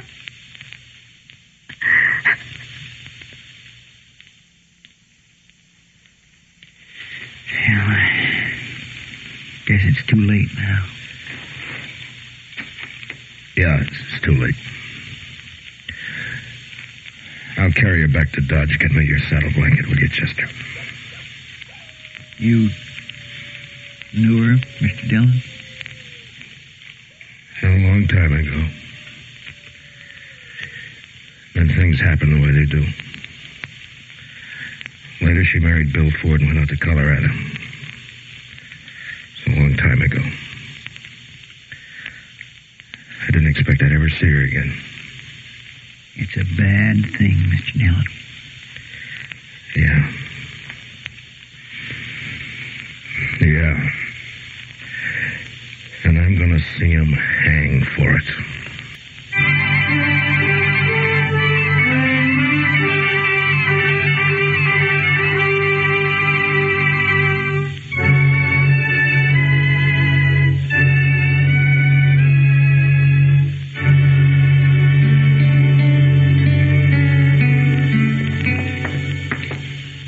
Over here, Chester, we'll check the livery stable first. Yes, sir. They could have pulled out, of course, but I'll lay odds they came straight back into town. It won't take long to find out. Now, let's go in. Who's there? Who is it? It's Matt Dillon. Is that you, Mr. Kelvin? Oh, yeah, sure is, Marshal. Here, let me get a lantern lit. I'm just fixing to lock up the stable and go over and grab myself a bite to eat. Running things alone again tonight. The confounded boy didn't show up. I'd like he's not drunk and seen... There. Now, come on, Marshal. We got a fire going back in the office. Come on back. Set us. I'd like to, Kelvin, but we don't have time. I'm looking for some horses. Well, I got 'em, Marshal. You want to buy, trade, or hire? Just look. Yeah. There are 3 fellas staying over at the Dodge House. They've been there about a week. Ed and Rio Parks and Chuck Evans. They're keeping their horses here. Yeah, they are, right back here. And if I ever saw a ruination of good horse flesh, this is it. There. Take a look there. That one belongs to the oldest Parks boy, Ed, and the one next to it's Rio's. They've been rode, Mr. Dillon.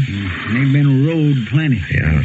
What time did they come in, Kelvin? Oh, about an hour ago, more or less. Gone since forenoon, just come back a little while ago.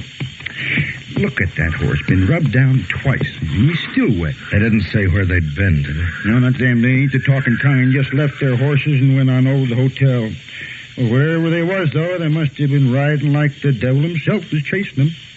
Well, maybe he was. Thanks, Mr. Kelvin. Yeah. Sure. Well, I guess there's not much doubt of it, Chester. No, sir. It was them, all right. And I could have stopped it before it happened. A man shouldn't be jailed on suspicion, I figured, just because he might do something wrong. Well, my. Everybody has to play it the way he sees it. Only sometimes you can see it a lot plainer afterwards. What are we going to do? Go get him, that's all.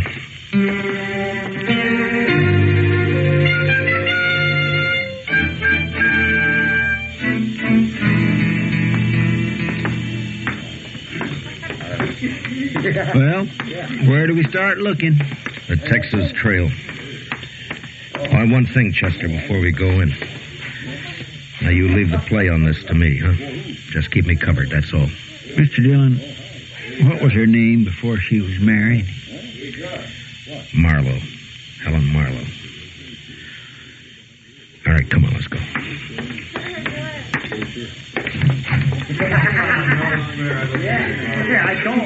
Well, it was a real dull evening up until now. How are you, Matt? Chester? Hi, Miss Kitty. Kitty. I'm looking for the Pueblo gang. Have any of them been in here? Why, yeah. One of them's here now. Leo Parks. He's over there at the faro table. Huh? Well, what's wrong, Matt? What happened? Now, they held up the Buckeye stage. Killed Charlie and Houston Jack. And a passenger. A woman. Helen Ford. Ah. All right, Chester. Be careful, Matt. Yeah, sure, Kitty. Just cover me, Chester. That's all. Yes, sir. 500 says I've got the car. That's too much to me. Are they going to cover me or not? What's the matter? You all a bunch of pikers? Maybe they haven't been out robbing stagecoaches, Rio. What do you mean by that? Maybe they don't make their living by killing women. Dillon, a man could get in trouble shooting off his mount that way. You're already in trouble. All right, boys, Rio's checking in his hand. The game's over. You can slide out at the end of the table over there. You're under arrest for murder, Rio. Don't know what you're talking about, Dillon. Murder. A murder that you're going to hang for. Now, where are the other 2? Go find them if you want them. I'm going to as soon as I finish with you. I said you're under arrest, Rio. Now get your hands up. Supposing I don't? You're not going to make any play. You don't have the guts. Shooting a man in the back is more your line, Rio. You're killing a woman. Now get your hands up. That's better. All right, Chester, get his gun.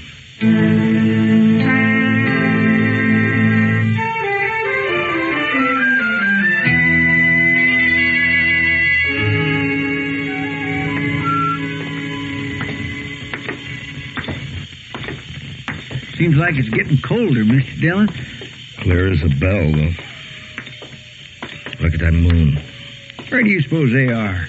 You've been in nearly every saloon on Front Street. I don't know, Chester, but wherever they are, we're going to find them. And you know something, Mr. Dillon? When we do arrest the other two, they're as good as hung with the evidence we got on them. I haven't arrested them yet. Maybe them other two won't be taken as easy as Rio.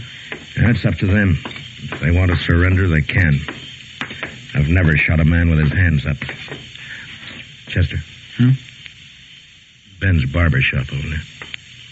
The man that he's shaving. It's kind of hard to tell with all that lather on. No, it's Ed Parks. Come on. And there's just him and Ben in the shop. I wonder where Chuck Evans is. We'll worry about him later. Just help yourself to a seat, gentlemen. Be ready for you just as soon as... evening, Marshal. How you been? I didn't know you were in the habit of shaving outlaws. Maybe you're mistaken, Marshal. You just have a seat there, and No, I recognize him, all right. It's Ed Parks. Looks like you got the advantage of me, Dillon. Well, we can't have that, Ed. Wipe the lather off his face, Ben. Yes, sir. Sure thing, Marshal. Just a second now, Mr. Parks. There you are. It's too bad you have to leave that shave half finished, Ed. But they'll give you a free one just before they hang you. What are you talking about, Dillon? Now, gentlemen... Ed, you're under arrest for murder. Get your hands up. Your brother's waiting for you at the jail. You arrested Rio? What about the hands, Ed? Are you going to put them up? No, dirty kid. That was a fast move for a barber, Ben. I knew he had a gun under the towel, Marshal, but of course I couldn't say anything about it. Well, thank you, Ben. And if you'll send the bill for your shaving mug to the stage company, they'll probably take care of it for you. Yes, sir, Mr. Dillon. Chester, spill some water on him. I want him to walk to jail.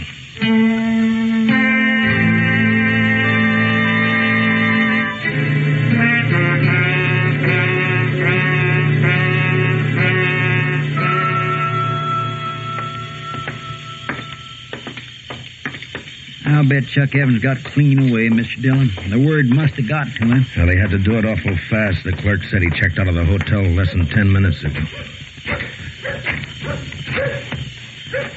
Kelvin? Yeah, the light must hurt his eyes. He never keeps a lantern burning. Afraid of fire, maybe. Kelvin? Are you there, Kelvin? Yes. Yeah, what's wrong? Who is it? Matt Dillon. Oh. Strike a light. A man could fall over something in this stable and break his neck. All right. I just don't get excited. I'm used to it myself. I know just where everything is and don't see any point in wasting oil when Now, what's on your mind, Marshal? Chuck Evans. Is his horse still here? Yes, indeed. It most certainly is. As a matter of fact, he's back there saddling up right now. Good. I told him it seemed like a fool time of night to start out on a trip. You can't reason with anybody that treats horses the way that bunch does. I guess not. What? Well, go on, answer it. Yes? What is it? Give me a hand back here, will you? Tell him yes. All right. I'm coming. What's this all about, Marshal? Nothing to get yourself worked up about. Just stay right here and stay out of the way. All right, Chester. Yes, sir. He's got a lantern back there at the stall. Yeah. Now, you were right about one thing, Chester. He's trying to leave town. Give me a hand with this, Kelvin. I can't seem to get the...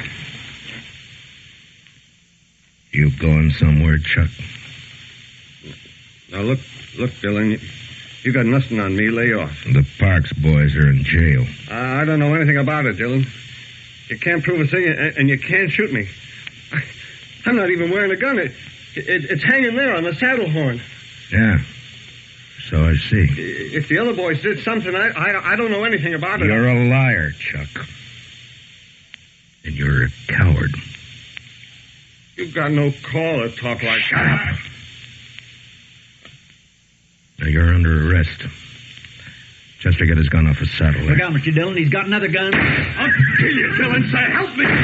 You're scared, Chuck. You're too scared to shoot straight. Help me.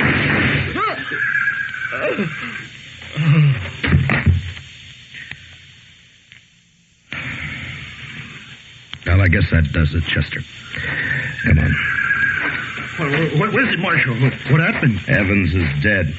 The Parks boys are going to hang. You're short 3 customers, Kelvin. Well, who's going to pay the stable bill? The stable bill? Oh, you got their horses. Sell them. Oh, yeah, I never thought of that. Well, it serves them right. Anybody that would treat a horse the way that bunch did, Davis.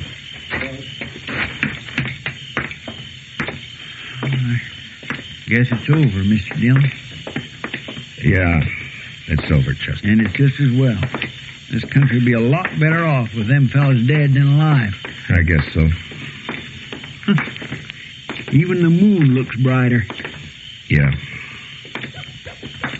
Mr. Dillon, you're still thinking you should have jailed him on suspicion, aren't you? No, I'd have half a Dodge in jail if I started that. No, Chester, it's the kind of a chance a lawman has to take. Yes, sir. Whether he likes it or not. Yes, sir. But I'm not liking it much right now. In the morning, I'm going to have a talk with the preacher about holding a service for Helen. It's about all I can do for her now.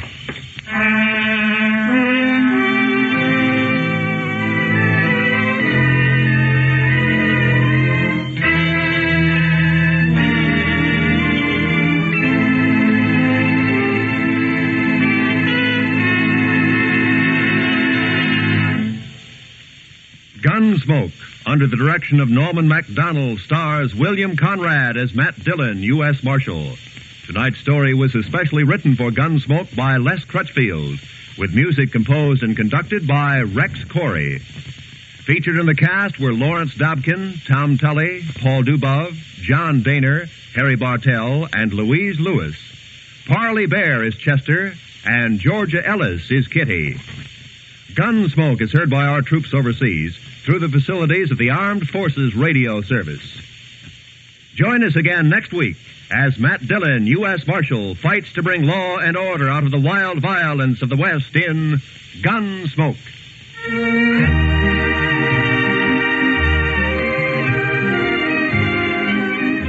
Mother, next time you're choosing a cereal, remember, new Post Bran Flakes give your family all the important keep regular benefits of bran in a cereal with a delicious new magic oven flavor. Insist on Post Bran Flakes, the cereal preferred and eaten by far more people than any other bran flakes. They're wonderful for breakfast, lunch, or in-between meals. So get Post Bran Flakes this weekend. They're good, and so good for you. Stay tuned to Hojo Radio.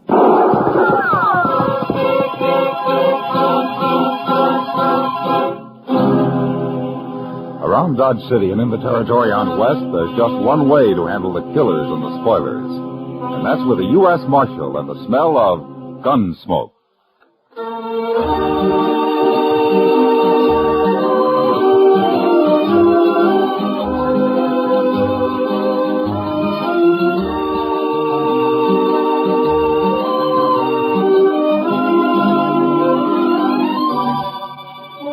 Gunsmoke, starring William Conrad. The story of the violence that moved west with young America. The story of a man who moved with it. Matt Dillon, United States Marshal.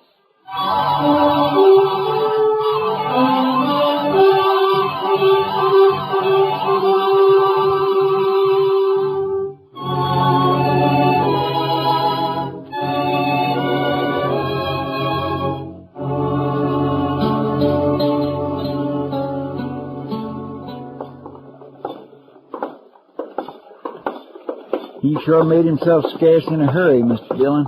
Yeah, it looks that way. The plaza seems pretty quiet. Maybe he got the wind up and rode right on out of town. You're giving him credit for too much sense, Chester. Yes, sir. The only time that Mallard bunch stops is when somebody stops them. Hey, come on, let's take a look in the Texas Trail. All right.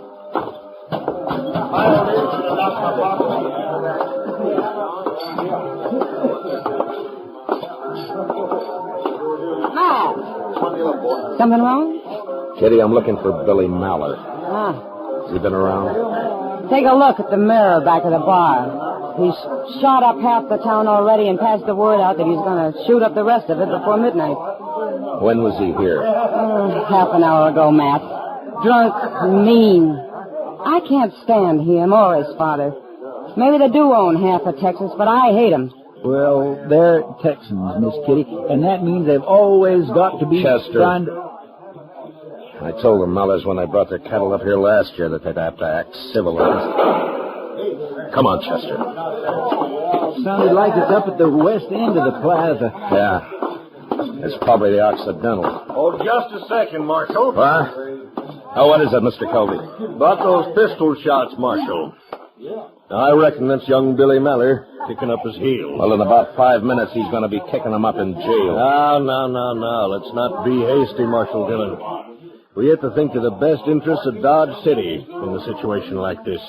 What? Those Mallards are mighty important people, you know. Own one of the biggest ranches in Texas. Always throw a lot of money around when they come up here with a herd. Well, as far as I'm concerned, he gets the same treatment as any other drunken cowboy. I'm sorry, Mr. Colby. Now, wait a minute. All you're going to do is antagonize them. They'll turn their drives east from now on. They'll ship their stock out of Hays City or Abilene. And you can't arrest Billy anyways. He's got that gunman, Tom Wayne, and 30, 40 Mallard Ranch riders back of him. Look, I'll argue with you later. I got a job to do. Dillon, you can't do that. Chester, let's go pick him up.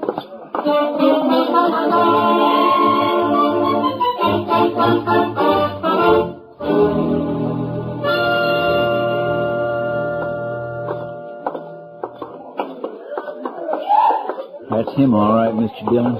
Standing there in the light. Yeah. I see him. Must be a dozen or more of his riders with him. Chester, you keep Tom Wayne covered. The rest of them will wait for him to make the first move. I'll take Billy. Yes, sir.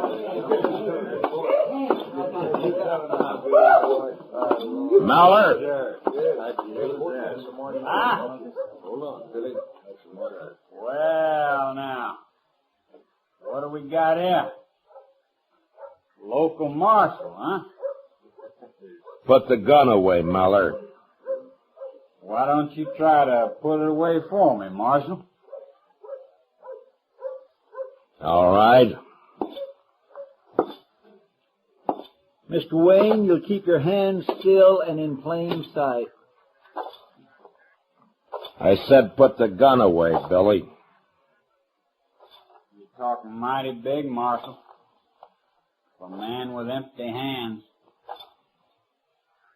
That 10 star of yours makes a good target. I got me a whole collection of stars like that. That's far enough. You'd better hold it right where you are.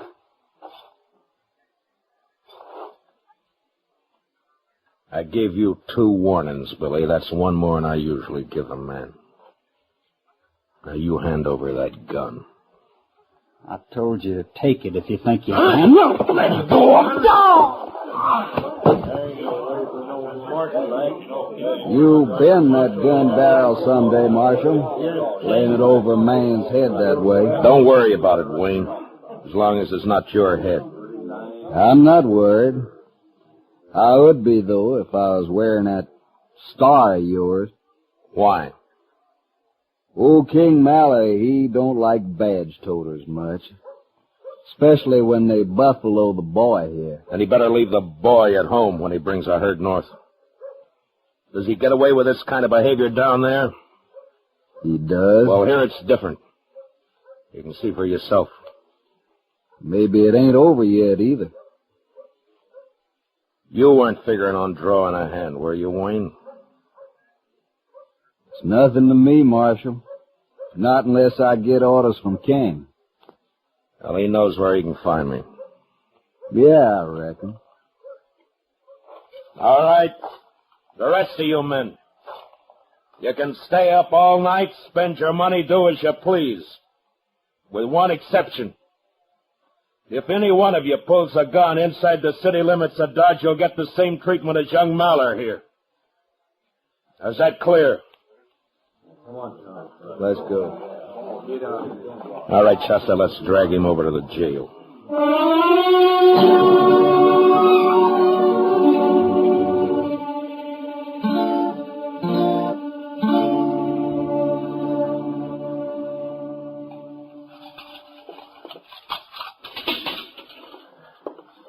There you are, Mr. Dillon. All right, in you go, Billy. Sure he is out cold. Well, it's better than having a bullet in the stomach. That's what he was asking for. He certainly was. I declare, Mr. Dillon, if you don't stop taking chances when a man's already got a gun in his hand... Chester, you can't shoot every cowboy who has a snort or two and starts to take it out on the town. I know, sir, but... Here, hand me that bucket of water there in the corridor, will you? Yes, sir. Yeah. All right, Billy. Yeah, that ought to bring him around. All right, Chester, lock up his cell. Just a minute there, Marshal. Don't lock that cell. Lock it up, Chester. Yes, sir. Yeah, I just told you to stop that. Matter, didn't you hear me? I can probably hear you clear back in Texas. Now, what's on your mind? I'll tell you what's on my mind. I want my boy out of that cell. And I want him out in a hurry. Come around in the morning when the court opens. He's under arrest. Arrest? You? I can buy you in this 30-cent town of yours and never know the difference. Maybe. But we'd know it. Now you shut up and get out of here. I've argued about this long enough. Either you'll open that cell or hand over the key. I'm sorry. You there, come on, hand them over. Here now, Mr. Maller. What King, you've gone far enough. You think some tin horn is going to... I said leave him alone. Let go of me, Dillon. Chester, unlock the cell. Yes, sir. I'm warning you, Marshal, for the last time. If you don't get your hands off me... Sure, King. Here you go. Now lock it up, Chester. Yes, sir. I'll break you, Dillon. I'll break you and run you out of the country. Sure. Sure, I know. But you'll have to wait till tomorrow morning.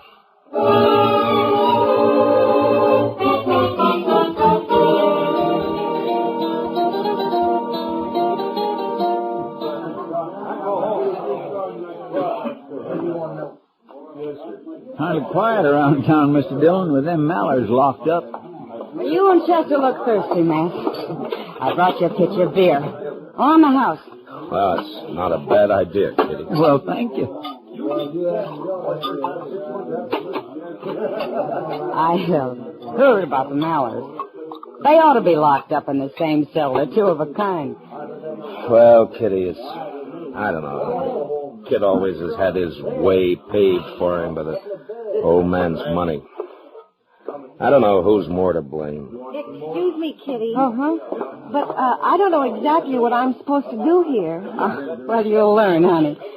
Oh, Matt, I don't think you've met Nora Beale. Huh? Matt Dillon, Nora, and Chester Proudfoot. Proud to know you. How do you do, ma'am? Well, now, honey, all you got to do right now is just stand around and look beautiful. I'll be along in a second and show you the ropes. Oh, well, thank you, Kitty. I'm very pleased to have met both of you. Thank you. Likewise, ma'am. Oh, where'd she come from? She's new in Dodge, isn't she? Oh, yeah. She's real sweet, Matt. She's a singer from Chicago or somewhere. She got stranded here a couple of days ago. She only plans to work a week and make Excuse enough me, Miss Kitty. Mr. Dillon, look.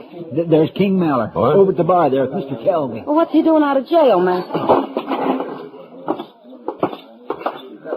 My gracious, you arrest a man and throw him in jail, and an hour and a half later he's out loose again. It's aggravating. But I'm sure he didn't mean any harm. feller. It's just that sometimes he's got... Well, now. Now, Marshal, let's keep our temper. Shut up. King, how did you get out of jail? When I've got anything to say to you, Dillon, I'll look you up. Now, Marshal, it's all perfectly legal. Mayor came down to his office, he fixed bail, and he released Mr. Maller and his son. They're both out, huh? Who went bail for this, Covey? Now, it's all in the best interest of the town, Marshal. Just like I've been telling Mr. Maller here. It was just a misunderstanding, and all of us hope he won't hold it against us. Covey, I ought to run you in for obstructing justice. What's going on? Somebody fired from the street, Mr. Dillon. I'll go out there. What? What is it, Kitty? Nora Beale got hit, Matt. She's hurt. Bad.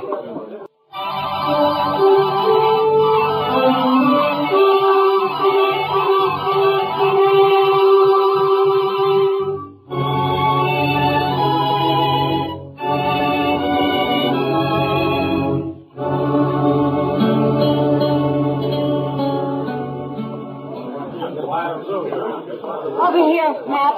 They're over here on the poker table. All right, Kitty. Oh. Easy now, Matt. It's all right. Sorry, boys. Whoever has a high hand, got a lot. There, Matt. All right, Kitty. Here, let me slip this coat under her head. There. Did somebody send for Doc? Yeah, and the dealers went after him. There now. Now, look, Nora. Don't try to move now. Looks like she was hit twice. Matt, do you think that she have a chance at all? I don't know, Kitty. Poor kid. It's all right, honey. Doc will be here soon. Why did they shoot me? Well, I think they were trying to get me, Nora. Not you. Why did they do it? Why? Oh, where's Doc? Why doesn't he get here? Do you want me to go after him, Mr. Dillon? Oh, please, I feel so...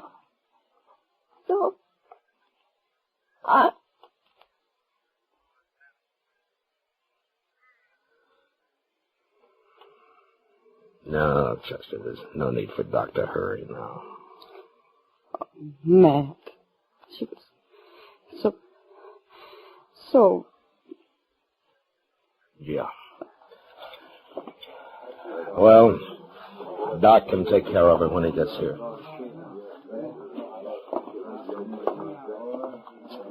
Looks like Billy Maller really pulled something this time, Mr. Dillon.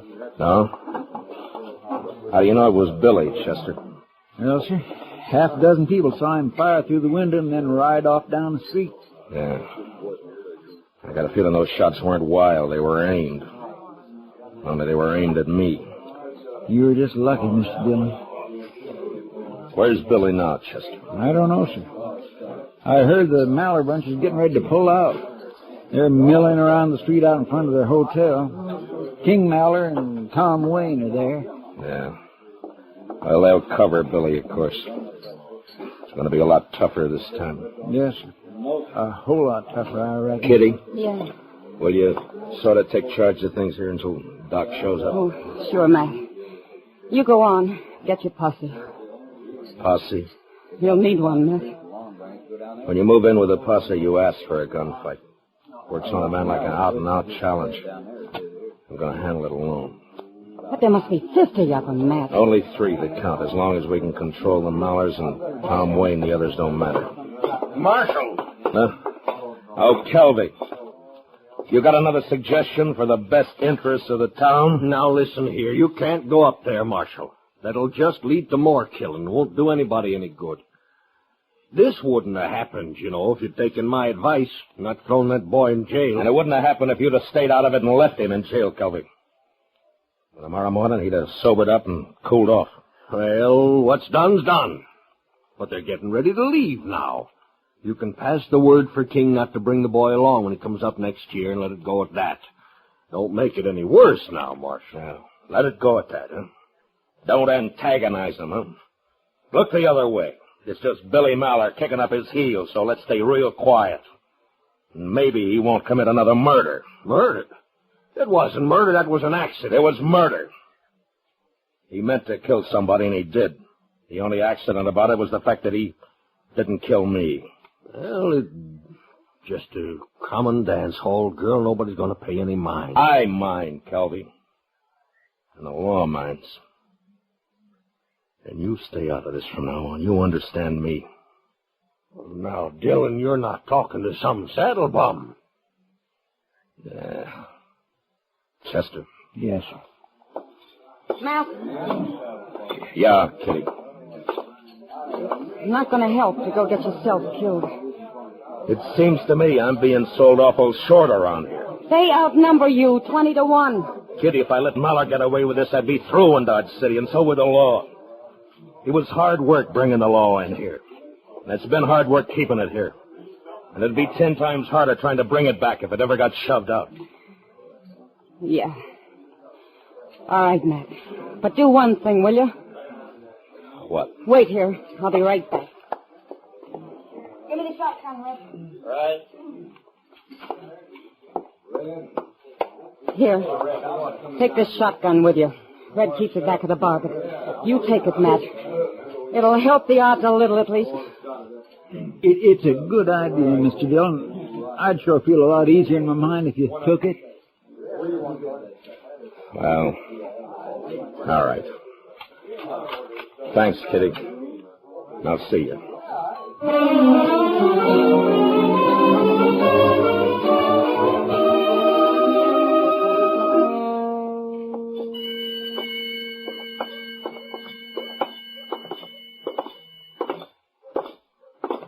She was a pretty little thing. Yeah. Seems a shame.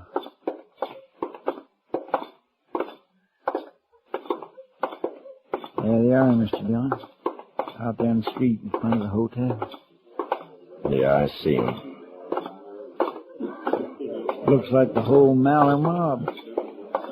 This ain't going to be very easy. King and Wayne are there, but I don't see Billy. No, sir, I don't either. Those two are the ones to watch, Chester. Don't let them start a play. Yes, Mr. Dillon, I understand. Here comes the marshal, Mr. Maller.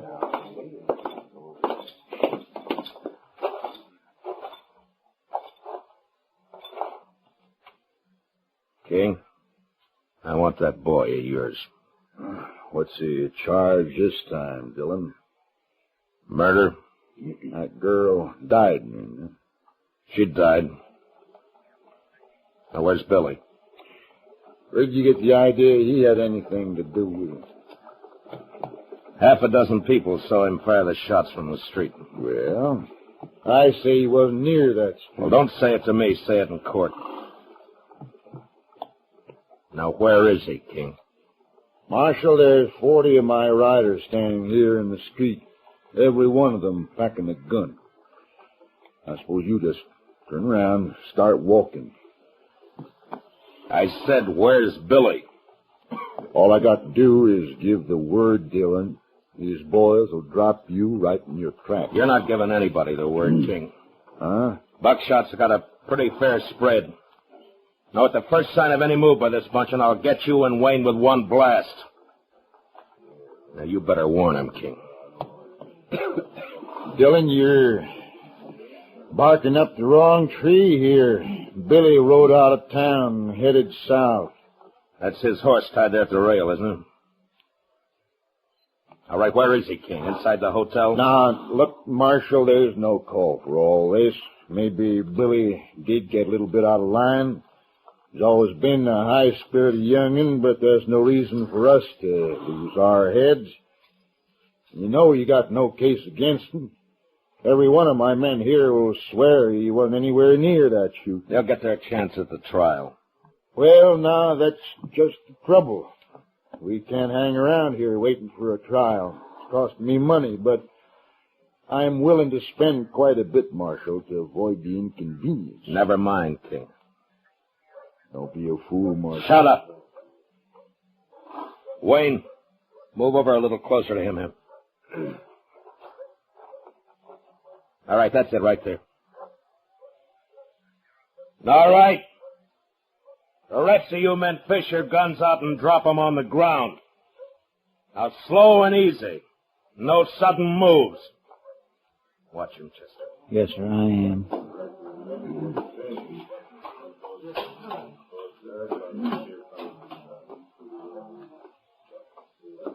All right.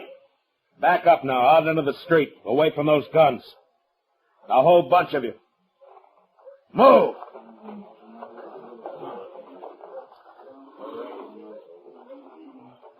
Here, Chester, take the shotgun. Keep him covered. Yes, sir.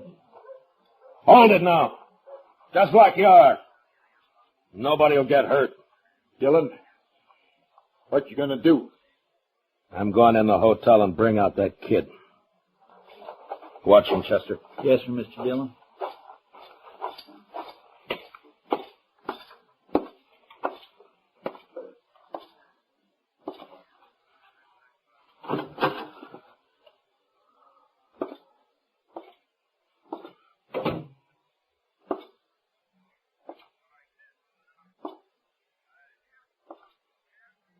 Marshal? Yeah? He's upstairs somewhere. Alone? Yes, sir. Everybody else cleared out. Well, now's your time. Go ahead if you want. The Mallers won't bother you. Thank you, Marshal. And the best of luck to you, sir.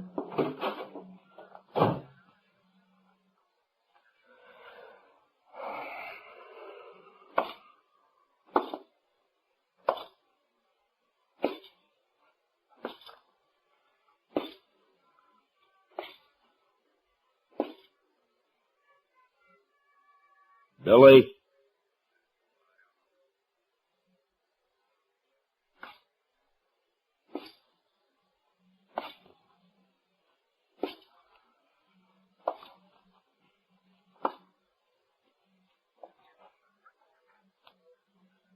Billy? You better give up.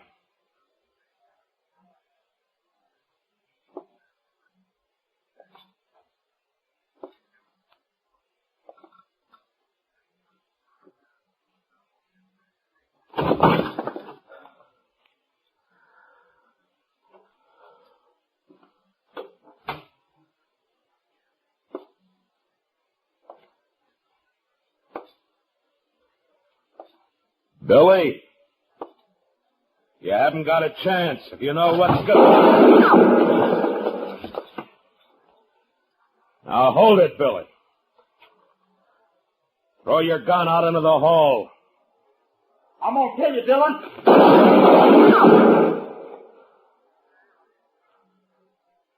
It's your last chance, Billy. Now come out into the hall and give yourself up. I'll kill you, so help me.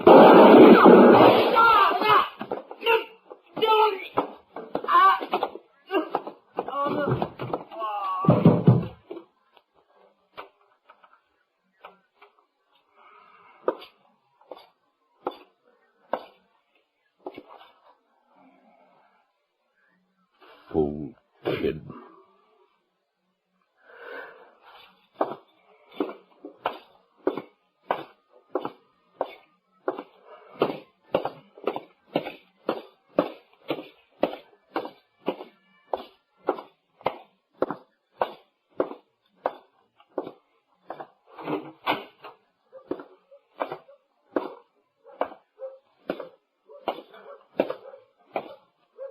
Dillon?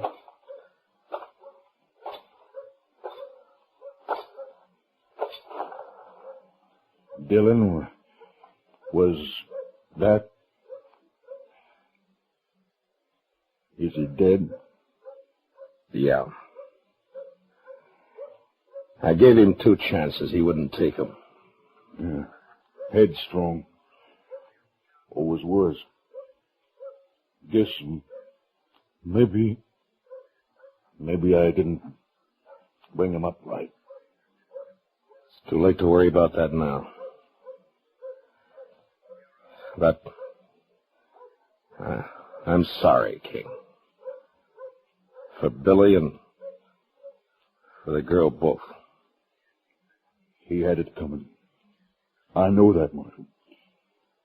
I tried to stop it. Too late. The only way I knew. But you wouldn't bluff. Tom, go get him. We'll have to bury him in Kansas. All right, King.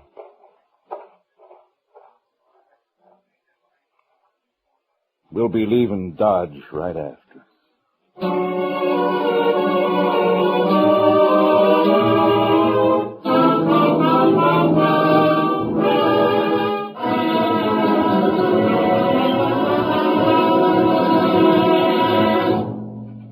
Gunsmoke, under the direction of Norman Macdonald, stars William Conrad as Matt Dillon, U.S. Marshal. Tonight's story was specially written for Gunsmoke by Les Crutchfield, with music composed and conducted by Rex Corey. Featured in the cast were Sam Edwards, John Daner, Lawrence Dobkin, Harry Bartell, Charlotte Lawrence, and Barney Phillips. Polly Bear is Chester, and Georgia Ellis is Kitty. Gunsmoke is heard by our troops overseas through the facilities of the Armed Forces Radio Service. Join us again next week as Matt Dillon, U.S. Marshal, fights to bring law and order out of the wild violence of the West in Gunsmoke. Oh, this miserable cold. And my sinuses. Haven't you heard about Dristan? Dristan decongestant tablets for real relief from cold's misery and sinus congestion. Dristan is the revolutionary 3-layer tablet which for the first time makes it possible to unite certain medically proven ingredients into one fast-acting uncoated tablet. Dristan not only helps drain all 8 sinus cavities, critical areas of cold's infection, but circulating through the blood, Dristan's decongestant reaches all congested areas, shrinks all swollen membranes, relieves pressure and pain. An exclusive anti-allergent helps keep breathing passages dry and clear. Pain relievers reduce body aches, fever. Vitamin C helps build body resistance. This is Dristan. Today, Dristan is widely imitated, but the exclusive Dristan formula cannot be duplicated. There's nothing like Dristan decongestant tablets. Hojo Radio, we're your old-time radio headquarters. Stay tuned. This is a horse on me. But I did find out that in a race for life and death, the police laboratory is where they make the photo finish.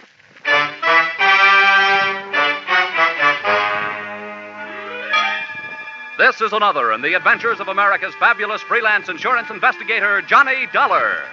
At Insurance Investigation, Johnny Dollar is only an expert. At making out his expense account, he is an absolute genius.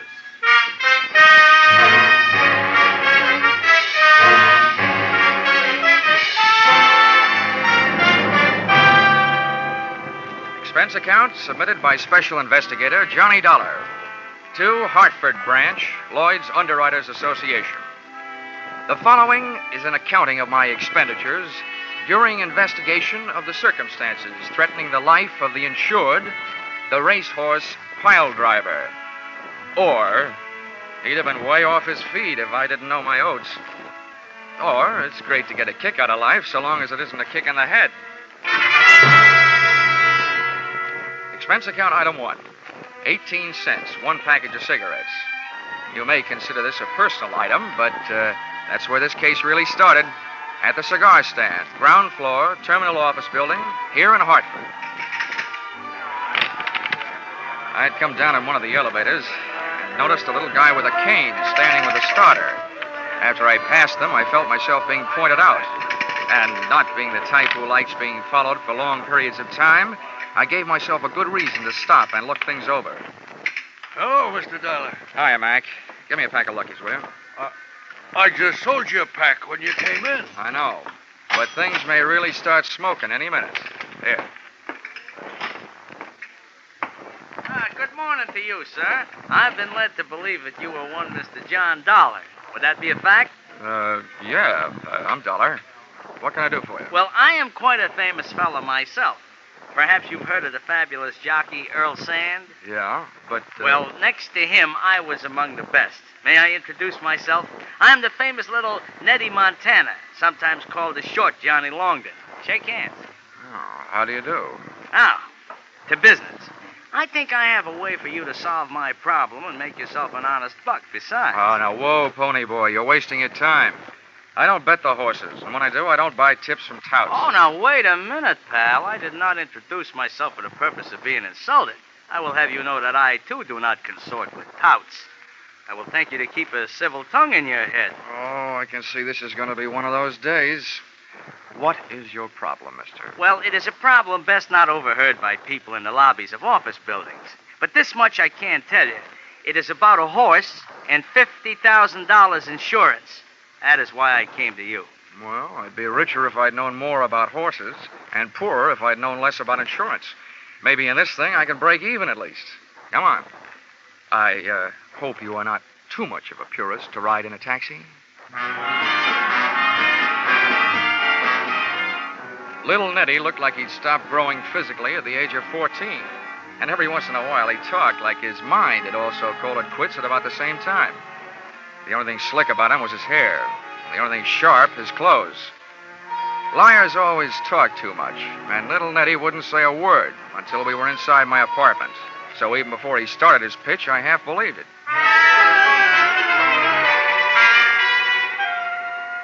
Well, to take it from the beginning, I was born in a stable, and that's not just a figure of speech. They brought the hot water in a feed bucket, so you can understand my deep affection for horses. Yeah. Now, on top of that, kindly consider this. One horse in particular, a very brave steed by the name of Piledriver, has not only made me very famous, but has also made me a very large pile of hay. I have ridden Piledriver to a win position since he was a maiden. Piledriver, huh? Quite a hunk of horse. Uh-huh. You remember? Yeah. Then you might also remember that he was on his way to becoming one of the big money winners of all time. Until I had to go and fall off a livery stable horse while teaching a girl how to ride in Central Park. It busted up my leg, and I might add, my future. To say nothing of Piledrivers. He hasn't won a race since I got grounded. Yeah, well, what's all this got to do with insurance? Mr. Dollar, they are going to murder him. Oh? Can you guess why? I can try. Piledriver is heavily insured. He is also no longer winning races. He is also a man who can't have a family. No good for studs. So if Piledriver should trip and break a leg, the owner would be entitled to shoot him, and he'd still collect the insurance. I know, it's been done. You have hit the horseshoe nail on the head. Mr. Dollar, I have a considerable bundle of money stashed away, and I am willing to devote a considerable lump of it to the purpose of saving Piledriver. Now, maybe you wouldn't understand such a thing, but I happen to love that horse. I understand it, Nettie. Where is he? Well, he is currently stabled at a track named Hiawatha. Oh, by the shores of Gitche Gumee? No, by the shores of Lake Michigan. This is located slightly north of a place called Chicago. 5 telephone calls and a few hundred questions later, I learned that Piledriver was insured by your company. Got the assignment and was on my way. So, expense account item 2, airfare, Hartford to Chicago, $57.72. Little Nettie insisted on coming along, and he kept the hum of the plane from being humdrum as follows. Well, Johnny, the gentleman who owns Piledriver is an old Kentucky mint julep sponge named Colonel Faraday Bushnell. Mm-hmm. Now, this character has a very black heart hiding beneath a head of white hair. I see. I trusted him until I heard him say what he was going to do. From then on, I have been seriously tempted to wrap these hands around his neck and squeeze. All I can say is he had better not hurt Piledriver.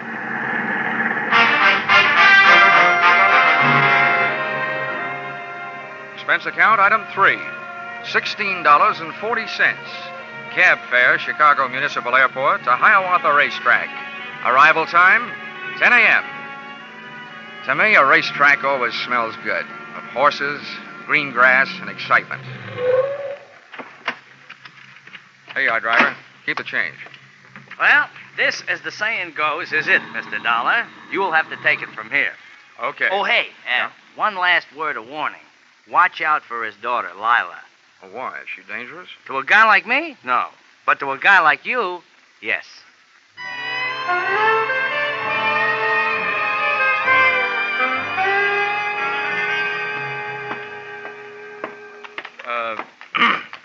Pardon me, miss. Can you tell me where I'll find the boss around here, Colonel Bushnell? Oh. I was just going to chase you away. But you don't look like just another hay and grain merchant. What you selling? I'm not. I'm buying. Where's your daddy?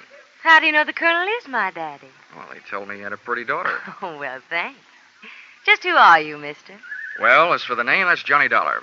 As for my business, that's trying to buy one of your father's horses. Well, the colonel won't be back for a little bit, but I'm bossing while he's away. I'll tell you now, I don't think he's figuring on selling any of his horses. But I'll be glad to show them to you. Good enough. But there's only one I'm really interested in. Piledriver. Piledriver? Why, no, Daddy wouldn't sell him. Why not? Why, he's practically one of the family. He put me through the last 2 years of college. Do you mind if I see him anyway? Why, no, not at all. Right over here. Okay. Here, baby. You have company, darling. Meet Mr. Dollar. Hello. Quite a horse. No, he's just a perfect dear, aren't you, Dollar? Mr. Dollar, why do you want to buy Piledriver? Oh, he's a great horse. Got a great record. Have you been following him lately? Yeah. Oh, I know he hasn't been winning. That ought to make his price cheap and the odds long when he gets back running. I just happen to think I can make a winner out of him again. But his spirit's all gone. How do you think you're going to do that? Well, if I told you, his price might go right back up. Johnny, darling, I can't help it, darling. Hey, Kiss wait a me. minute. Let go. Wait a minute. Please, darling, please. Well, that was great fun. But what was it for? Johnny, you shouldn't have. Right out here in the open. Oh, Leo. Yeah. What's going on? Now, wait, Leo, honey. This guy ain't your brother. He'll wish he was. Besides, that's no way to kiss brothers.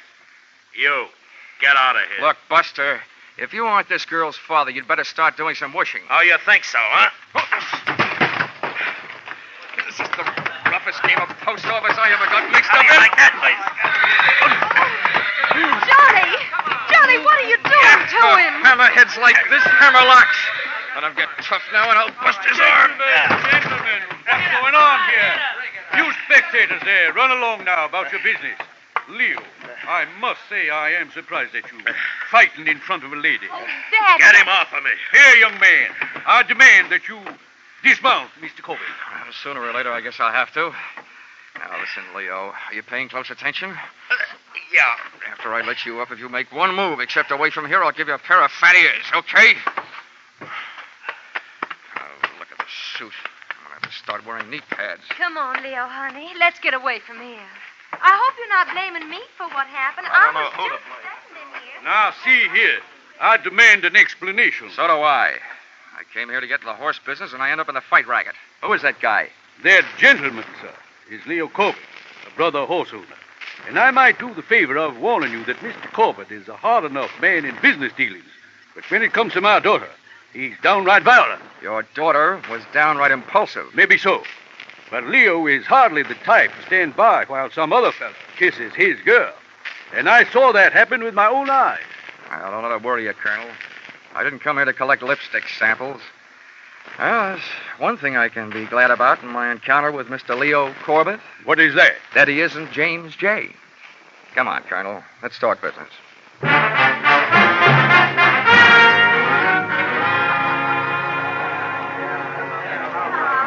Hey, bartender. Hey, Mr. Dollar, over here. Oh, never mind. There's my man over there.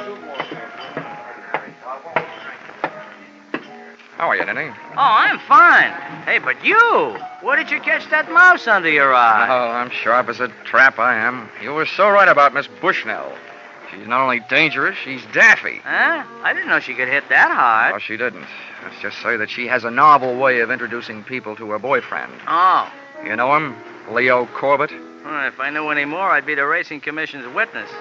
He owns a string of very fast horses who run very slow until the odds get right. Then he bets them up to the brisket, wins himself a potful.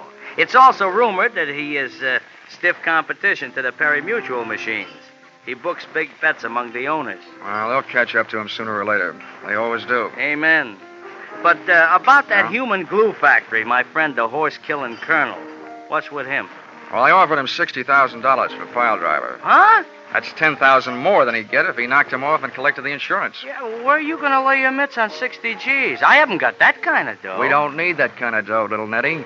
You see, I told Bushnell that I was sending to California for my private vet, and that he'd be here in 3 days. And that once he pronounced the horse sound, I'd give him the money. Yeah, but that only means that Piledriver is safe for another 3 days. And then what? In those 3 days, it's up to me to prove intent. And if it's there, I'll prove it. And have the policy canceled. Once that's done, he'll probably be willing to peddle the horse for $10,000. That I can handle. But in the meantime, I'm not taking any chances, see? I'm keeping Piledriver under my own personal eye. I wish you wouldn't, Nettie. We don't want the Colonel getting suspicious. I can't help it, Mr. Dollar. I just can't help it. Okay, Nettie, but don't blow it. Be careful.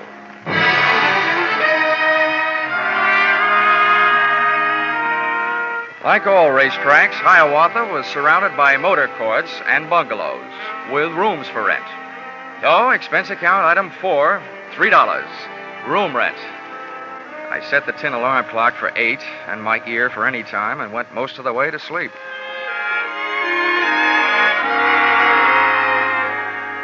First things being first, I dreamed of girls. Then I dreamed of fire engines. Then suddenly I realized why. I was hearing some. I bounced out of bed and over to the window. There I saw an incendiary sunset hanging over the racetrack stables. I jumped into my pants and into the landlady's car and got over there as fast as a 1929 Ford could take me.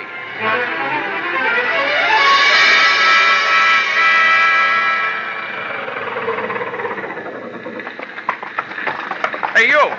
What? How'd it start? I started breaking those tables. I don't know how, but the guards were looking for a little guy with a lamp who was hanging around. Oh, where'd he go? I didn't see him, but I hear he ran in the fire and didn't come out. Some crank, I guess. I had one particular horse to get to in a hurry, and I hoped one particular guy. The door to Piledriver's stall was closed and padlocked. I crowbarred the stable out of the wood with the pick end of a fire axe. Threw the door open, grabbed a lungful of fresh air, closed my eyes and slammed into the smoke. I could have been smoked to death, burned to death, or stamped to death, but I had to take the chance. Steady, yo. Whoa, Piledriver. Now, take it easy. Easy, boy. I whacked him on the rump with the axe handle and then dropped it. I slipped to my knees, started groping across the straw-covered floor. I knew that if there was any air in there, that's where it would be. And if there was an ex-jockey in there, that's where he would be. And that's where he was. In the first corner I tried. I crawfished backwards toward the door, dragging him, inch by inch, out into the clean, cold shower of fresh night air.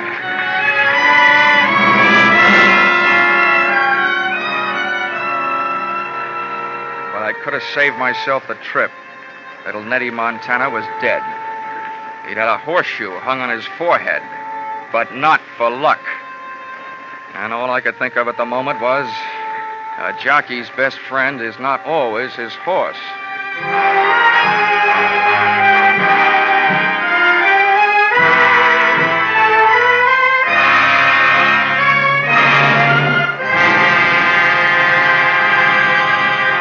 In just a moment, we will return to the second act of Johnny Dollar.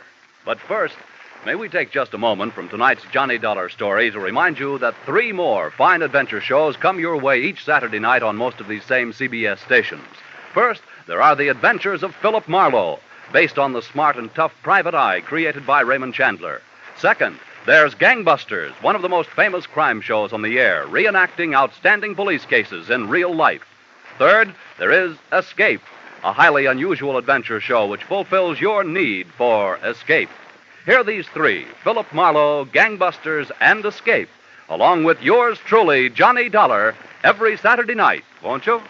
Tune in this fall for the shows that you love best of all.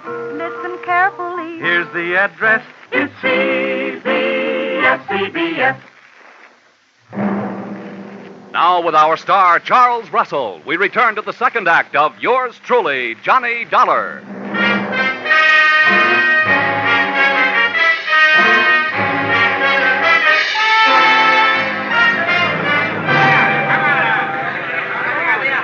Tough luck. Nice try, little Nettie. Mr. Dollar, this is horrible. Why, it's little Nettie. It sure is. What's left of little Nettie? You don't... Yeah, I mean he's dead. You know, when I was a kid, I knew about a story with a horse and a woman in it. Helen of Troy. I should have remembered that before I tangled with you. Why don't you get lost? Why, whatever's the matter with you? Look, Miss Bushnell, 2 minutes after I met you, you bagged me into a fist fight with your boyfriend, with a phony kiss. I don't know how much you had to do with putting little Nettie where he is, but I intend to find out. Why, you're insane. Any fool, even you, Mr. Dollar, can plainly see that this boy's been kicked in the head by a horse. Lila, child, what are you doing here? Why, I saw the... Why? Who's that on the ground? Why? It's little Nettie. Don't tell me he's dead. What would you be if you got kicked in the head by a horse, Colonel? Why, the poor boy. I held this lad in deep affection until just a few months back. He was my best jockey. What on earth was he doing around here at this time of night? From all I can see, little Nettie swapped his life for Piledriver's. As small as he was, it's a pretty big price to pay. Although I guess you wouldn't think so, would you? What? What's that? I demand an explanation of precisely what you mean, sir. I mean that to some people, a dead horse is more valuable than a live one. Too bad you can't go count your money. I gotta take my friend to the morgue. An hour later, little Nettie was resting better than I was. I'd made my report to the police and was back pacing the floor of my rented room. It wasn't a long walk.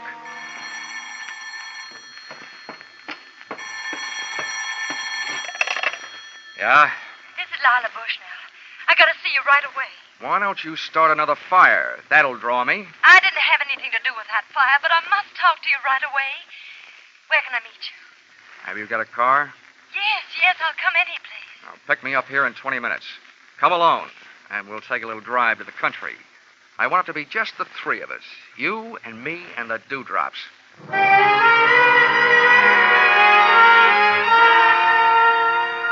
Dawn was making a dark gray promise in the sky when she picked me up, and a few easy-to-please birds had found something to sing about.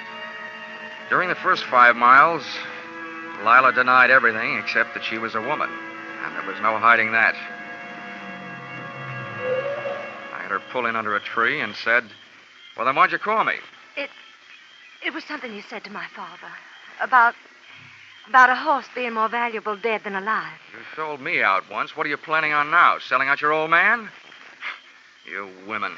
You know, if the truth is ever told, it'll probably come out that Goldilocks cut her grandmother's throat to swipe the gold out of her teeth. Please don't make fun of me. Fun, she calls it. Well, you got something to spill, get it off your chest. My father owes Leo Corbett $50,000. He lost it betting on Piledriver. Leo's been demanding his money, and Father doesn't have it. And I heard Leo practically order Father to destroy Piledriver for the insurance. And what did Daddy dear say to that? He said he'd do it. But I know he wouldn't. I know he didn't set that fire. How do you know? I just know, that's all. Now, that'll sound good to a jury. Why are you coming to me with all this stuff? Because you're our only hope. Can't you buy Piledriver right away? It would solve everything.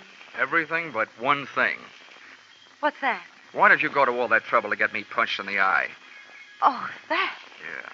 I just wanted to show Leo that he wasn't going to have everything his own way. And you look strong enough to do it. Wow. That's a stupid answer. Why not? Makes a stupid kind of sense.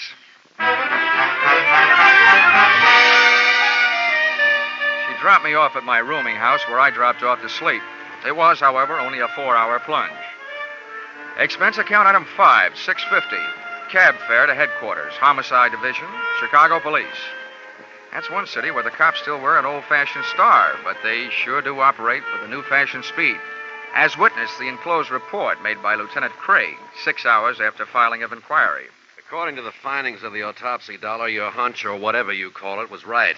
The deceased, little Nettie, was not kicked to death by a horse. Examination of the wound reveals that it was administered by a new horseshoe. A shoe on a horse's hoof would have left traces of straw, etc. We say that the fatal weapon was swung by person or persons unknown. As you suggested, he'd have to have been standing on his head to have the horseshoe make the mark it did if the horse had kicked him. The lieutenant had made only one mistake. He should have said person or persons known. Expense account item 6, 10 cents, 2 telephone calls. The idea I was working on, I'll give you for nothing.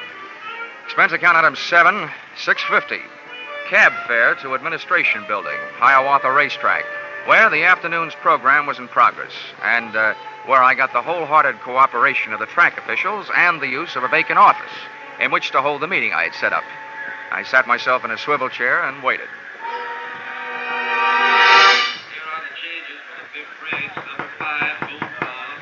Come in. Mr. Dollar, I can't tell you how happy I am that our little transaction is about to be consummated. If you have the money with you, sir, Piledriver is yours. Now, wait a minute, Colonel. Let's not go consummating too quickly. But, my boy, you indicated over the telephone. I indicated over the phone just this. I said my offer was as good as it ever was. And to tell you the truth, it's not very good. Now, see here. Who's that? Sit down, Colonel. Come in. Why, Leo, what are you doing up here? Anytime anybody shows up to hand over $60,000 to you for Piledriver, I'm going to be here. That's exactly what this smart guy called me up to tell me he's about to do. Now, gentlemen, let's take it easy. Before I do anything, I want to make sure I'm not doing business with a murderer. Sir, I demand an explanation. What about you, Leo? Yeah, so do I. Well, here it is. The Chicago police know two things. One, that last night's fire was set. And two, that little Nettie was murdered. And that little Nettie got a couple of lungfuls of smoke before he got hit over the head with a horseshoe. That means that whoever hit him over the head sucked in some smoke, too. Well, I've never heard such a pack of nonsense in my life. What are you getting at, wise guy? Just what I told you. I don't want to do business with a murderer, especially $60,000 worth. But I've made it easy on you to prove that you aren't. You see, I got a doctor in the next room with portable X-ray equipment. If you've got fire smoke in your lungs, it'll show up. Now, how about it? Why, this is ridiculous. Why don't you leave the Dick Tracy stuff to the funny papers? Because I don't feel like laughing. Now, once more, how about it? Get it, I still don't know what this tomfoolery is about, and I'll feel downright silly while I'm doing it, but I'm willing to take my chances. Okay. Leo, you're first. Follow me.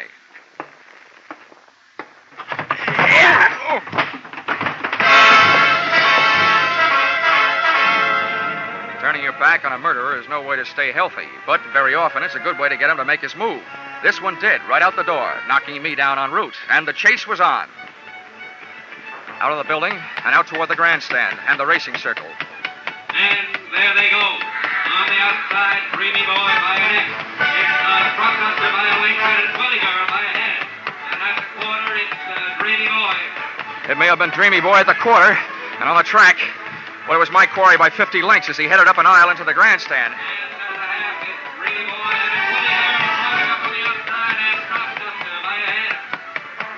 Dreamy Boy was still doing fine down there, and I was moving up here, but up near the top of the grandstand, and onto the ramp leading to the press box section.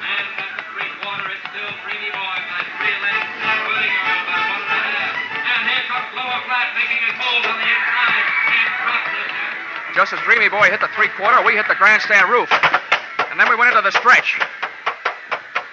Hey, Corbett, it's hopeless. You can't get much farther. You're running out of roof. I slid behind a ventilator and showed myself to draw his shots. He was lousy.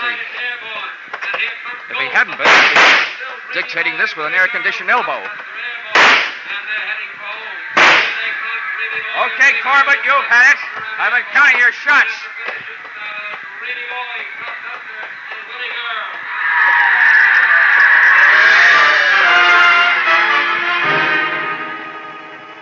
Corbett tried a few ventilators himself, and then apparently he decided the second time he fought me, he'd do better. He rushed in swinging. I was doing great trading punches, but he finally moved inside and threw one. I ducked low, but he came up fast with his knee. I sat down, and he took off, straight to the back corner edge of the pitched roof. He swung over the side and started to shinny down the 100-foot rain pipe. But that pipe was built to carry rain, not people.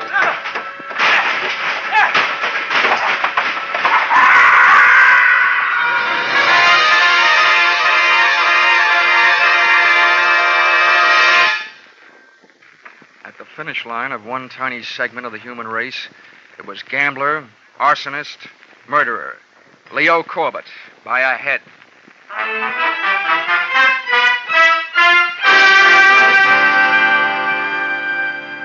Expense account item 8.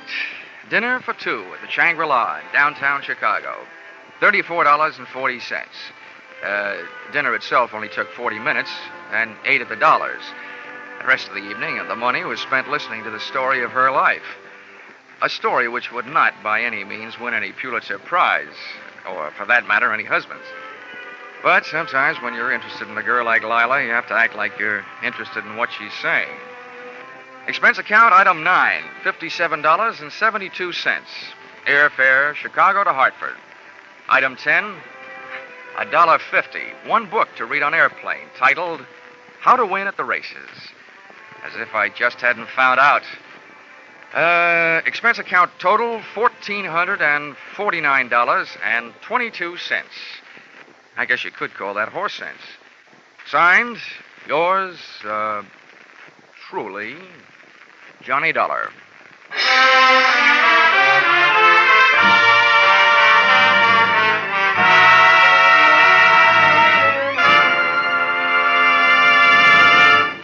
Yours truly, Johnny Dollar, is produced and directed by Gordon T. Hughes and stars Charles Russell.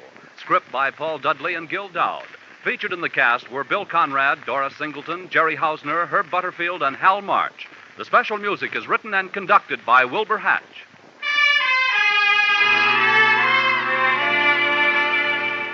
Be sure to be with us at this same time next week when another unusual expense account is handed in by yours truly, Johnny Dollar.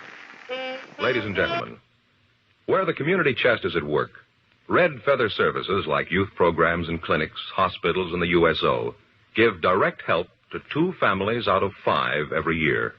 And indirectly, everybody benefits. Because community chest services make America's cities and towns healthier, happier places to live.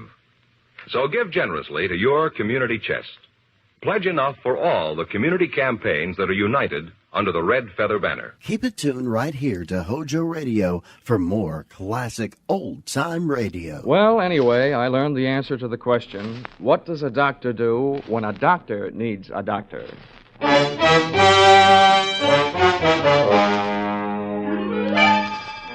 This is another in the adventures of America's fabulous freelance insurance investigator, Johnny Dollar. At insurance investigation, Johnny Dollar is only an expert. At making out his expense account, he's an absolute genius.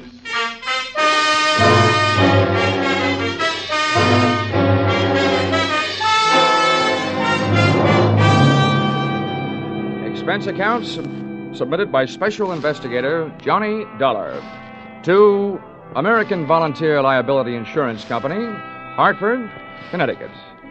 Attention, Homer Shalley, General Manager. The following is an accounting of my expenditures during my investigation of one of your policyholders, Dr. Otto Schmedlich. Or, an apple a day sent the doctor away. Or, it couldn't have happened to a bigger worm. Expense account, item 1. 80 cents cab fare to your office in answer to your call. Tip to driver, $1. Morning, Mr. Dollar. Hiya. Go right in, Mr. Shalley's expecting. Thanks, sir. Good morning, Dollar. Good morning. Sit down. Thank you. I'm sorry we had that unfortunate altercation over the last expense account you submitted to this office. Oh, that's all Of right. course, it was ridiculous.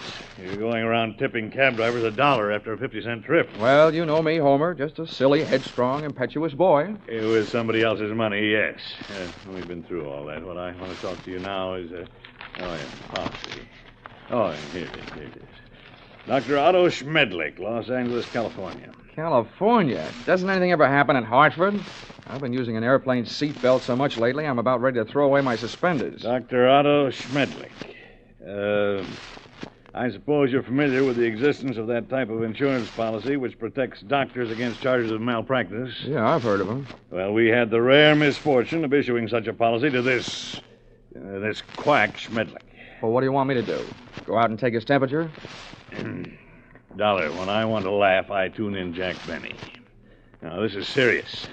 The policy we issued to Dr. Schmedlich only covers him up to the extent of what is construed as accidental malpractice. If we can prove criminal malpractice, we can cancel the scoundrel's policy. Do you have a good reason to think it's criminal, or are you just toying with a happy thought? Look, Our company has already paid off on 2 claims.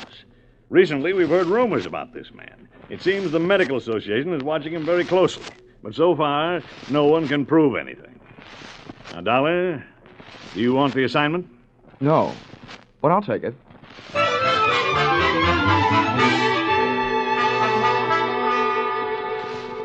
Expense account, item 2, $194.04.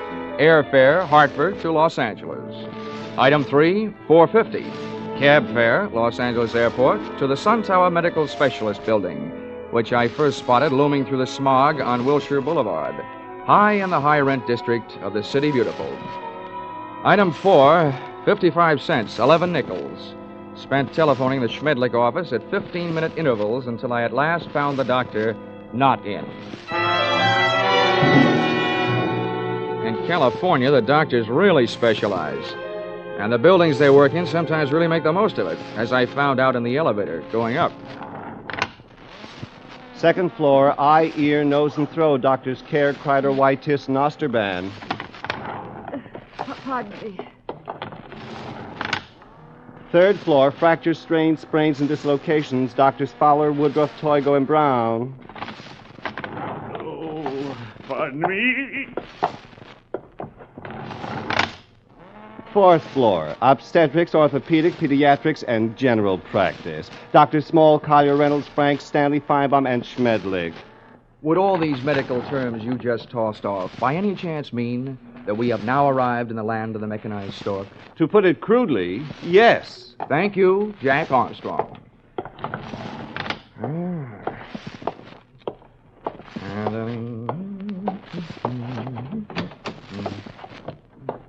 Good afternoon. Hello. Dr. Schmedlich in? Well, no, I'm sorry, he isn't. Oh, good. I mean, that's too bad. Just what do you mean? Well, I meant to say that, since the doctor isn't in, I'd rather talk to you anyway. You're prettier. I should be. I'm a girl. Now, is there something I can help you with? Yes, as a matter of fact, you can. I have a sort of empty feeling around my heart. What would you prescribe? Bicarbonate of soda. Is that all? Touché. Now I have an empty feeling around my head. Please, will you state your business? Oh, now, honey, you should know that anybody who walks into a doctor's office wants to live. And after seeing you, I really want to live. What are you doing tonight? Well, I am not in the habit of making dates with strange men. Who's strange? And furthermore, you are perhaps the most insufferable, egotistical Now, if you just person. give me a chance, darling, I'm sure I'll be able to prove you're right. Why, I wouldn't be caught dead, would you?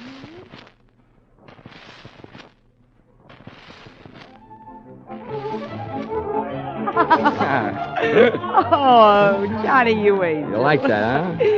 This is the first time I've ever tasted champagne. Good old champagne. The rich people's 7-Up. Well, here's to us. To us. Doreen, I feel like talking. Well, thanks for putting me on guard. Listening to you can do strange things to a girl. I want you to know more about me.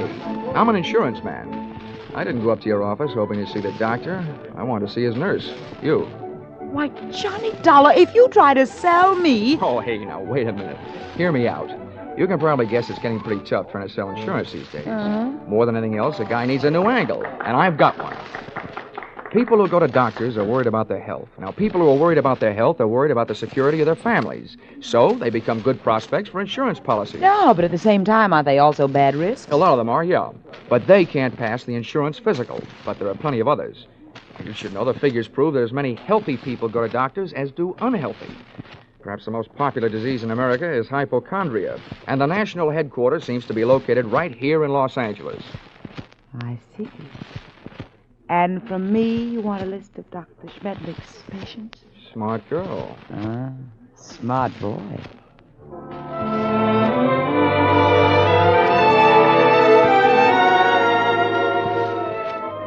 Expense account, item 5, $1.40.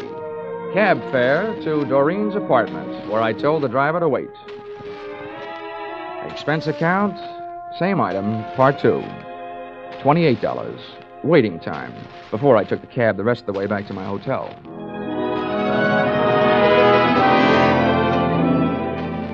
Expense account, item 6, Breakfast the next morning, 2 hard-earned dollars for 2 soft-boiled eggs.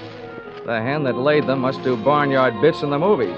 At least at those prices, she could have autographed them. At 9:30, I was right on time for my morning appointment with Doreen to pick up the list of Dr. Schmedlich's patients, a half hour before the doctor was due to arrive. Well, Johnny, for a man who stayed up so late, you're very punctual. Oh, that's me.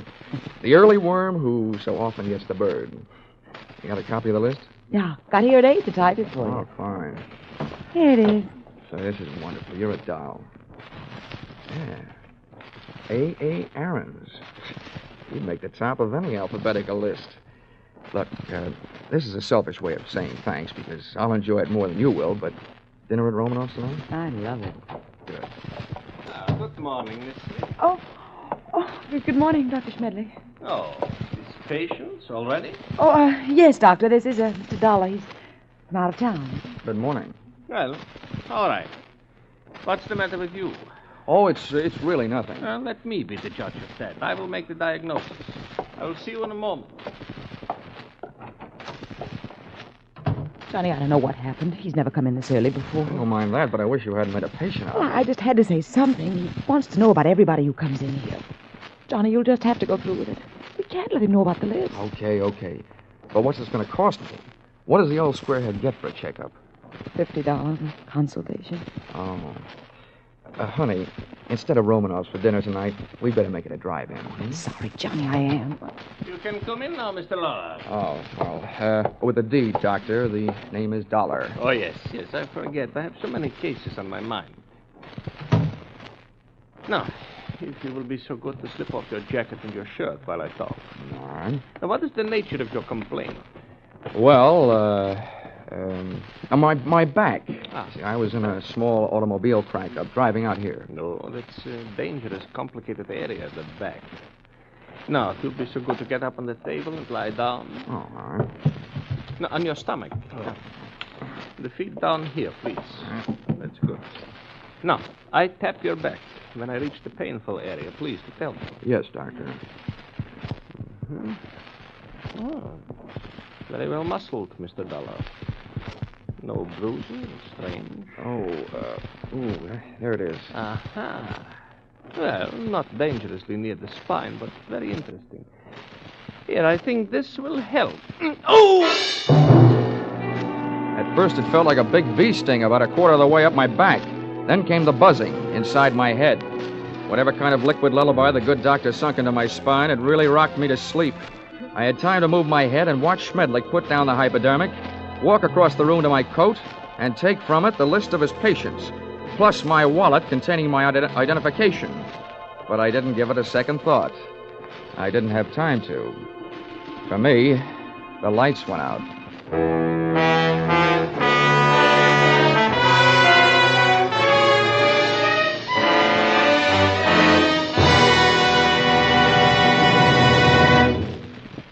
In just a moment, we will return to the second act of Johnny Dollar.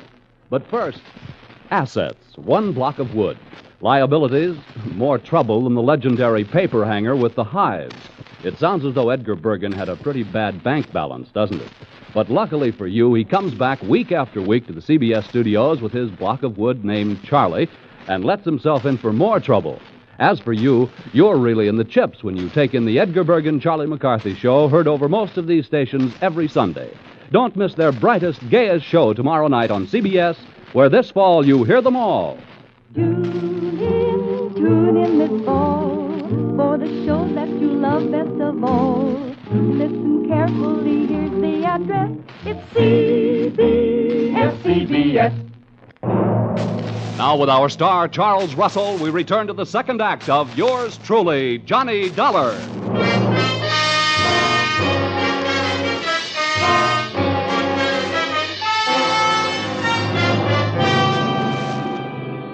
In my racket, sleeping on the job isn't always fun, and this was one of those times. Waking up from Dr. Schmedlich's slumber treatment for nosy people carried with it a dark brown taste in the mouth, thickness of the tongue, and big bells ringing in your steeple. I was scoring on all those counts when I rolled open my eyelids, which fought me all the way.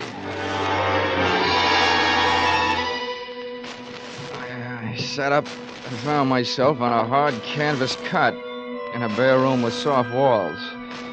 They were padded. The window wasn't much. What there was of it was barred. So was a tiny opening in the upholstered door. At first, I thought I was going crazy.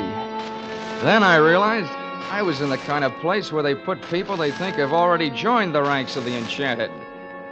It took me only 10 years to make it over to the door, where I looked out through the small slit.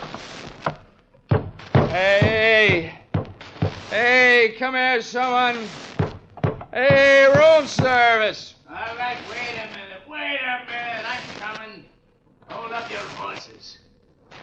Now listen, mister. The first thing you learn in here is we don't like noise. Makes the other patients nervous. Okay. Where am I? Who are you? I'm your nurse. Oh, sorry I didn't recognize you. I thought nurses were supposed to wear little caps. I got a little cap, but I don't wear it indoors. Hey, listen, you. Don't go making fun of me. You'll be sorry, see? I'm sorry now. How'd I get in here anyway? Well, all I know is this place is for your own good. They say outside you're dangerous. You can depend on it. If I ever get out, I will be. What'd you say? Nothing. You're one of them, all right, talking to yourself. What's your name? Well, it's none of your business, but I'll tell you. I don't like people calling me hey you, so I'll tell you. My name is Foggy. Okay, Forgy. Listen, all I want is a chance to talk to somebody who's in charge. How about it? That's easy. When your turn comes, the boss will be here without no asking. You get one visit from the boss every day, just like all the others. When'll that be? Just before supper. So why don't you go back to sleep? That won't be for 4 more hours. Oh, dandy. Who is this boss? What's his name? The boss is not a he. It is a she. And her name is Dr. Doreen Smith. I had 4 hours to think up different ways of calling myself a sucker. At the end of hour number 1, I ran out of fingernails. At the end of hour number 2, I ran out of patience. And the other 2, I spent devising torturous new ways of getting even with a combination that shanghaied me into that fancy 4-walled straitjacket.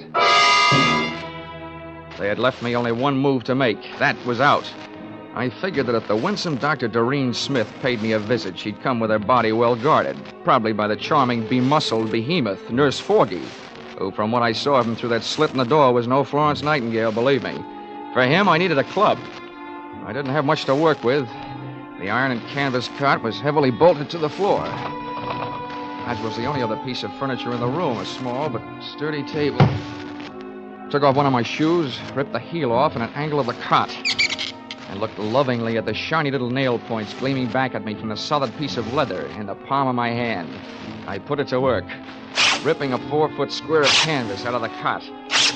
Then I put both of my shoes into the center of the square, picked up the corners, tied them together close to the weight, gave it a heft, feeling that I now had at least the start of a weapon. Hey, you! Here we are. Oh, I suppose you think that's good news. He's safe, Dr. Smith. He's still groggy from that joke. Don't trust him. Grab his arms when you go in and hold on. Now go ahead. I'll follow.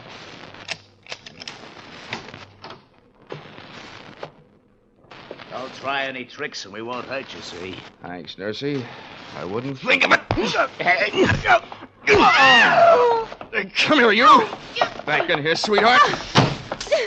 Oh, dropped your hypodermic. Planning on rocking me to sleep again, huh? Let go of me. Sure, but let me tell you something. This is one squirrel that's going to get out of this cage. Don't rub my fur the wrong way.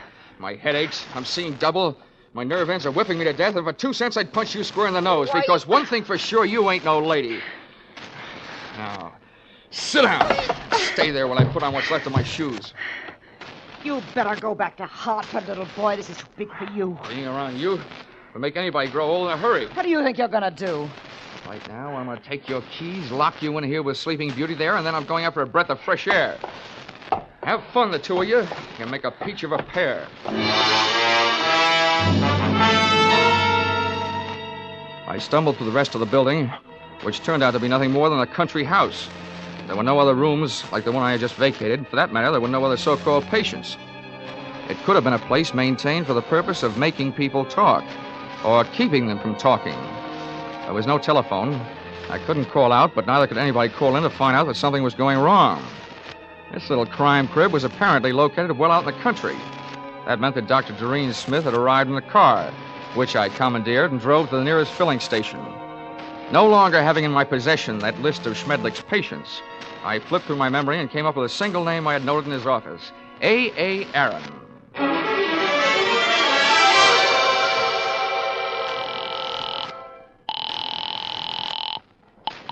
Hello? Hello, is Mr. A.A. Aaron in, please? It is Aaron speaking. Oh, good. Mr. Aaron, I'm representing a group of West Coast druggists. I'm making a survey. Where do you have your prescriptions filled? It is at the Enjoy Pharmacy on Beverly Boulevard. Oh, I see. One more question, Mr. Aaron. I know that in many cases people go to the pharmacist recommended by their doctor. Is this the case with you? Yes, that is right. Well, thank you, Mr. A.A. Aaron.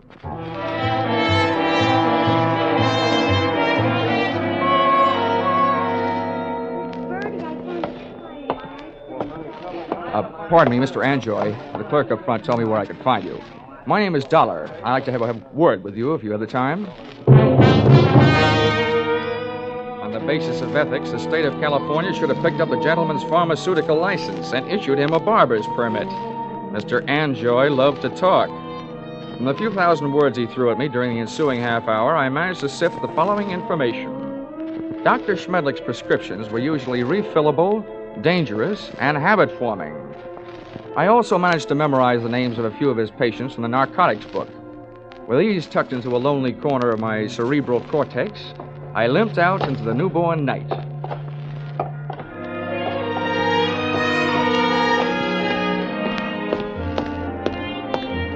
Expense account, item 7, 50 cents, having the missing heel on my shoe replaced by late working cobbler. Checking the owners of the first 4 names drew me nothing but blanks. The 5th drew me closer. Come on in. Her name was Millicent Royal. She was the kind of girl whose family takes up a full page in the Blue Book, and whose personal habits take up full pages on police blotters. Well, don't just stand there. Come in. Thank you. Sit down. Miss Royal, I'm going to be honest with you. I'm an insurance investigator. I don't want any. You don't understand. I said investigator, not salesman. I want to get a line out of doctor. Otto Schmedlich. You recognize the name? I might, but I'm not sure it's any of your business. Look, little lady, let's quit sparring. I've tailed friend Schmedlich this far, and now I want some information. What have you got? Nothing. He's a fine doctor, a wonderful doctor. I don't think he's doing you any good at all. You don't know anything about me. I'm afraid I do, more than you think. I know enough about Dr. Schmedlich to know that he's doing a lot of people a lot of trouble. I want to put him out of business, and you can help me. Oh, look, honey, Schmedlich isn't the one that needs protection. You do. You and the other people on the same spot you're on. Why don't you do yourself some good? I think you better leave now. Okay. Perhaps I'd better drop around to the home of Quincy P. Royal, Bel Air. My father? No, don't do that. And give me some answers. You can't make me. Nobody can. Anything that passes between a doctor and his patient is a secret. Nobody can make me say it, not even a judge. Whoa. Wait a minute. All right. If you change your mind, I'm staying at the Park Beverly Hotel. I'll trip them up sooner or later. If I have to, I'm turning it over to the federal men. Narcotics department. Why did I ever let you in here? Get out. Leave me alone. Go away. Please. You can't make me do anything. Well. Is my estranged wife having a lover's quarrel? Bill, get this man out of here. Make him leave me alone. I don't see why I should rescue you from anybody's clutches. But you, I don't like your look, so get out before I bust you in half. You know, you look like just the guy who might be able to do it. Happy honeymoon.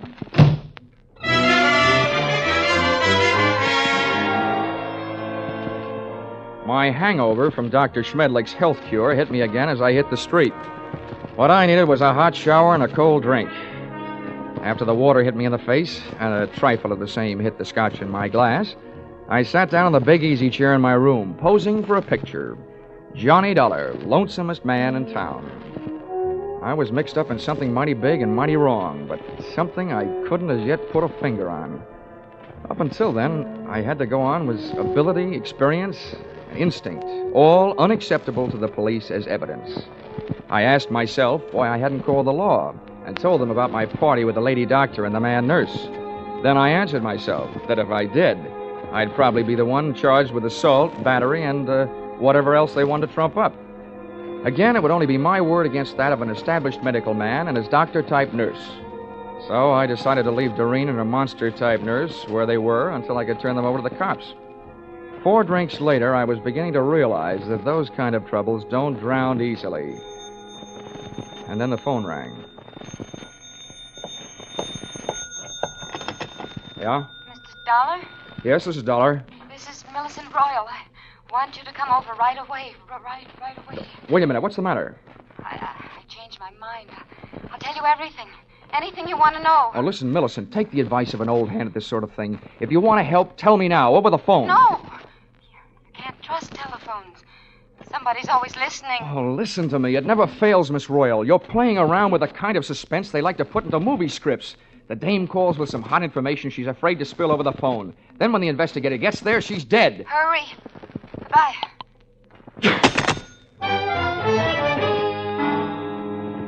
I went there. I was right. She was dead.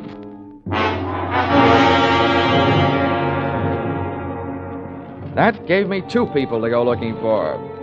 I didn't know where her estranged husband, Bill, lived, so I went to work on the doctor. His all-night telephone exchange gave me the information that he had called in just before leaving the hospital on his way to the office and could be reached there in 20 minutes. I was apparently closer than he was, so I walked over to the building and up to the 4th floor. There were lights on in the Schmedlich office, so I walked in. What do you want? I came here to see the doctor, Bill, but I was going to get around to you eventually. I just came from your wife's apartment. So did I. That's what I mean. You've got some talking to do. I know who you are, but don't go getting any ideas. I didn't kill her. I loved her. It didn't sound like love when I met you in the apartment. We made up right after you left. I went out to get her something from the drugstore. When I came back, she was dead. That's what I'm doing here. I'm waiting here to kill the man who did it. How do you know it was Schmedlich? Because after you left her apartment, she called the doctor and told him if he didn't stop shaking her down, she was going to tell you the whole story. And he threatened her, and she called me. What was the grounds for blackmail? Narcotics? That's right. He got her started on it during a long illness she had. After she was well but still needed the drug, he told her he'd see that her family heard about it. She didn't pay him off. Nice guy. He wrecked us, wrecked our marriage, made a victim of her. And she wasn't the only one. There were others. He made drug addicts out of them and then threatened to blackmail them if they didn't pay off. Can you prove all this? I can't prove it. Nobody can. The cops, the medical association, they've tried. But Schmedlich is clever. Too clever.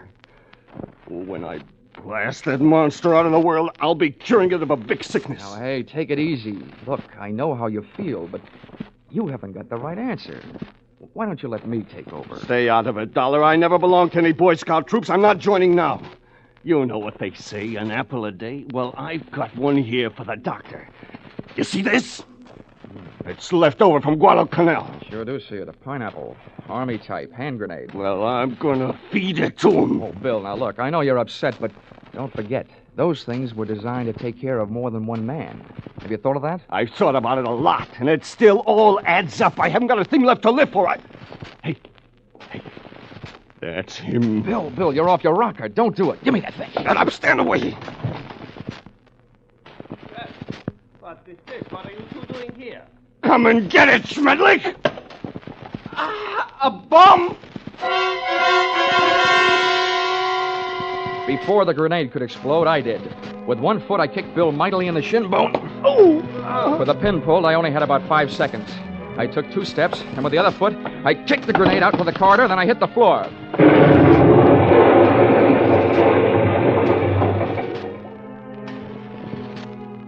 All right. I'll still take you to pieces, Schmedlich. I let Bill go to work on the doctor until he had socked him into a state of unconsciousness. And to save Bill from a murder rap, I did the same for him with a loose portable typewriter. Sorry, but it's time to typewrite the tagline, William. P.S. Then I called the police.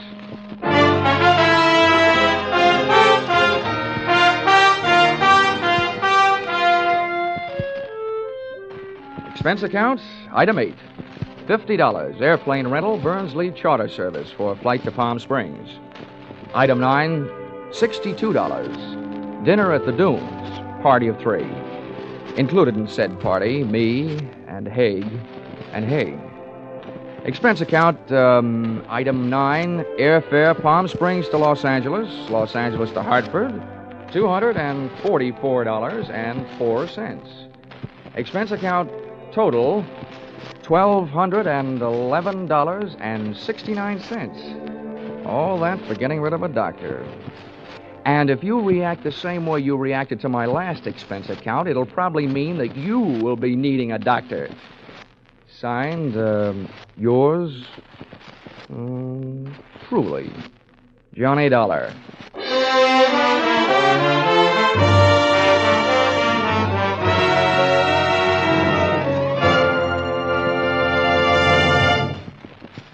Yours truly, Johnny Dollar, is produced and directed by Gordon T. Hughes and stars Charles Russell.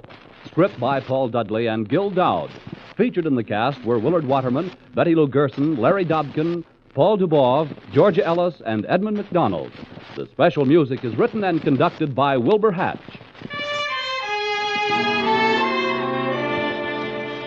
All right, everybody, it's time to sound off for Chesterfield.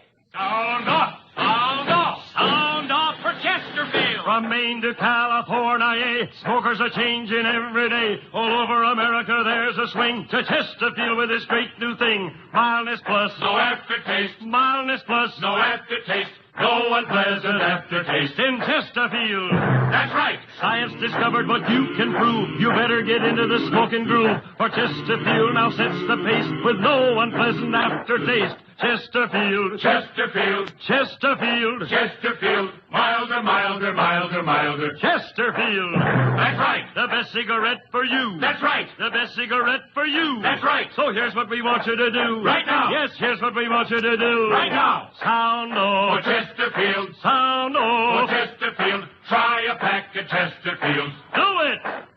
Today. Stay tuned to Hojo Radio.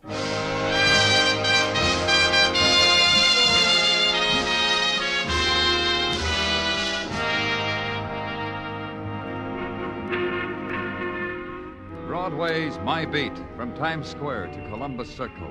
The gaudiest, the most violent, the lonesomest mile in the world.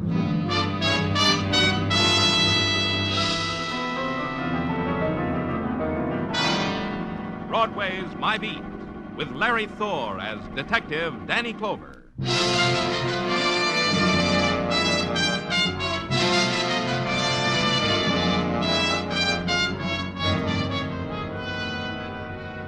There's a thing about Broadway. It mixes well with the sunlight. On a noonday of summertime, the concrete strikes silver glints, and the mob is nicely proportioned with silken ankles and dachshunds and wind-blown hairdos. And an organ grinder plays background music for the big grin and the clown's funny nose. At headquarters, I stood watching it, pushing away the time for the filling out of my routine reports. The diversions were down there in the streets, the girl and the yellow silk dress she wore, both knowing about summer and loving the feel of it. Then I heard two things. A sigh that came from me, and a phone ringing that came from the phone. Danny Clover speaking. Did you do what I told you? Who is this? Did you do it, Mr. Clover? I don't understand. Who am I talking to? I wrote you a letter about Stephen Courtney. But Stephen Courtney's dead. Yes, I know he's dead. What's the matter with you? Everybody knows he's dead. What's your interest in Courtney? Who are you? Can't you see it doesn't matter who I am? Can't you understand? Stephen Courtney... Hello. Hello. Hello. He was murdered. It started that way. The anonymous call, impossible to trace. The sifting through the dust of a man's death. Stephen Courtney's dying had for a moment upset the delicate balance of many worlds. Of finance, of corporate bodies, of dynasties in oil and steel, and the breeding of racing horses. The decay that for months had wasted his body had forced him finally down to the level of all old men who must die. The headlines wept, the commentators lamented. The memos came down from chairman of boards. There'd be a minute of silence for the death of Stephen Courtney. But now it was spoiled. Now a voice cried murder, and a policeman must listen. In the Records Bureau, I found Stephen Courtney's death certificate. Cause of death, heart failure. Date of death, June 16th. Attending physician, Dr. Arthur Fulbright. In his office, Dr. Fulbright was poised, curious, and annoyed. Permit me to understand. You're questioning my diagnosis of the cause of Steve Courtney's death? We can put it that way if you want. On what do you base this sudden presumption? You have a right to know. On a phone call. From whom? Another doctor? Some quack who wants to destroy my reputation? Chooses to degrade me by having me questioned by the police? It came from a woman. Who? She didn't say. All she said was Stephen Courtney was murdered. That's preposterous. Steve Courtney died last week as I had expected him to die, of a coronary disorder.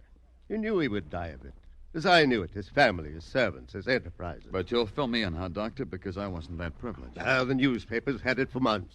How old Steve was bedridden. How he had chosen me as intimate friend to be his attending physician. How I kept him by sheer know-how from death's door. Still, he died. There are things in heaven and earth. Yeah. Tell me about his dying. Normal. I had a call from his estate on Long Island.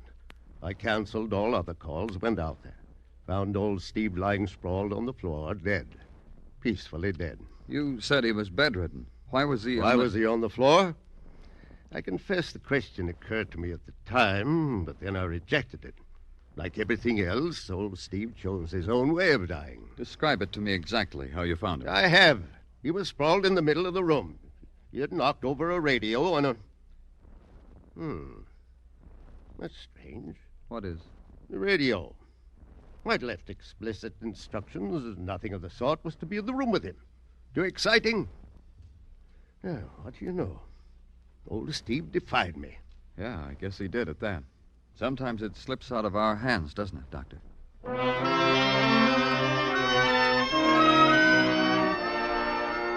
It took about an hour to drive to Long Island and the estate of Stephen Courtney, and enough time driving through the estate to make an observation.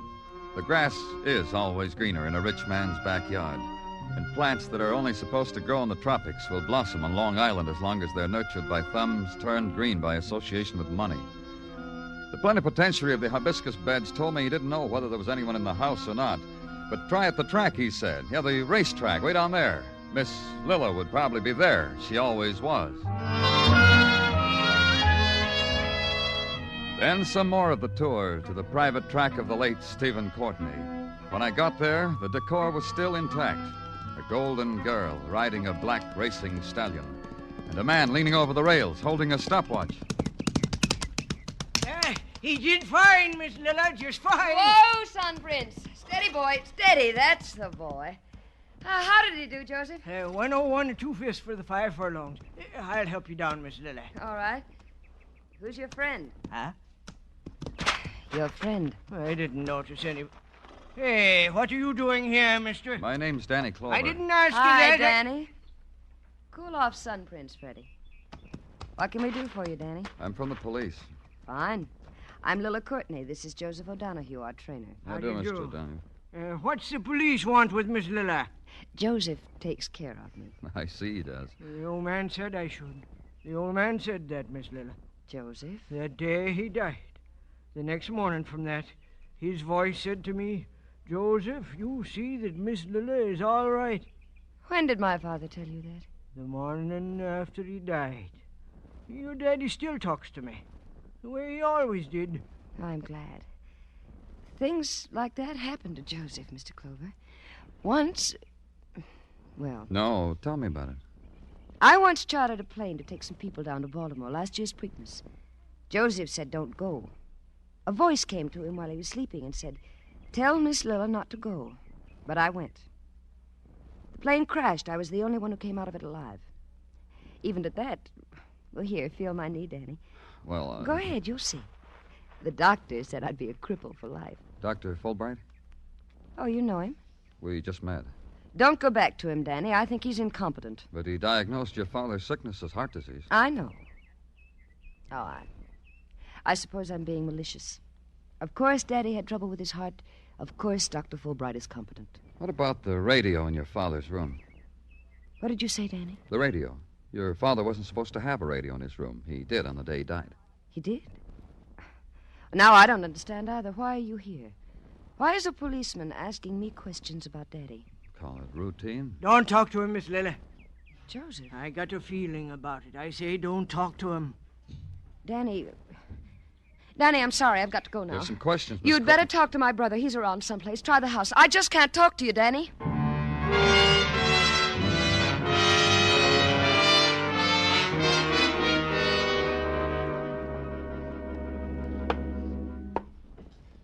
You admire our graveyard of dead animals? Oh, yeah, quite a trophy room. Yes, that stuffed specimen you're looking at, Bengal tiger. Huh? Many brave souls lie asleep in the deep Hindu jungle, all because old Steve wanted to bring home a pussycat. Old Steve, your father? My father. Brandy? No. Then you're Burl. Yep. Mother and I got along fine. But old Steve said the boy is hard to handle, so he called me Burl. He thought that would make Mother angry, but Mother fooled him. She died a long time ago. First of the day, it says here. You know who I am? Why I'm here? No, the domestic staff is agog with it. A woman called me. Said your father was murdered. It's a free country. They have the vote. They can say people were murdered, even my father. Maybe it proves something. Like what? That the old man was human enough to die when someone killed him. I didn't know that about him. I thought he always picked his own time and place for everything. Then you think he died because he was ready to die? What does it matter? He's dead and I'm rich. We're all rich. It'll be easier if you try to stay sober. Sober? When was that? All right, I'll stay sober. You said you're all rich. Who? Lilla. I watched you from a window. An exciting thing, Lilla, wouldn't you say? Lilla. Who else? Yeah, you wouldn't say. Well, there's O'Donoghue. He got a big hunk. And the cook and the maids and the nurse. And a man in Iowa who shined my father's shoes once. The nurse. Who was she? Alice Barnett. Nursed the old man for years. It paid off. Where is she? Who knows? Old Steve dies. Nursey goes somewhere to cry. Leaves this nice, big, cozy mausoleum. No Nursey anywhere. She lived here. Mm-hmm. Bed and board and street dresses. Who cares? We do. I'll phone headquarters to find her. Good hunting. O'Donoghue, the trainer, he told me your father talks to him even now. My father. Joseph hears voices all the time. About a month ago, he had a three-way conversation with Orville and Wilbur Wright. There was a radio in your father's room when he died. How did it get there? You know, I wouldn't know. But he was dying. Surely you... I was a most unfilial son. Look, why don't you ask Nursey when you find her? See, she knew about things like that. Yeah, you just ask Nursey. I earned this, no?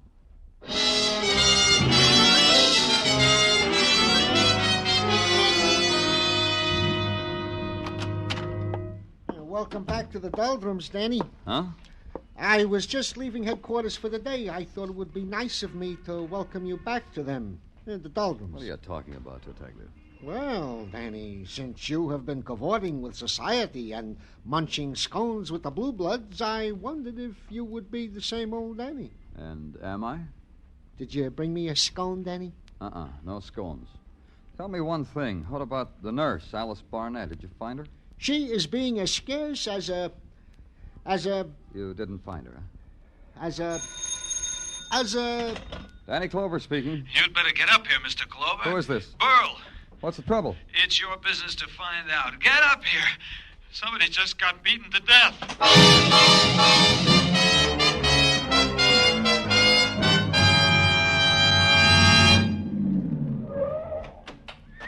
Over here! Over here! He's in there with... Get him out! Get him out! It was a design in horror, done in grotesques. The horse, rearing, screaming, clawing its hoofs against the stall. The girl, disheveled, twisted with terror, pleading with it. Tia, leave him alone, no more. Leave him alone, Tia. Burl, dazed, helpless, sodden with fright, with drunkenness. The blazing moon setting fire to the web of blood that reached out from under the stall gate. Tia, no more! Tia! Burl, help me. Help me get that horse out of there. I can't. I've been trying. I can't. Tia's a good girl. Help me. Help me. All right, don't slide me anymore. All right. I'll open the gate. You grab her mane. Come on. Now. Come on, Tia. There's a good girl. Come on, Tia. I can't hold her. I can't. Let her go.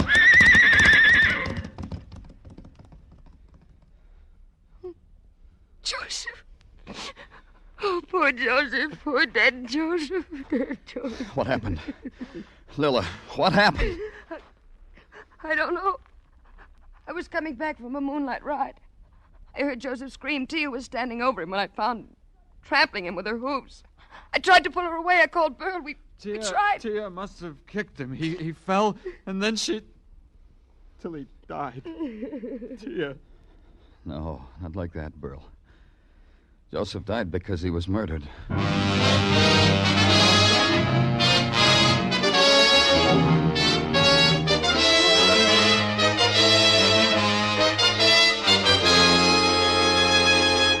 You are listening to Broadway's My Beat, written by Morton Fine and David Friedkin, and starring Larry Thor as Detective Danny Clover.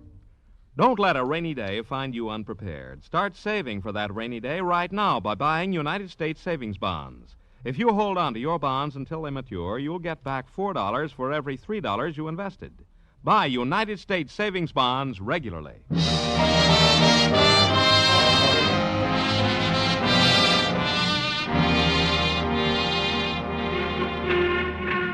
In June, Broadway bursts out all over. It lolls in the breezes of the air-conditioned movie, compares postcards from the family in the Catskills. It drinks deep of the neon-scented summer air, sighs, and wishes Mom and the kids would stay there, because Broadway's having a wonderful time. 60 girls, 60 will pass a given point at any given hour. The music drifting out of the Diamond Dance pavilions is like partaking of an open-air band concert. And the drama on the front pages, a movie. A sheer, unadulterated drive-in movie. Consider, a tycoon dies. Someone calls up, says it's murder. A horse trainer is kicked to death by a horse gone crazy with the moonlight. The police say it's murder. Where else but on Broadway can you spend a summer in such a way? And in the technical lab, a man in shirt sleeves wipes the sweat off his lips, breathes on a magnifying glass, wipes it on his pants, invites you to hold it to a photograph. Have a look, Mr. Clover. I suppose congratulations are in order. All because you made a lucky guess. Huh? Come. It was only a guess, was it not? You're saying this Joseph O'Donoghue was murdered? Well, anyway, the photographs, my analysis, quite bear you out. They do? Oh, yes. This one in particular. See the back of the skull. It's quite plain on this one that O'Donoghue was beaten to death. But not by a horse, by a weapon to make it look like a horse. Horseshoe, I'll bet. But not of the type affected by thoroughbreds, by racehorses. More like one of a truck horse or one that pulls a milk wagon. Ergo, considering the circumstances, my view is the man was murdered by a human wielding a heavy horseshoe. He... Technical. Conrad speaking. Yes, he is here. Yes, I will tell him. Certainly.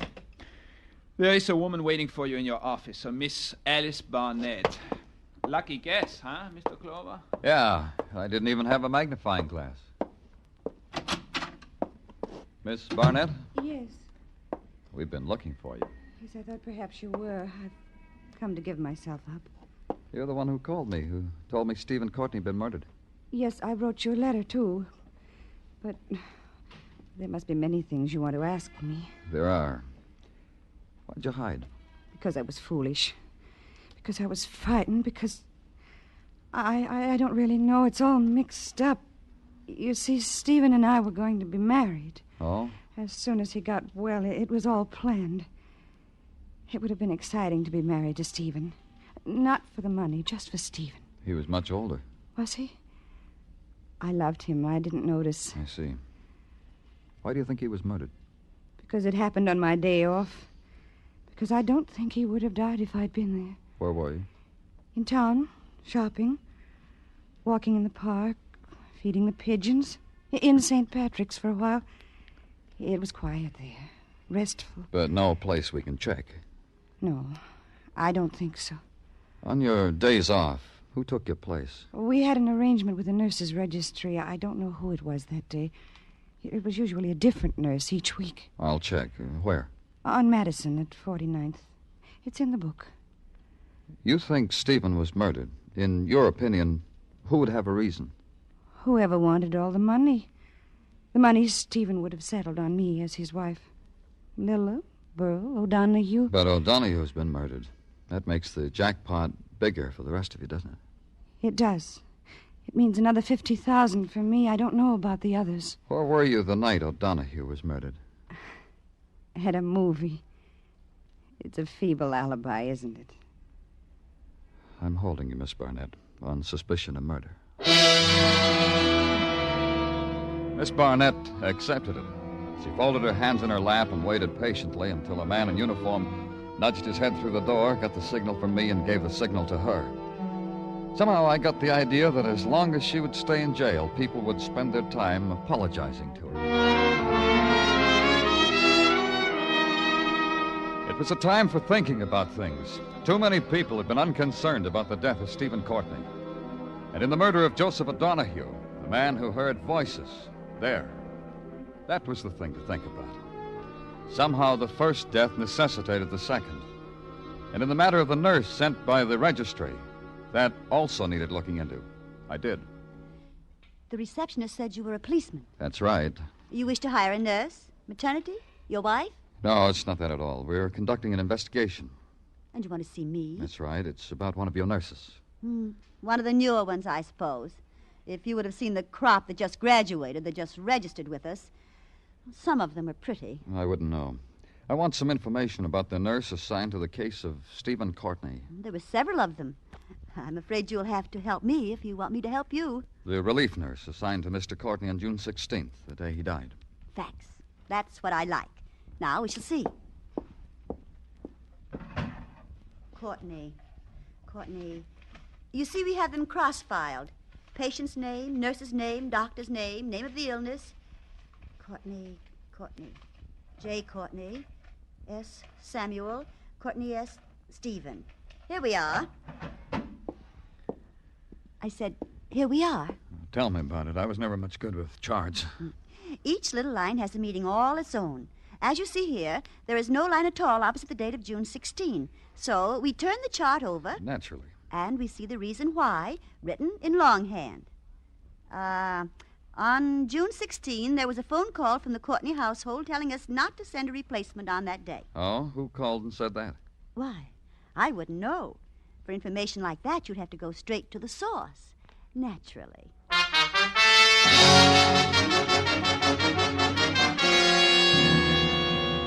Perhaps if I'm more explicit, Mr. Clover, you'll understand.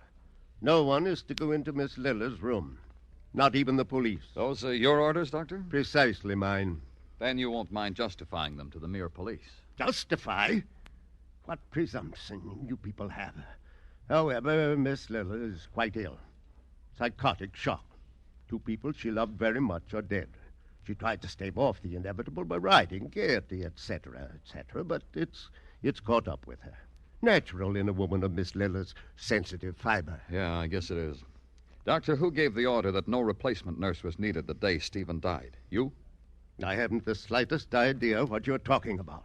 No nurse? Well, that's preposterous. Surely not... Get out of here! Why, whatever could Psychotic shock, huh? Sensitive fiber, huh, Doctor? You're vicious, girl. You're ugly and vicious and drunk. Oh, no, little sister, don't throw anything else. It'll only bring on a relapse. Come on now, poor, sick little sister. Out of bed! Leave her alone, Burl. Are you all right, Lila? Are you all right, Lila? Sure, you're all right. Everybody thinks you're so sick, little sister. Shut up, Burl. You can't say that to me. I am the master here now. You, Lila, O'Donoghue, old Steve. I crack the whip, and I... Burl. Burl, are you hurt? He'll be all right. Just let him sleep it off. I'm sorry. Sorry you had to see us like this, Danny. It's all so ugly. So like they want us to be in the papers, isn't it? You're not really sick, are you? No, Danny, just tired. I fixed it up with Dr. Fulbright so they'd leave me alone. I don't know doing it this way.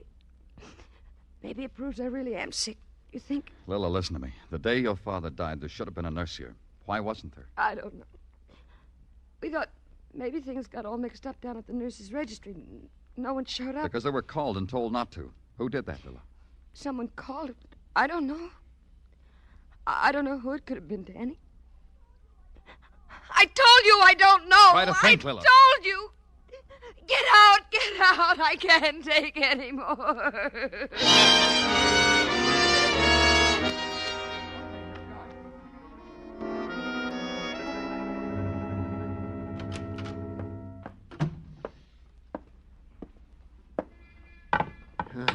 Look at it, Danny. The boys found it, huh? It's not pretty. A horseshoe nailed to a club. They dug it up back of the far turn of the Courtney track. Murder weapon, Danny? The thing that beat O'Donoghue to death? I'd say so, Tartaglia. You know, it's not enough. I'm up to my elbows in the solution of this case with horses. But I had to go to the movies last night. Poor you. Comes the newsreel and more horses. The running of the Westfall Handicap. Nip and tuck all the way home. Oh, Danny, that Sun Prince. What a horse. Who? Sun Prince, the horse that almost won the Westfall Handicap. I'm telling you, I almost had heart failure. Why? Well, look, here was this horse, 6 lengths out in front. He stumbles, throws his jockey. This Westfall Handicap, when was it run? Oh, Danny, I can see you are a man who is not smitten by the bobtails. This handicap was run last Saturday. Let's see, June 16th. Gino, you went and did it. You put 2 and 2 together. And I got 4, huh? Not only that, Gino, you got a murder. There was no hurry after that. I took my time driving out to the Courtney estate. I didn't even have to go to the house. I saw what I was looking for on a small knoll that overlooked the grounds. Lila. Lila holding the reins of a black stallion, standing against the early evening. A precise composition, sculptured to catch the eye. There was a flaw to it. Lila had seen me coming, and the pose she'd struck was too studied, too pat. But it held until I walked to her, touched her arm. Oh, You've recovered, Lila. not really. Look at me. How do I look? The same. You've got some more clothes on than the last time I saw you. Outside of that, the same. I'm glad. But I need this. The quiet, the evening, riding. You want to ride with me, Danny? No. I expected you to come. I thought sometime soon you'd come back and use the gamut of let's ride together, Lila, and I made it easy for you. Now I don't understand you at all. I'm trying to make up my mind about you. Oh, how can you? You're not really trying. Whether murder becomes you or not. It made me ill for a while. You saw that. You're faking, Lila. It's how you reacted to committing murder. Me? Your father's murder, O'Donoghue's. Oh, you're a fool, Danny. Your father's murder by attending him yourself instead of a nurse, by turning on the radio when his prize horse raced. The excitement when the horse stumbled stopped your father's heart and brought you a lot of money. Is that murder? Because a horse stumbled, because my father's heart stopped, eventually it'll happen to all of us. O'Donoghue, because you were afraid of him. Because you really believed he heard voices. Because you thought one day your father's voice might tell Joseph who killed him. Ride with me, Danny? No. Come on, Lila. You're a fool. Sun Prince! Get off that horse. Up, Prince! Up! Kill him! Kill him, Prince! Kill him!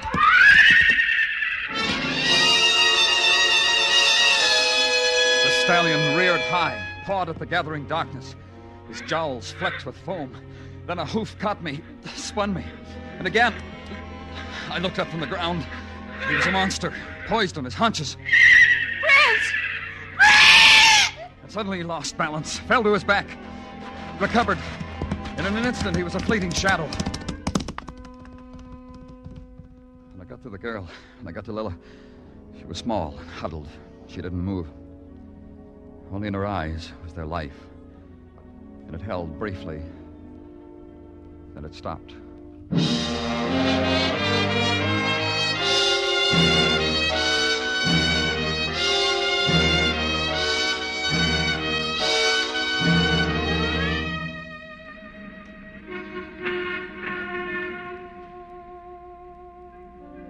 When the night turns into Broadway, the streets burst into fragments of electric flame, fling reflections hard into the shadows.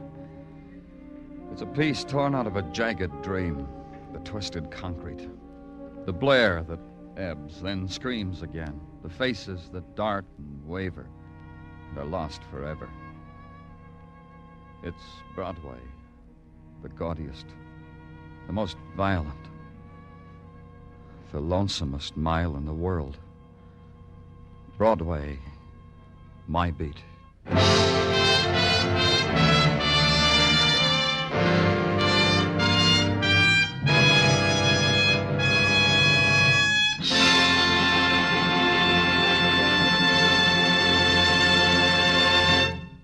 Broadway's My Beat stars Larry Thor as Detective Danny Clover with Charles Calvert as Tartaglia. The program was produced and directed by Elliott Lewis. The musical score was composed and conducted by Alexander Courage. Included in tonight's cast were Joan Banks, Mary Lansing, Florence Lake, Francis X. Bushman, Elliott Reed, and Junius Matthews. For more adventures with Danny Clover and Broadway's My Beat, CBS invites you to make a date with them for Monday evening, July 3rd. Yes, after tonight's broadcast, Broadway's My Beat moves to Mondays for the summer, starting July 3rd. Next week at this time, you'll hear the premiere broadcast of a new CBS show called Songs for Sale, featuring Jan Murray, Tony Bennett, and Ray Bloch's orchestra. Celebrities from the music world will meet songwriters with unpublished music on Songs for Sale, and you'll find it's full of fun and tunes of all kinds. Be sure to join us Monday, July 3rd, for the next broadcast of Broadway's My Beat. Joe Walters speaking. This is CBS, where the Goldbergs are every Saturday night. The Columbia Broadcasting System. One of the newest of the DuPont Company's better things for better living through chemistry is teal rubberized fabric for convertible auto tops. This improved top fabric it's made like a sandwich. In the middle is a layer of DuPont neoprene rubber, and on either side are specially woven fabrics dyed to give maximum resistance to fading. Teal rubberized fabric is constructed to retain its original shape and resist shrinkage through long use. Before this new fabric was placed on the market, it was field tested for 2 years by DuPont in cooperation with the automotive industry. Ask your local car dealer or auto top man about this new fabric for convertible auto tops. Teal rubberized fabric is another of the DuPont Company's better things for better living through chemistry. Thanks for listening to Hojo Radio. More classic old-time radio coming your way next.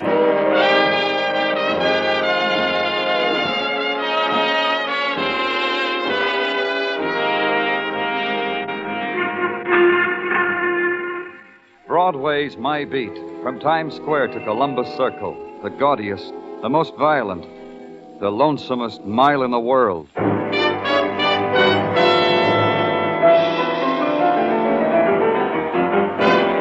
Broadway's My Beat, the thrilling drama of murder and mystery and the people who walk the Great White Way, starring Larry Thor as Detective Danny Clover.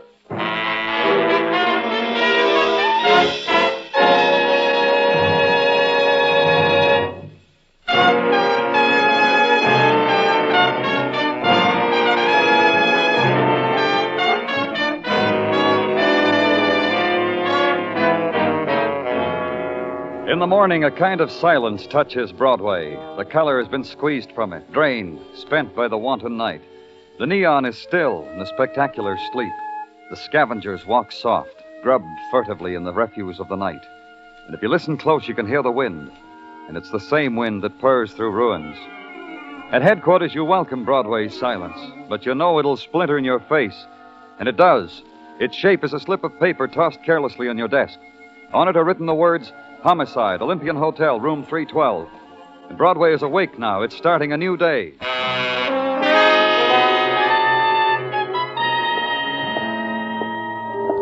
At the Olympian Hotel, you walk down a corridor that's been painted in a color that won't offend anybody. And then a door opens to you, and a voice designed not to frighten you welcomes you into a room lately furnished with death.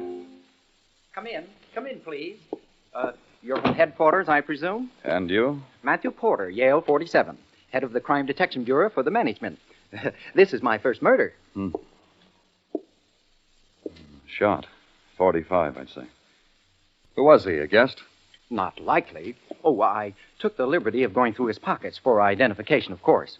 I find he is a Frank Conroy, obviously one of those people from Texas. The high-heeled boots, that 10-gallon monstrosity over there on the bed. They wear those things. Died with his boots on, eh? Classic. And this? Courtesy of the management? The roulette wheel? Of course not. Gambling in the rooms is positively forbidden at the Olympian. But this is a roulette wheel, I'd swear it, Mr. Potter. Maybe the Texan brought it with him. You know Texas millionaires. Oil, steers, women, roulette, the black and the red. You say he wasn't a guest? Never saw him before. How he got in without my notice, I don't know. Whose room is this? Oh, Mr. Henry Sherwood, Stocks and Bonds. Inoffensive chap. A moment, please. Yes? Oh, thank you. Strange. A telegram addressed to an Eddie Donald, care of this room. Open it. But Open it. Read it. Aloud. Dear Eddie, stop. Arrived flight 12 from Cleveland. Stop. 11:15 this morning. Stop. Hope you had good rest. Stop. Ha ha. Stop. Signed, Henry Sherwood. What time is it now? 10:03 on the nose. Well, that gives me an hour. You'll be courteous to the public servants when they come for the dead Texan, won't you, Yale? It took just about that hour to get to LaGuardia. 4-engine plane from Cleveland made a storybook landing, and the people who walked through its door made storybook exits. Pause at the door, smile, wave, and walk down the ramp. The stewardess stood there checking off each performance. I asked her who was Henry Sherwood, and she pointed out a little man with a briefcase who was just going off the field. Sherwood! Henry Sherwood! Hey! Sure name Sherwood? Who are you? Police. You Henry Sherwood? Police? Say, what is this? You're registered at the Olympian Hotel, room 312? Yes, I am. Who's Eddie Donald? Eddie Donald? What's he got to do with the police? We're looking for him. What's he got to do with you? I lent him my suite while I was in Cleveland. I called him and told him he could live like a king in my suite for the week I was away. He acquiesced. All right. Where does Eddie Donald usually live? In a hotel. On West 59th. Let me think of just where... You do that, Mr. Sherwood, on the way down to headquarters. It didn't take Mr. Sherwood all the way down to headquarters to think of it. He thought of Eddie Donald's address just as I was lifting him into the squad car. He wriggled and said I could let him go now. I said they'd point a finger at me if I did. At headquarters, Mr. Sherwood said he'd take up police brutality with the stock exchange, the governor, the State Department. When he got to Drew Pearson, I walked out.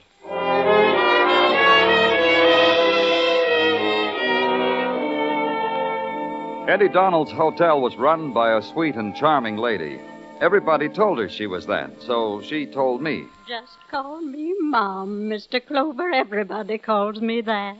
It's because I treat my boys like as if they was my own son. Mrs. told me What's the matter? You got monkeys in your ears? I told you to call me Mom. Okay, Mom. Eddie Donald, is he home? Eddie? Now, what do you want with dear, sweet Eddie? All I want is he home? Eddie brings me candy. On Mother's Day, he brings me flowers. Go on, Mr. Clover. Talk to Mom about Eddie. We want him for murder. Murder? Why, that dirty, low-down, no good. The flowers he brought me, they stunk. The candy he picked up off a subway seat. He's a week behind in his rent, and he has the gall to commit murder. Take it easy, Mom. Where is he? Wherever he is, I hope it's crawling. The shame he brought to my hotel. He's not here? No. He didn't come home all week. Every night I waited for him to bring me a bot. He didn't come home to Mom. You mind if I take a look? He looked Eddie green in the face. Come on. This is his room. As of now, it's got a sign on it. Room to let, half price. I'll show that, Eddie. This picture. Yeah, September's the only picture of a month in the altogether I ever seen. Now comes November. She don't even look cold. It's framed. The calendar part's been cut off. To Eddie, it says. Forever and ever. No signature. You ever seen the girl before? Only in shop windows and on counters and magazines all over the country. You like her? The artist. Magna. A Magna girl. Mind if I take the picture with me? You lonely boy. Take it. Mom says you can take it. Thanks, Mom.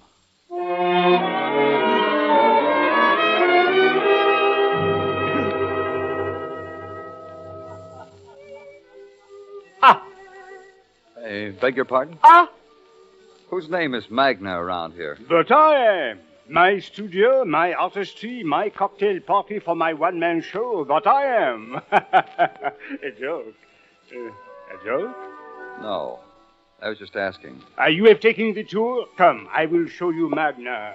Here, on this pedestal is the trunk of a small tree on which Magna first carved I think you misspelled the word there. You saw it! You saw it! How Magna extracted the essence of the word and set it down for the world to applaud. Oh, you primitive! You saw it! Just stop jumping up and down, Mr. Magna. I want to ask you a couple of questions. You don't understand my art? I understand your calendars. You are not a primitive after all. Yeah, take a look at this one. I brought it along. Magna does not autograph reproduction. Who is this girl? Who modeled for this painting? As it is printed on top. November modeled for it. Yeah, but what's her name? November. I forgot to tell you I'm from the police, Mr. Magna. November posed for the painting. A touch of gold, a sniff of sorrow, the dying days, all embodied in a woman. I found one... You're a cop? I found November one day at a model agency. Who is she? Nelson.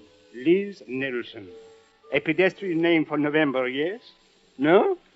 Where do I find her? Liz Nelson? Her address? Her address. I will write it down for you. Don't extract the essence for me, Mr. Magna. Just the number and the street. What else?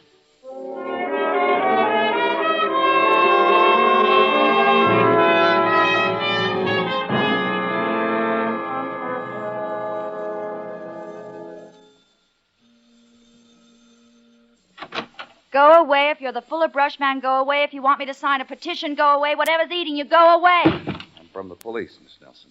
Oh, yeah. Now I can tell. I can tell by the way you put your foot in the door. Police or a mature college boy working his way through a mature college. Let's go inside, Miss Nelson. All right, let's go inside. The bed, it looks like that because I live in it. When I'm not working that at it, every minute. That way I stay bewitched. The police want me to pose to improve their public relations. That's why you're here. Eddie Donald. You know him, Miss Nelson? Uh-huh. Then maybe you can tell me where he is. Uh-uh. But you can't tell me about him. Uh-huh. Tell me. You first. You tell me why. Uh-huh. Well, let's see now. I know Eddie for 4 years now. 2 years of that he was in Dannemora prison. Why? I never followed his career, so I don't know why. After that?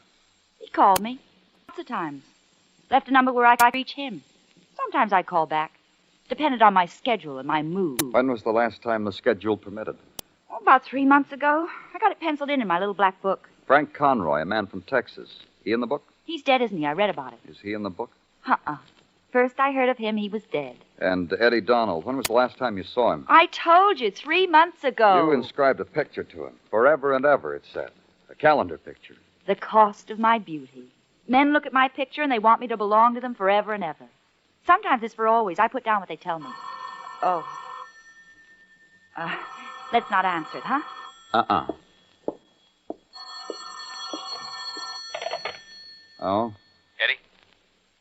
Eddie? Hmm? I figure you'd be there. This is Jack Perry. I'll make it easy for you. Try room B, 1829, West 47. Who was it? Miss Nelson.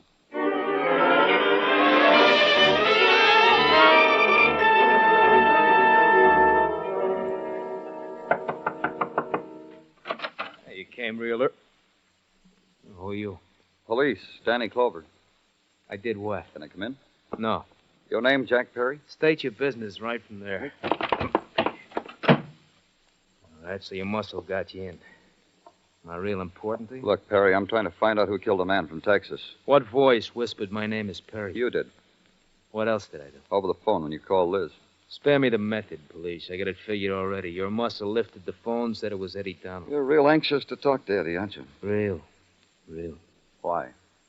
I'm that way. Mind if I sit down? Let's go, Perry. I got a squad car outside. All for me? The police are looking for Eddie. Maybe you'll help. Let's go. Yeah, sure, I'll help. I'll help you from here. All right. Eddie's got a lot of money that's mine. It's a reason for a man wanting to see a man. How much money? What's the difference? A lot. You know what, police? Someone's in back of it. Yeah, I know. Let's go. Someone is. Let's... His laughter mixed well with pain. It came in tides and swelled and rolled over me. The thing that pounded at my brain was the thing that exploded and showered down like a million nickels, bright, colored red and green and black. And then everything stopped. It came back again later. And I opened my eyes. The color, the paint, the room was the same. The pattern of frayed furniture and dust. And Jack Perry was still there. Only he was different. He wasn't laughing anymore. He couldn't. He'd been shot to death.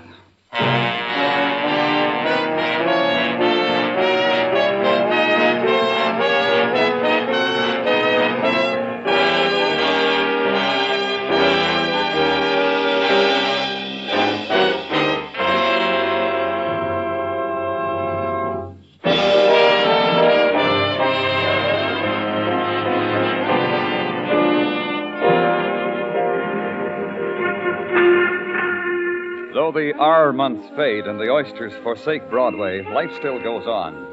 There are the box scores to consider, the hot dogs with everything. And for exercise, you can now dial Nassau County. As if this weren't enough, Broadway offers another diversion, double killing, this time backdrop with a roulette wheel, and a police officer who got slugged at the scene of the crime. Broadway tucks the protesting wiener back into the roll, takes another bite and chews appreciatively. Later, at police headquarters, Sergeant Tartaglia summed it all up. This is something you can stick your teeth into, Danny. What is? This sticky apple Mrs. Tartaglia packed with my lunch. It's tasty and good. I'm sure it is, Gino, but I got a headache. I've just come from the infirmary, and Dr. Sinsky said I'd feel a lot better if I didn't have any emotional disturbances for a while. So let's all pitch in and help Dr. Sinsky, huh? Roger, we'll go. Thank you. So, to work we go. To wit, in the matter of Frank Conroy from Texas, he is indeed from Texas. Police authorities in Texas sent a 500-word telegram to us to that effect. 500 words? Indeed. It states that Frank Conroy is an esteemed owner of oil wells and well-known in Galveston. The rest of the telegram is about Texas. Go on. In the matter of Jack Perry, the man who was killed under your very nose was a man known to all and sundry as a man who delighted in floating games of chance. That's what on him. All right. Tell me about the man we're looking for, Eddie Donald. An all-points bulletin is out on him at this very moment. What else? Eddie Donald was released from Dannemora nigh onto 6 months ago after serving a 2-year stretch for assault and battery. Before he went to jail, Tartaglia. Hearsay has it that this same Eddie Donald was a steerer for the gambling industry. Precisely speaking, for Mark Oslo. Yeah, and hearsay has it that Mark Oslo isn't operating anymore. You believe that, Danny? No. Well, we've never been able to get anything on him. Tartaglia. Yeah? Does Oslo still live at the same address? I checked that already, Danny, and yeah, he does. In that tumble-down shack on Park Avenue. Hey, Danny, I brought you one, too. I was hiding a sticky apple behind my back.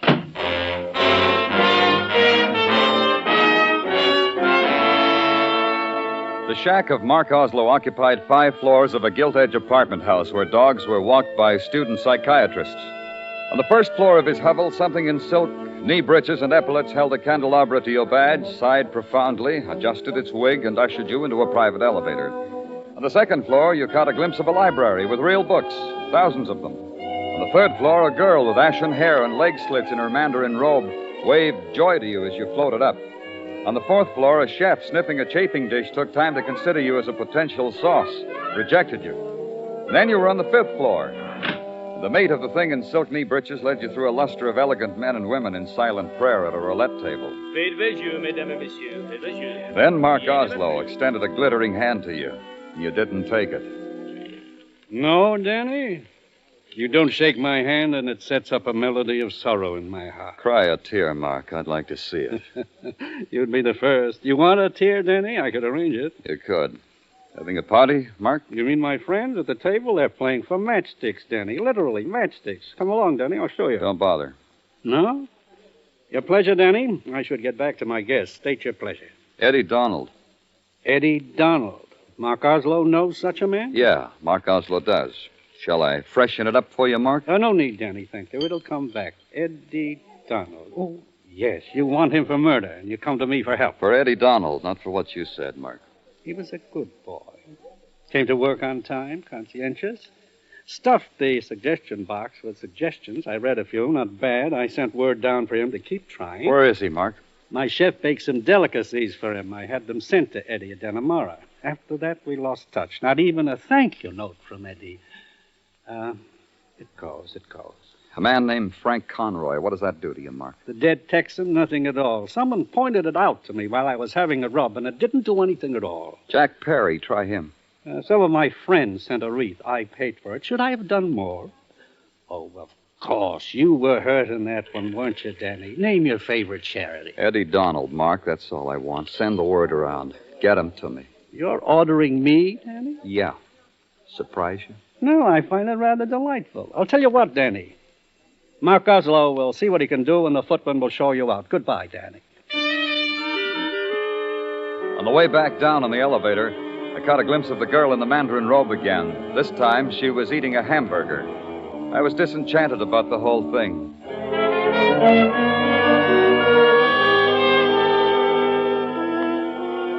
I called headquarters. Nothing on Eddie Donald.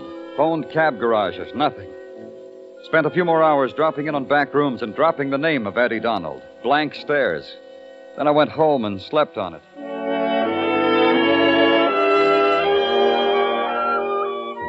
And the way it happened was simple. The next morning, I walked out of the door.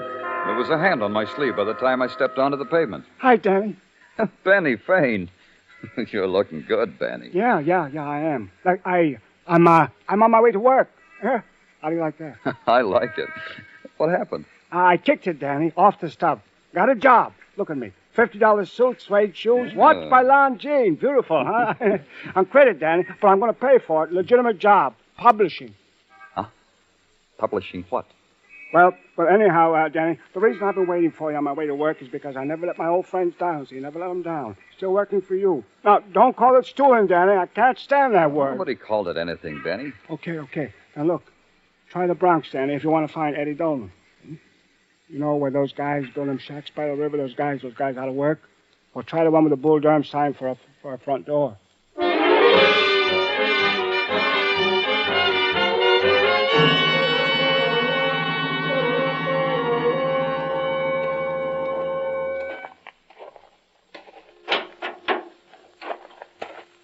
Come on in, pal. Oh, it's not a pal. No, Eddie.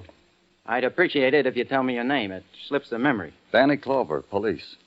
That's right, Danny Clover.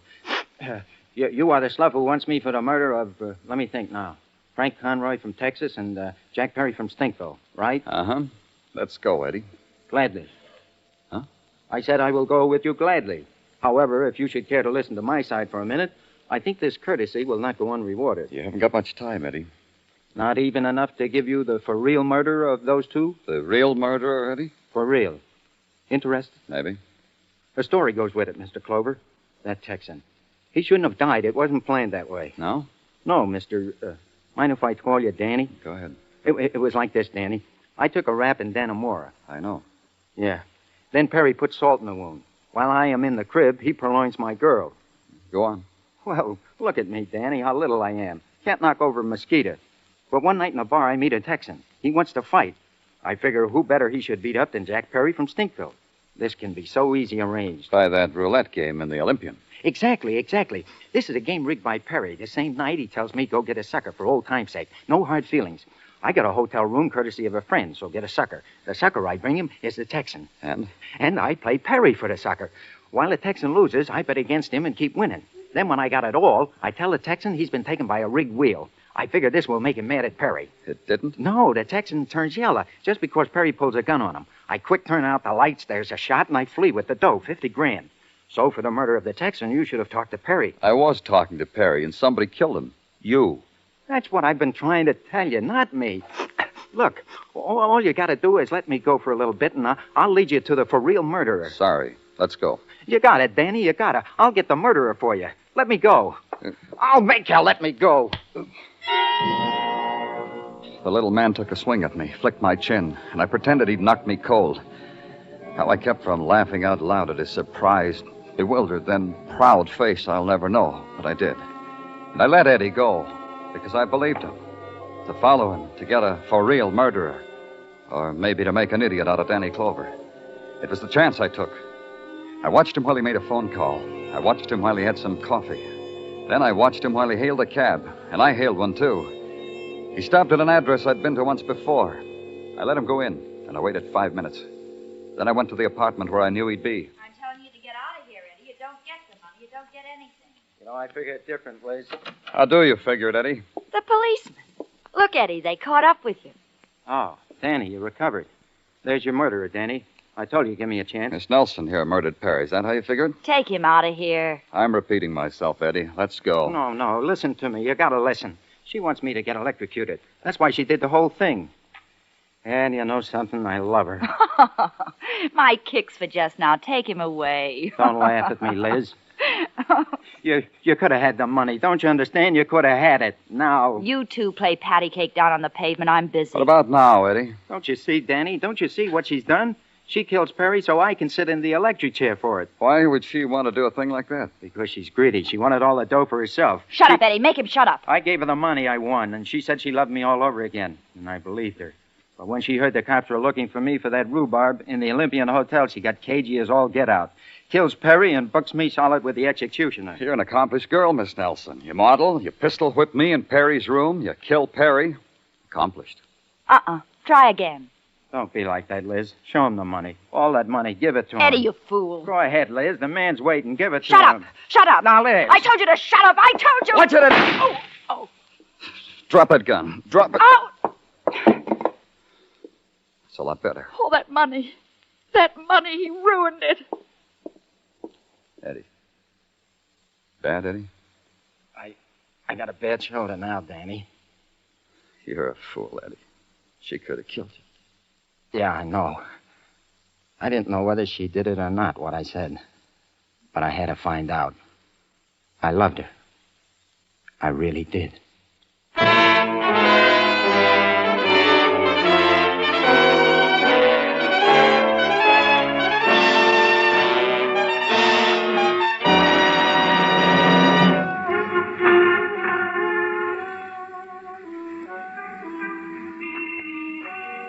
Broadway. It's an 8-beat revival meeting, and the lost souls wail to a hot trumpet and sax. It's a hunger, complete with syncopation and spinning neon. Grab your dream and dance a while, then try to look it in the face. You can't. It's a mask of terror. It's Broadway, the gaudiest, the most violent, the lonesomest mile in the world. Broadway, my beat.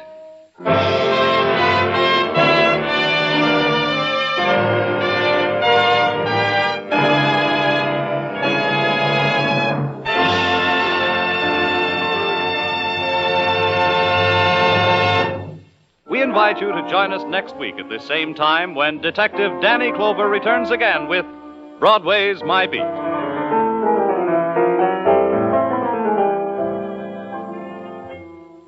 Broadway's My Beat is produced and directed by Elliott Lewis, with music composed and conducted by Alexander Courage. The program is written by Morton Fine and David Friedkin and stars Larry Thor as Detective Danny Clover with Charles Calvert as Tartaglia. Included in tonight's cast were Peggy Weber, Francis Robinson, Eddie Quillen, Herb Butterfield, Jay Novello, and Anthony Barrett.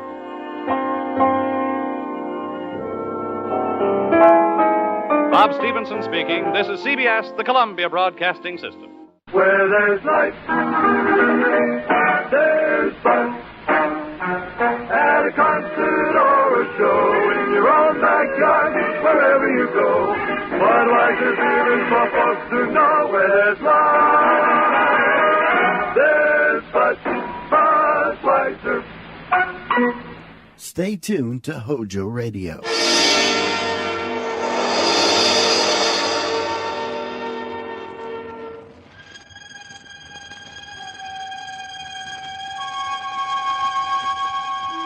Good evening.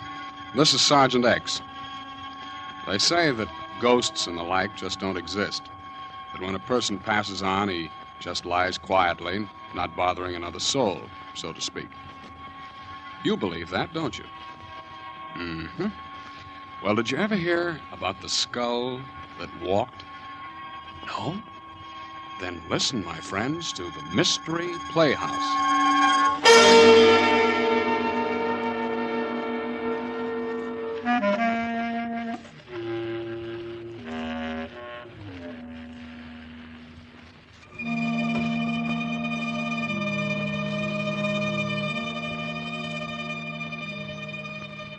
I guess superstition's a pretty hard thing to down completely, isn't it? I mean, under certain circumstances, almost anybody can get the creeps and get them good. I guess most of us are a little bit afraid of the unknown. For instance, taking a midnight stroll through a graveyard isn't exactly your idea of fun, is it? And I don't suppose you'd particularly go into ecstasies if you happened to witness a good gory murder, either. Well, there's a fellow I know who thinks this all comes under the heading of good, clean fun. His hobby is horror, and he likes to tell stories along those lines. I think he has one for you right now. Wait till I try this door here.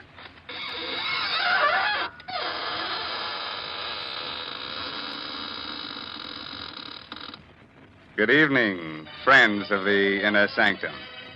This is Raymond, your host. Well, come in, won't you? Yes, how are your spirits this evening?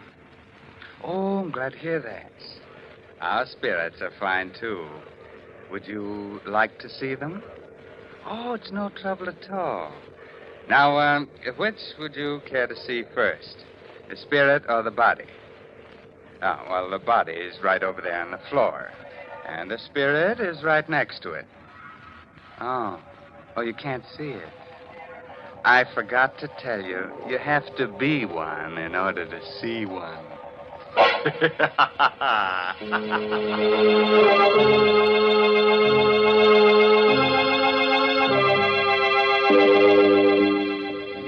Shall we get started? Well, naturally. Now, turn out the lights. No, you won't see any ghosts in the dark, but they'll be able to see you. Far from town, there are a group of 3 hills. On the summit of the highest of them is the Cruz estate, owned by 2 brothers, Arthur and Carl. At this moment, Carl and his wife, Lucille, are digging a hole at the entrance of the estate, planting young poplar trees.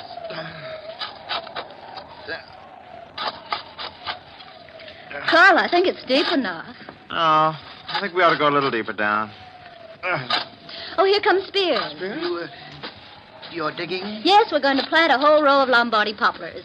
You mean right here? Yep. We're going to line both sides of the road. Well, perhaps you'd better let me do it. I'm your caretaker. I should do the gardening. Spears, you look upset. What's the matter? Well, where you're digging is an old Indian burial spot. There's a curse on it. Oh, don't worry about it, Spears. You don't believe it? Of course not. Lucille and I don't go in for superstition. Yes, but it's no superstition, sir. It's... You hit a rock.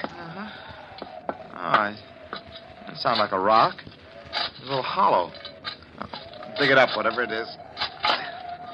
Yeah. What? It's a skull. Yes. A skull. Spears is right. This place must have been an old Indian burial ground. Please, put it back. No, keep it. Carl, perhaps you'd better put it back. No. Please bury it again, Mr. Cruz. It will bring bad luck to all of us. No, Spears, that's just a silly superstition. Well, what about the rest of the skeleton? Well, there doesn't seem to be one. No, just a skull. You bring it into the house, will you, Spears? No, partner, I'd rather not. All right, I'll take it in myself. But don't either of you mention this to my brother Arthur. He's terribly scared of things like this, and he's just gotten over his nervous breakdown. Carl, perhaps you should put the skull back. What, Lucille? You're not being taken in by this hokum about curses, are you? Oh, that sounded like my wife, Mary. She was cleaning the windows. Good heavens. She fell out of the window. Mary. Well, she's unconscious. Please do something. You must do something. I'm afraid there's nothing we can do, Spears. She hit her head against a rock. She's dead.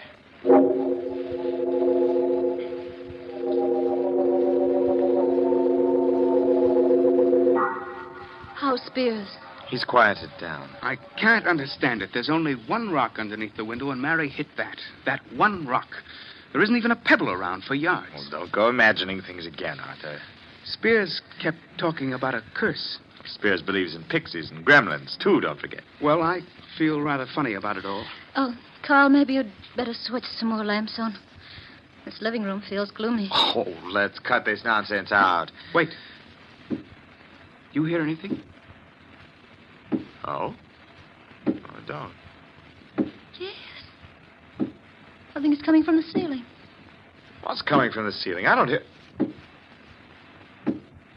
What is it? It must be the beams. They sometimes do that from the heat. It's not the beams. It's too regular a sound. What room is directly above us? It's an old bedroom. We use it as a storeroom now. It hasn't been open in years. There's something up there. Of course there is. A lot of old things from years back, Lucille. Did you put the skull in the storeroom? Yes, I did. What are you two whispering of? It's coming down the stairs. We'll take a look and settle this. So far. Look! At your feet, Carl. The skull. How did it get down here? It came down the steps. Seems to be looking up at us. A skull. How did it get into the house? Carl found it while digging. Spears said it belonged to some Indian. Spears was right. There is a curse on the house. We'll all be killed. I'm leaving. I can't stand it. Well, Carl, what are you going to do with the skull? Well, lock it up in the closet. Lock it. Carl, you'd better bury it again. No, I can't do that, Lucille. If I do, it means I believe in all this tummy rot about ghosts. Well, then suppose you tell me how a skull could open a door and then come bouncing down the steps. I don't know. Maybe someone's playing a trick on us, dear. What happened to Mary was no trick, Carl. Nor is this, and you know it. Well, whatever it is, I'm not going to bury it. We'll keep it locked up in the closet. Oh, Mr. Cruz. Yes. What is it, Spears? Well, it isn't my place to tell you, sir, but You're referring to the skull, aren't you?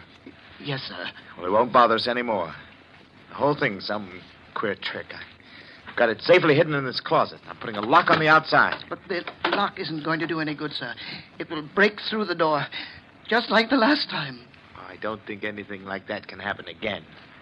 I'm the only one that has a key to this lock. If the skull wants to break out, you'll have to come to me for the key.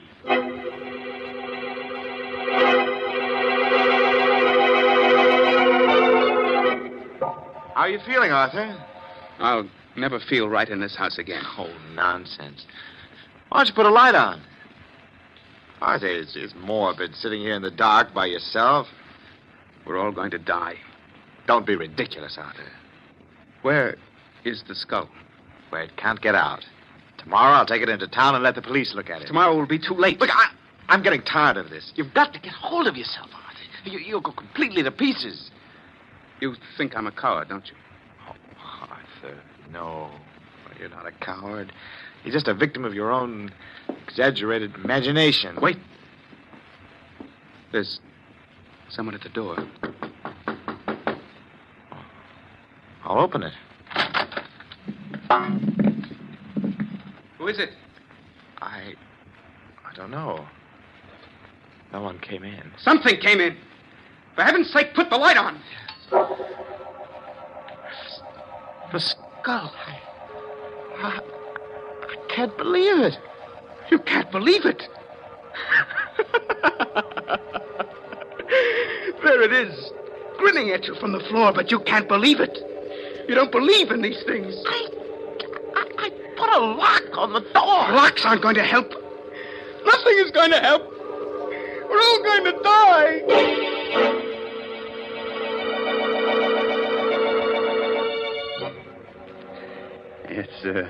It's an hour later now.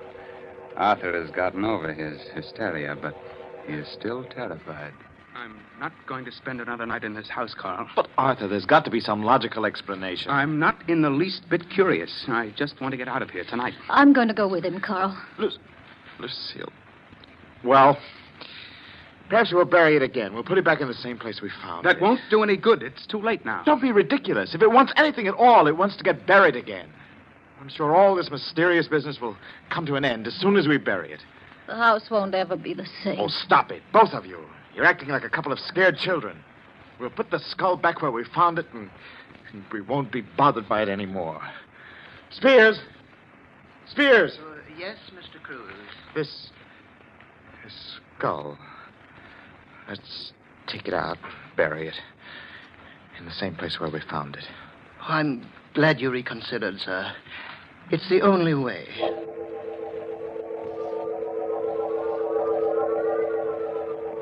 I don't seem to remember the spot. Well, it's on the other side, sir, right near the entrance road. Oh, yes. Yes, sir. Here it is.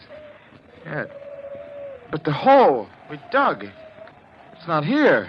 I filled it in, sir. Oh, well, we'd better dig it up. Yes, sir. If you'll hold the skull, I'll dig it open. We might as well do it right. I know exactly how deep it was. If you don't mind, Mr. Cruz, I'd rather not touch the skull. All right. Yeah, that's about right. There. Now we'll put the thing back. Well, it doesn't seem to want to go back. Oh, I just missed dropping it into the hole. Hold the flashlight down here. Yes, sir. Well, that does it. Oh, I hope we'll have no more trouble.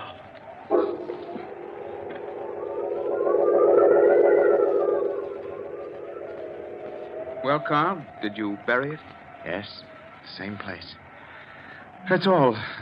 Forget about it, shall we? Maybe it's easy for you, Carl. But I won't forget about it for a long time. Neither will I. I'll be having nightmares about it for months. I don't know what's gotten into you, Lucille. You were never easily frightened. I'm not. But skulls that roll by themselves give me a funny feeling. Look, come on, let's play cards, huh? Hearts? We don't need more than 3 hands to play. We'll forget the whole crazy business, huh? Okay? Well, I might as well. All right, deal the cards. Okay. You. Yeah, well, we're getting back to normalcy, huh? Arthur, pass your card. That wind came up suddenly. Who's first? You are, Lucille. Oh, all right. 9 of diamonds. Your go, Arthur. Come on, Arthur, throw a card. I think I hear something. Of course you do. The wind. No, I thought I heard a rapping sound. Look, just pay attention to the game and stop listening for sounds. Here's my card. You threw a club, diamonds, the suit. Oh, I'm sorry. Did you hear that? What was that? It's only the wind blowing the shutter. Oh, come on, let's play. Throw a card, Arthur. There's someone at the door. It isn't the wind. Someone's outside. All right, I'll open the door. No, don't open it. Please, Lucille. Sitting here frightened isn't going to do us any good. We've got to open the door. Don't open it, Carl. Who is it, Carl? What? It's nothing. It's just the wind. You're lying. Your face is white as a sheet. I know. It's the skull. It's come back. I tell you it's nothing. It was just the wind. Nobody was there. I'll see for myself. The skull.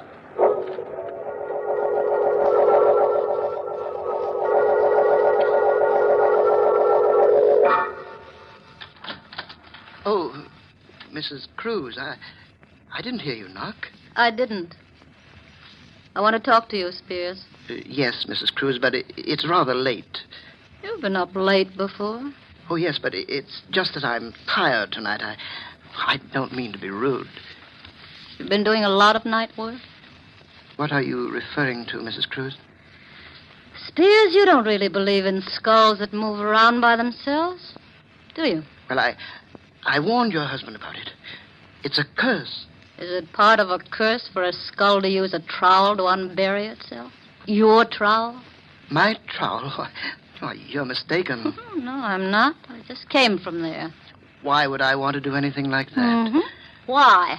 That's why I'm here. I'd like to know why. Please, Mrs. Cruz, I'm tired. We'll talk about it in the morning. We'll talk about it now, Spears, right now. Get out of my room. All right. I'm going straight to the police. I've got the trowel. We'll see if the skull left any fingerprints. You won't do that, Mrs. Cruz. Oh, yes, I will. All right, Spears, just sit right where you are. I'll shoot. Oh, please. Put the gun down. Start talking. Why, it's all a mistake. If you don't start talking, I'll shoot. In self-defense. Did you dig up that skull? Why, I... Did you? Yes. Yes, I did. And you rolled the skull down the steps. The first night it was in this house, didn't you? Well, it was only a joke. And you also managed to open the closet. Yes, but I... Whose skull is it? I don't know. You're lying. That skull has something to do with you. I checked up on it. Your first wife disappeared. Perhaps the police can identify the skull. Oh, please, don't go to the police. Well, it was my first wife, Jane. I killed her. I didn't want your husband to bring the skull to the police, so I tried to scare all of you away from here as the safest measure. Go on. Yes. Wait a minute. Who rolled the skull into Arthur's room? It wasn't me. It must have been... That's right. It was me. Perhaps you and I can work things out. I tried to frighten my dear brother-in-law Arthur away so that I can have complete ownership of the entire estate. You see, Arthur is leaving tonight. Yeah. Perhaps we can help each other. No one has to know of our little conversation. No one is going to know. Well, now that we've both accomplished our purpose, maybe it would be the best thing to bury the skull again. Yes. We'll do it now.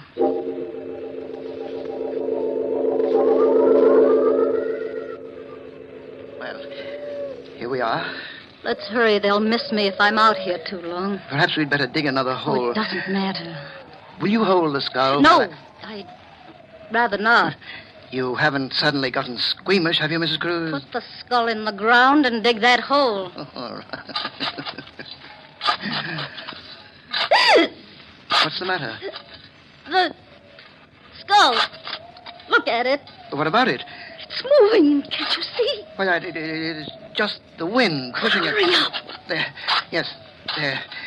It's deep enough now. Hand me the skull. Oh, I forgot. You won't touch it. All right, I'll get it myself. What's the matter? My hand. I can't get my hand out. The jaws clamped down. Your hand. Please, help me. You've got to help me. Do something. You've got to do something. It won't let go. I can't. Oh, please, Jane. Jane, darling. I didn't mean to kill you. You're my wife. I didn't mean it. It was an accident. Please believe me. I'll do anything. Anything. Oh, no. No, Jane. Oh.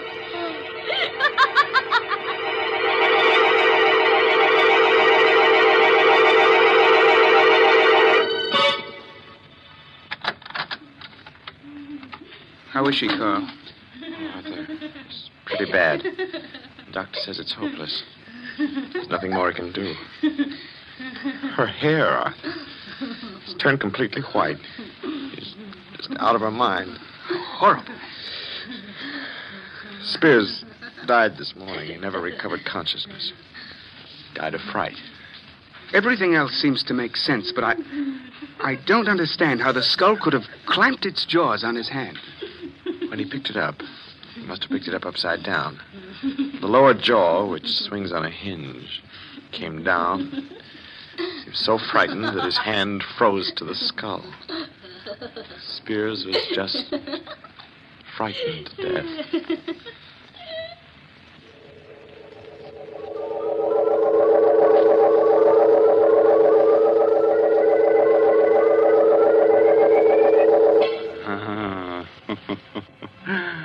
I want that skull. Yes, sir, I want it as a knocker for the inner sanctum door. Good night. Pleasant dreams.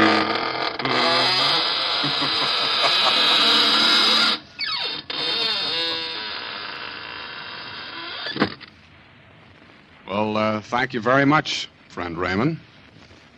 Your sense of humor is really quite refreshing. That is, in a ghoulish sort of way. We'll be trying your creaking door again soon for some more laughs. Well, right now, let's look in on the green room where the players are rehearsing the next performance in the Mystery Playhouse. Follow me, please. Come.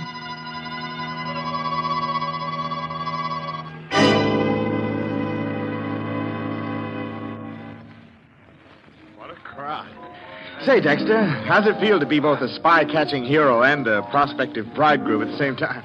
At the moment, it feels like being the 13th sardine in a tin built for 12. The doghouse is always like this. Hey, finish your story, Stanley, about Dexter reporting the German agent. That, what's his name? Courts. Courts, yeah. Well, Dexter here figures that Courts is up to something, so he tips off the FBI. Hey, you guys, take a look at that gal in the black dress.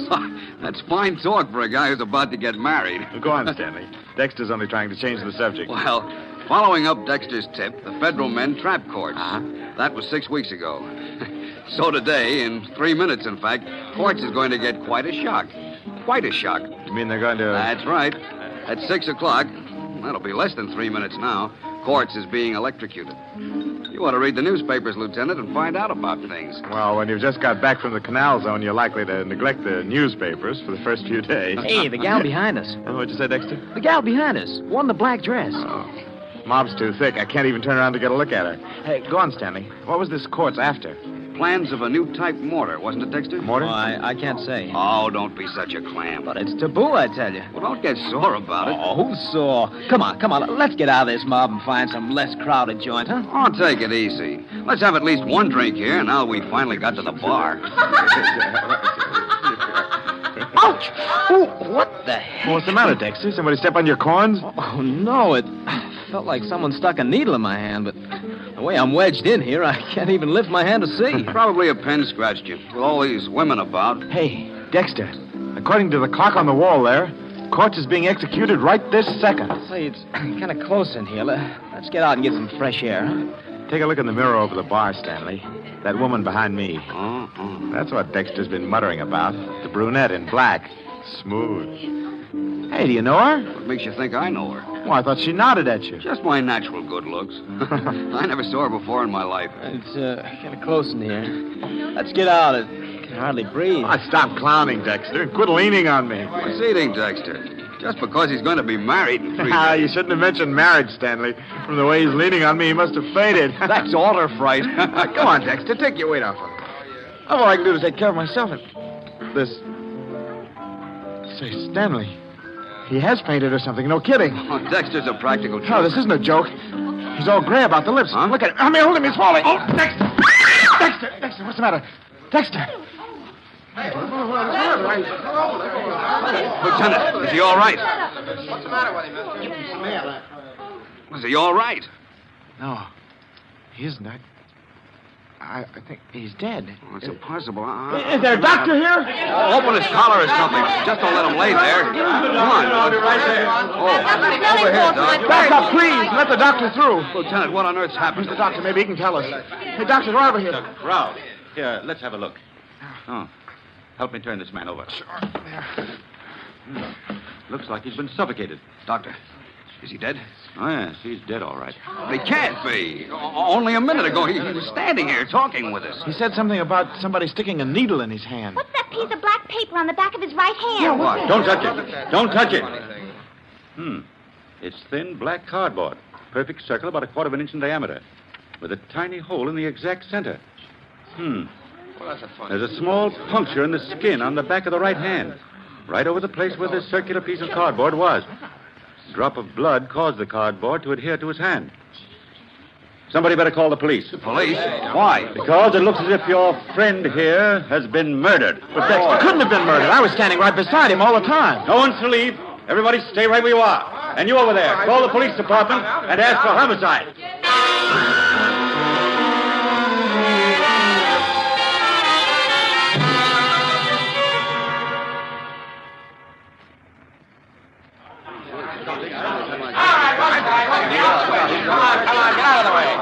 I'm Detective Sergeant Locke. Are you the doctor who called headquarters? Yes, that's right. Who's the guy on the floor? What happened to him? Willard Dexter. As to what happened to him... We don't know. What do you mean you don't know? Who was nearest Dexter at the time? Well, the lieutenant and I were with him. And I was behind him, and so was this lady. Oh, you were, huh? How about that, lady? Yes, I guess that's right. Okay, then I want to take you two ladies and you, Lieutenant, and you, mister, aside for questioning. We'll go in this office here. Oh, and Doc, would you come along too, please? Of course, Sergeant. All right, just step in. All right, Blondie, you too. Oh, I can't. I got a date in 10 minutes. Go on, get in there. Am I arrested? Are you up? Look, Blondie, you will be in just about 1 second if you don't get in there. Oh, all right. But don't call me Blondie. Hey, Durkin, don't let anyone in here. Right. Now, we'll get a little privacy. Lieutenant, let's have your story first. Well, we were standing in the crowd. Your name? Lieutenant Max Lurbach. Okay, go ahead. Well, Stanley and Dexter and I were at the bar. In what order? Order? Well, Dexter was on the right. I was in the middle, and Stanley was on the left. All right, go on. Dexter said that someone stuck a needle in his hand. And suddenly he went limp and fell to the floor. Sergeant, on the back of his right hand, I found this little black cardboard disc. Huh? Under the disc is a small wound, and I've made a study of poisons. I believe that this man, Dexter, was poisoned. Poison? Yes. There's a poison which, taken internally, may do no harm at all. But the smallest bit introduced directly into the bloodstream causes almost immediate paralysis of the nerves which control the breathing. What poison? Curare.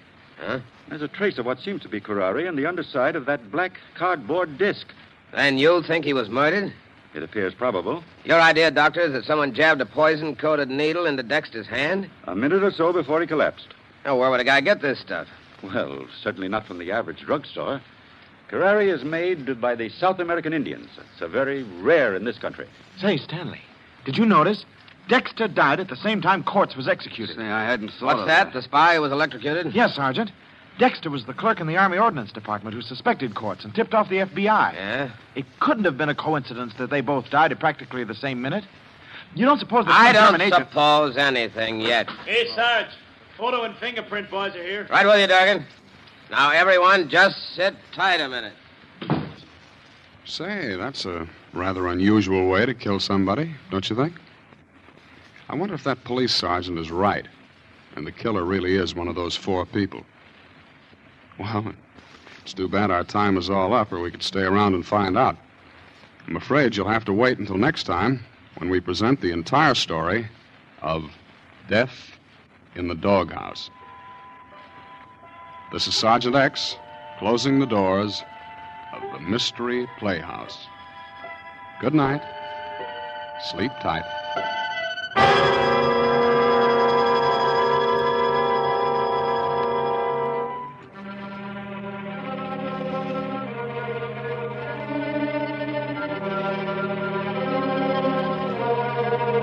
Those three beautiful stars all use Lux toilet soap regularly. You know what a forthright person Joan Blondell is. Yes? Well, when I asked her about her complexion care, she said, "A Lux girl? You bet I am. Active lather facials really work for me." Lux Soap Beauty Facials do make skin lovelier, all right. Skin specialists proved it. In 3 out of 4 cases, daily Lux Soap care made skin softer, smoother. The fact that so many famous stars recommend Lux toilet soap shows how right it is for delicate skin. Now, there's a beauty counsel for lovely ladies everywhere. Why not make fragrant white Lux toilet soap your daily beauty soap? Remember, it's Hollywood's own complexion care. The choice of 9 out of 10 lovely stars. Keep it tuned right here to Hojo Radio for more classic old-time radio.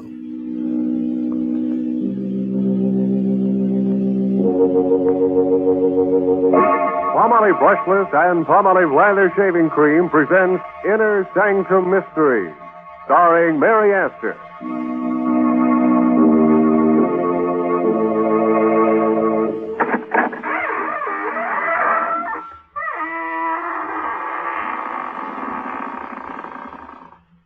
Good evening, friends of the Inner Sanctum. This is your host, Raymond, welcoming you through the squeaking door. Well, we're having a gay musicale here tonight, featuring, of course, only haunting melodies. But I'm afraid none of the performers will get a hand unless it's a cold one. You see, it's so hard to applaud after rigor mortis has set in. But you can come in and set in, too. There are plenty of seats available. And if there's nothing left in the orchestra, we can give you a box.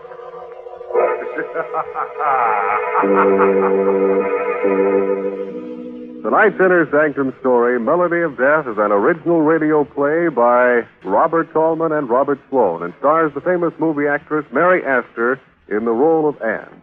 It is directed by Hyman Brown. Miss Astor appears tonight through the courtesy of Metro-Goldwyn-Mayer. Then, Inner Sanctum Mysteries ask you to shave with Palmolive Brushless and Palmolive Lather Shaving Cream. Either Palmolive Brushless or Palmolive Lather Shaving Cream gives you the cleanest, most comfortable shave you ever had, free from razor burn, or mail the cotton top to us and we'll refund your money.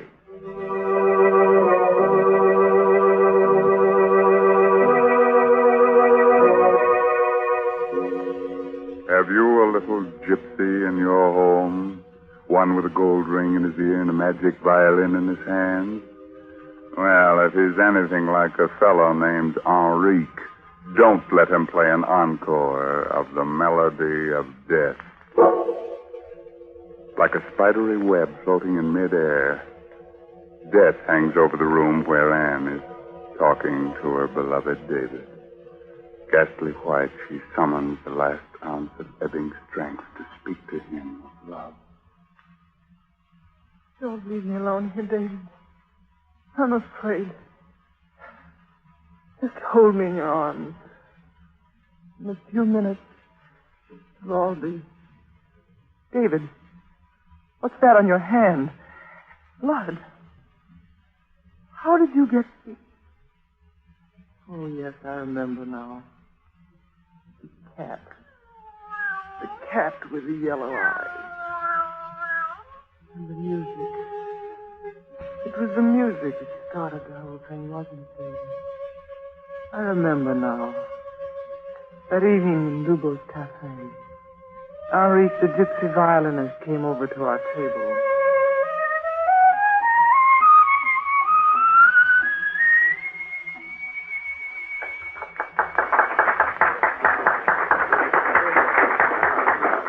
The senorita is very happy this evening, no? You don't need your gypsy magic to tell you that, do you, Henrique? The senorita is going to be married, no? You guessed it. Play for us, Henrique. You know the tune I like so much. Los Infelices? Yes, that's the one. Oh, I'm sorry, senorita, I cannot play that melody for you. Not this evening. Why not? You will say it is foolish gypsy superstition, perhaps, but in my tribe it is believed that for a girl newly betrothed to hear this music is bad luck. Very bad. What kind of bad luck? Because if she hears this music at such a time, she will never stop hearing it. It will haunt her from that time forward. And her heart will follow the music. And she will do what the music bids her to do. Even kill her lover, if the music tells her to. Well, I'll take a chance on that, Henri. Very well, then. I will play, but never say Henrique did not warn you.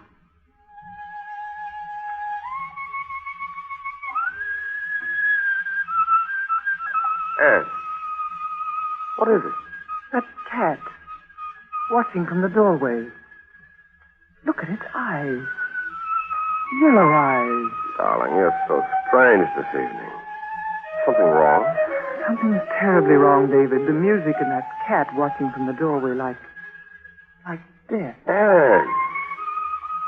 Take me out of here quickly, David. I'm afraid. Well, of course, darling. I'm sorry, David. I couldn't help myself. I felt I had to get out of there. You'd what, darling? And what's happened to you? Why do you look at me so strangely? I don't know. I keep thinking of what Henrique said about that melody. It was bad luck for me. I would never stop hearing it. It would haunt me and I would do its bidding. Even kill. And stop it. Get hold of yourself. I'm tired, I guess. You'd better take me.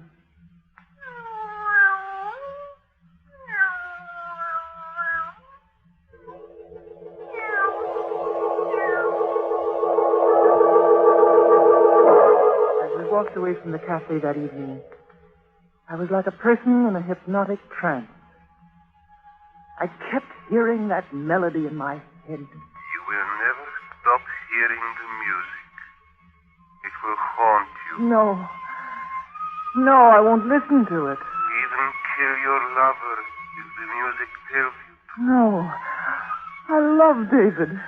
He'll help me to forget. No one can help you now, Anne. The music and the cat with the yellow eyes watching from the doorway. Like death.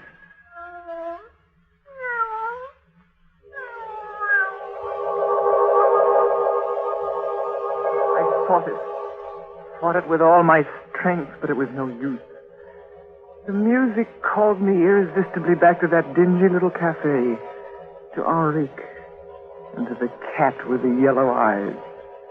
The cat that belonged to Lubos, a man I had never seen. Yes, Conway. I knew you would. It was the music, wasn't it? The music told you to come. How did you know? Did I not tell you it would be so?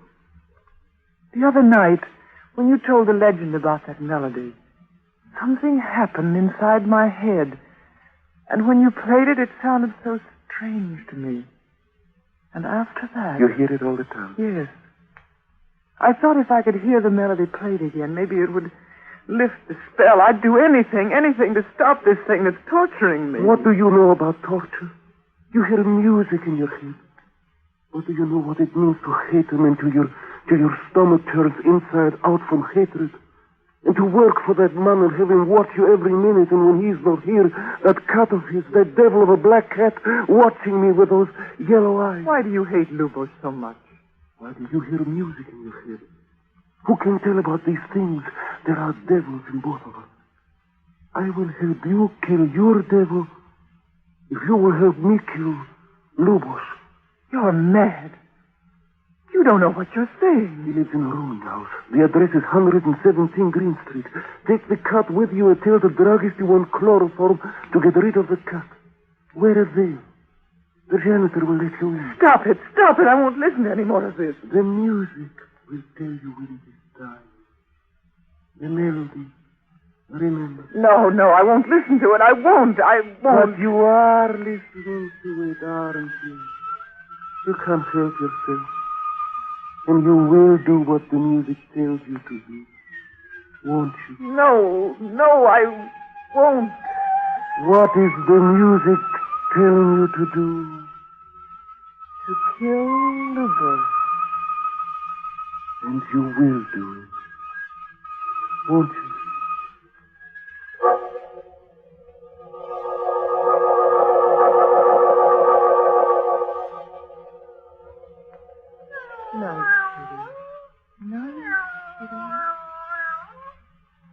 That's right. Take the cat with you. Hurry up. You've got to get there before the drugstore closes. That's right. Open the door. Yes, miss. What can I do for you? A bottle of chloroform, please. Yeah, that's a handsome cat you've got there, miss. It's a shame you're putting him out of the way. It has to be done. He has a stomach infection, quite incurable. Well, those things will happen. Here you are, miss. That will be 38 cents plus tax. Put the chloroform in your purse now, Anna. Hurry along now. Here we are. Green Street. On the corner. There is the house. Over there. Is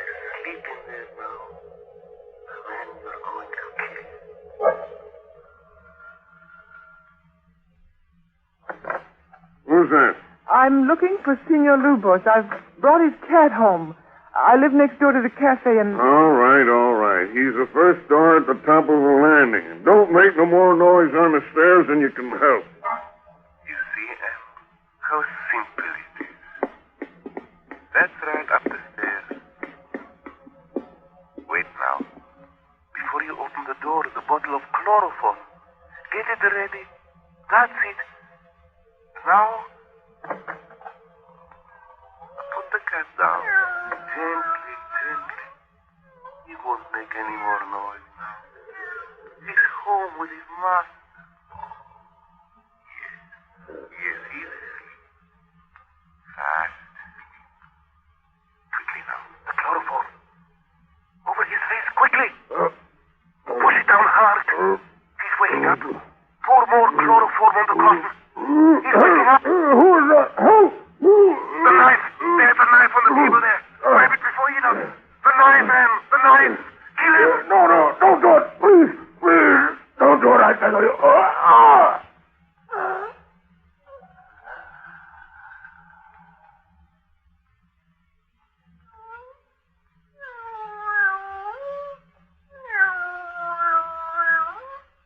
He's dead.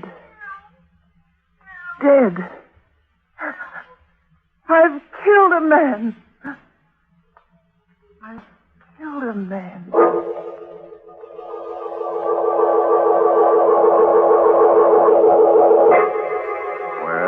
what are you waiting for? Come on and help her. I'll be close by, swinging on my squeaky door. You know, I just love to swing on that door. It makes such a nice sound. Listen.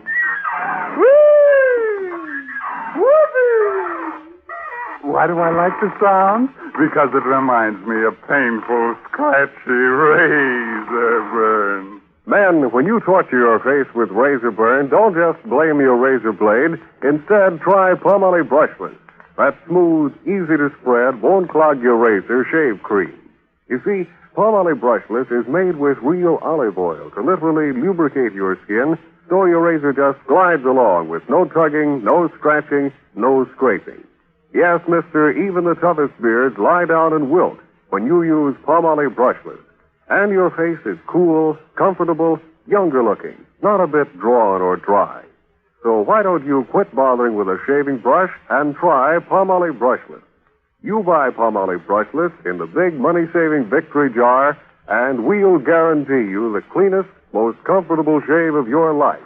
And we know you'll sing goodbye forever to painful razor burns.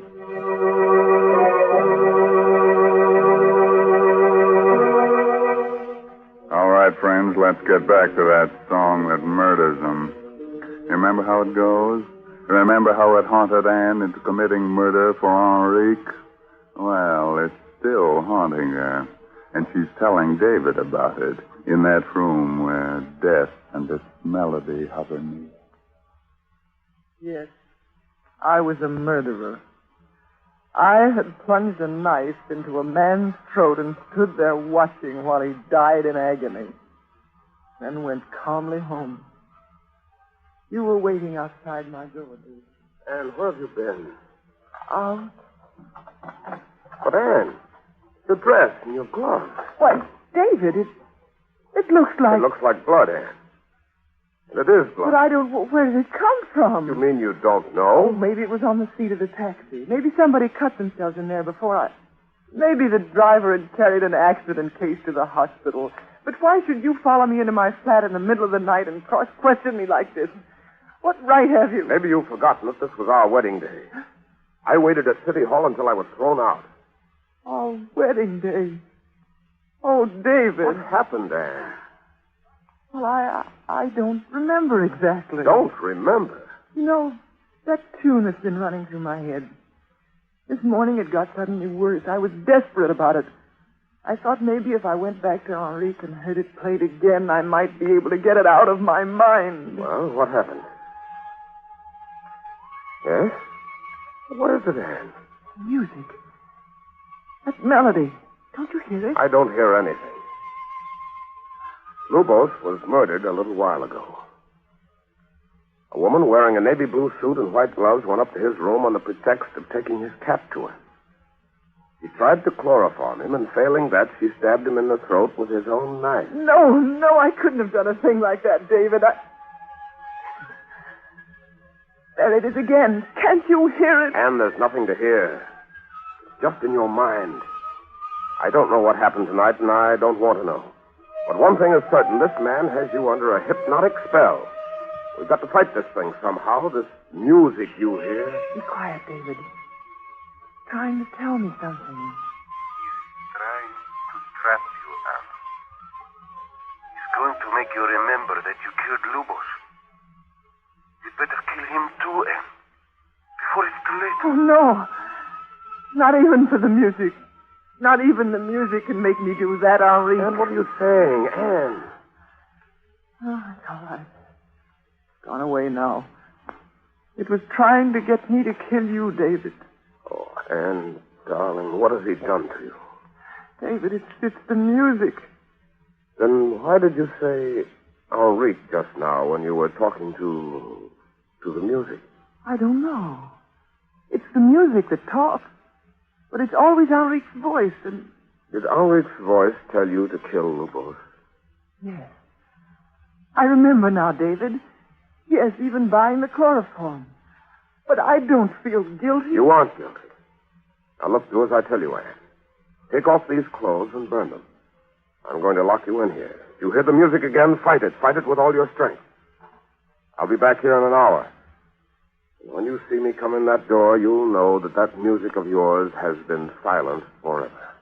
Where are you going, David? To kill Henrique.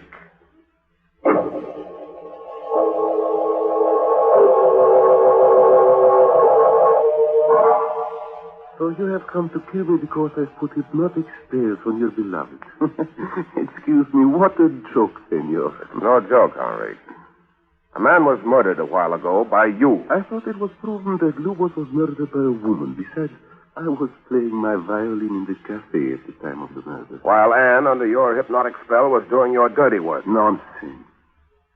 He was stabbed in the throat with a knife belonging to Manuela Rosales, a gypsy woman with whom he had quarreled. Do not worry, my friend. I've composed a new melody. Would you care to hear it, senor? Go ahead, Henrique. I'm listening. You must look at me while I play. Look at my eyes. It makes me play better.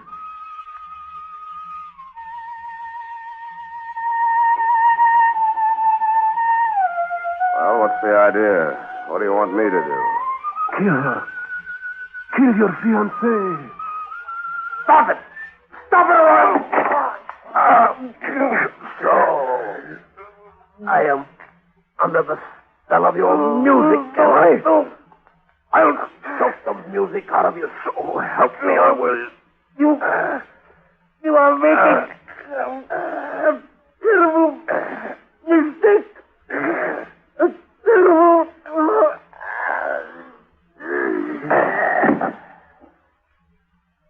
Where is your music now, Henrique?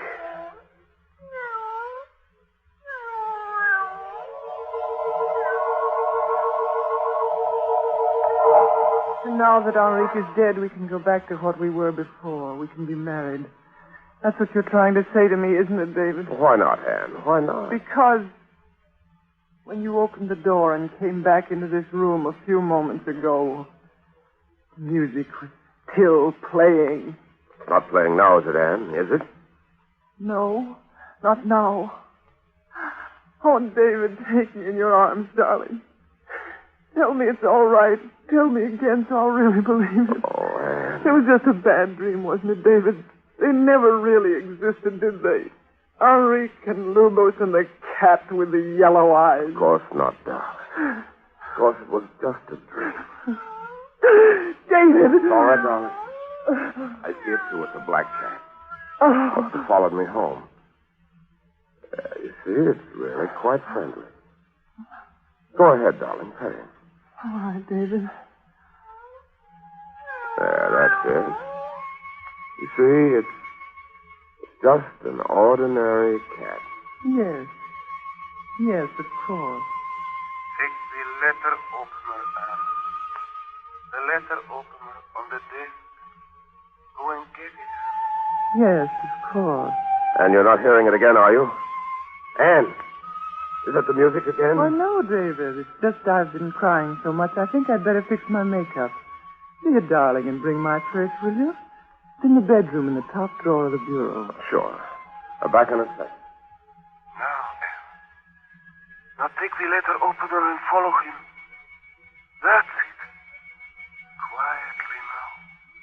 He mustn't hear you coming. His back is turned. He's still rummaging in the bureau drawer. The poor fool. Quietly. Now, and now. Anne, put that knife away. No, David, it's no use. I can't find it any longer. I must kill you. Anne, don't, Anne. Oh, David. David. Anne, darling, speak to me. I didn't mean to do it. I tried to grab your arm. That's all. The point of the letter open, it turned and... It's all right. David. I'll get a doctor. Oh, no, David. Please don't leave me. It's better this way. If I lived, I'd have to kill you. The music would make me do it. And there might be others. Yes, David, it's better this way. Oh, Anne. Anne. It was the music, David. The music. A melody more beautiful than life itself.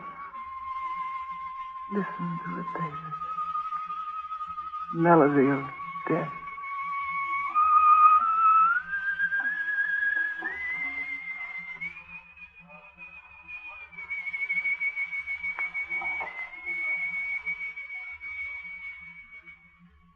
Oh, sister. Speaking of melodies, I want that little number for our concert we're giving in the lower chamber of Music Society of Inner Sanctum. As a matter of fact, I want Enrique to fiddle around. And I want... Oh, si, Senor Shaving Cream. What is it you want? I want lots of lather. I want lots of lather. Okay, you men who use a brush when you shave, you want lots of lather. And you'll get lots of lather simply by using Palmolive Lather Shaving Cream. For an honest whisker wilter, millions of men say there's nothing like it. In fact, more men use Palmolive Lather than any other kind. Here's why. First, Palmolive Lather Shaving Cream gives lots and lots of lather. He-Man lather with millions of moist bubbles to blitz your beard. Second, Palmolive Lather is made with olive oil and oil from the coconut palm to lubricate your razor, speed your shave, smooth your skin. So, if you're a lather and brush user and want to get rid of razor burn, get Palmolive Lather for the smoothest, easiest shave you ever whistled your way through.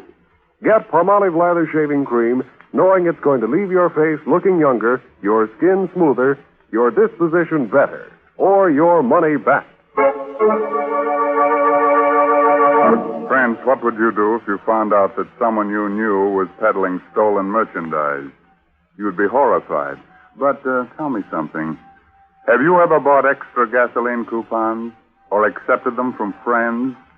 Have you ever bought gasoline without giving up coupons? Ah, well, you know what I'm thinking. That makes you a receiver of stolen merchandise, and that is a serious offense. Yes, friends, every precious drop of gasoline we can spare is needed for our armed forces. People who buy gasoline without surrendering their own coupons are getting more than their fair share of the fixed civilian supply. So play square with gasoline rationing. Use only the coupons issued to you legally.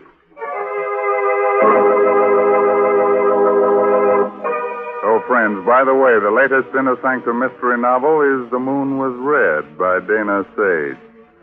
Oh, now look here. Here's a calling card and a confirmed appointment for next week's Inner Sanctum mystery. That dapper demon of deviltry right from Hollywood, Adolphe Manjou, to suavely and smoothly scare us right out of our Inner Sanctum. And now it's time to close the squeaking door until next Saturday. when Palmolive Brushless and Palmolive Lather Shaving Creams bring you another Inner Sanctum mystery. Until then, good night. Pleasant dreams.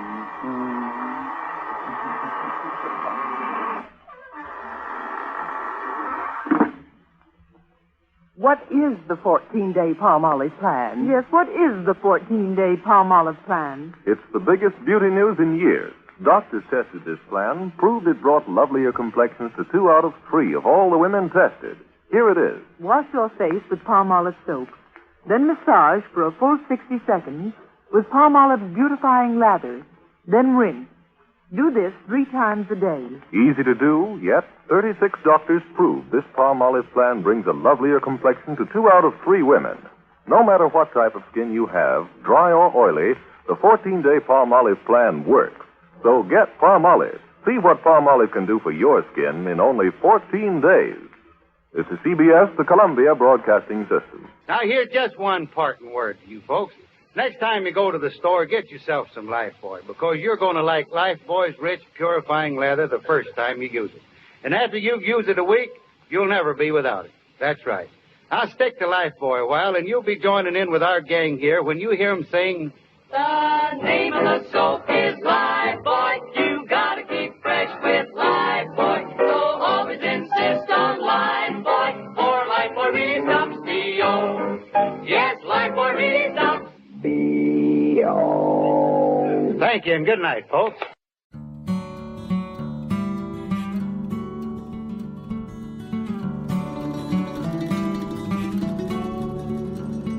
Thanks for listening to Hojo Radio.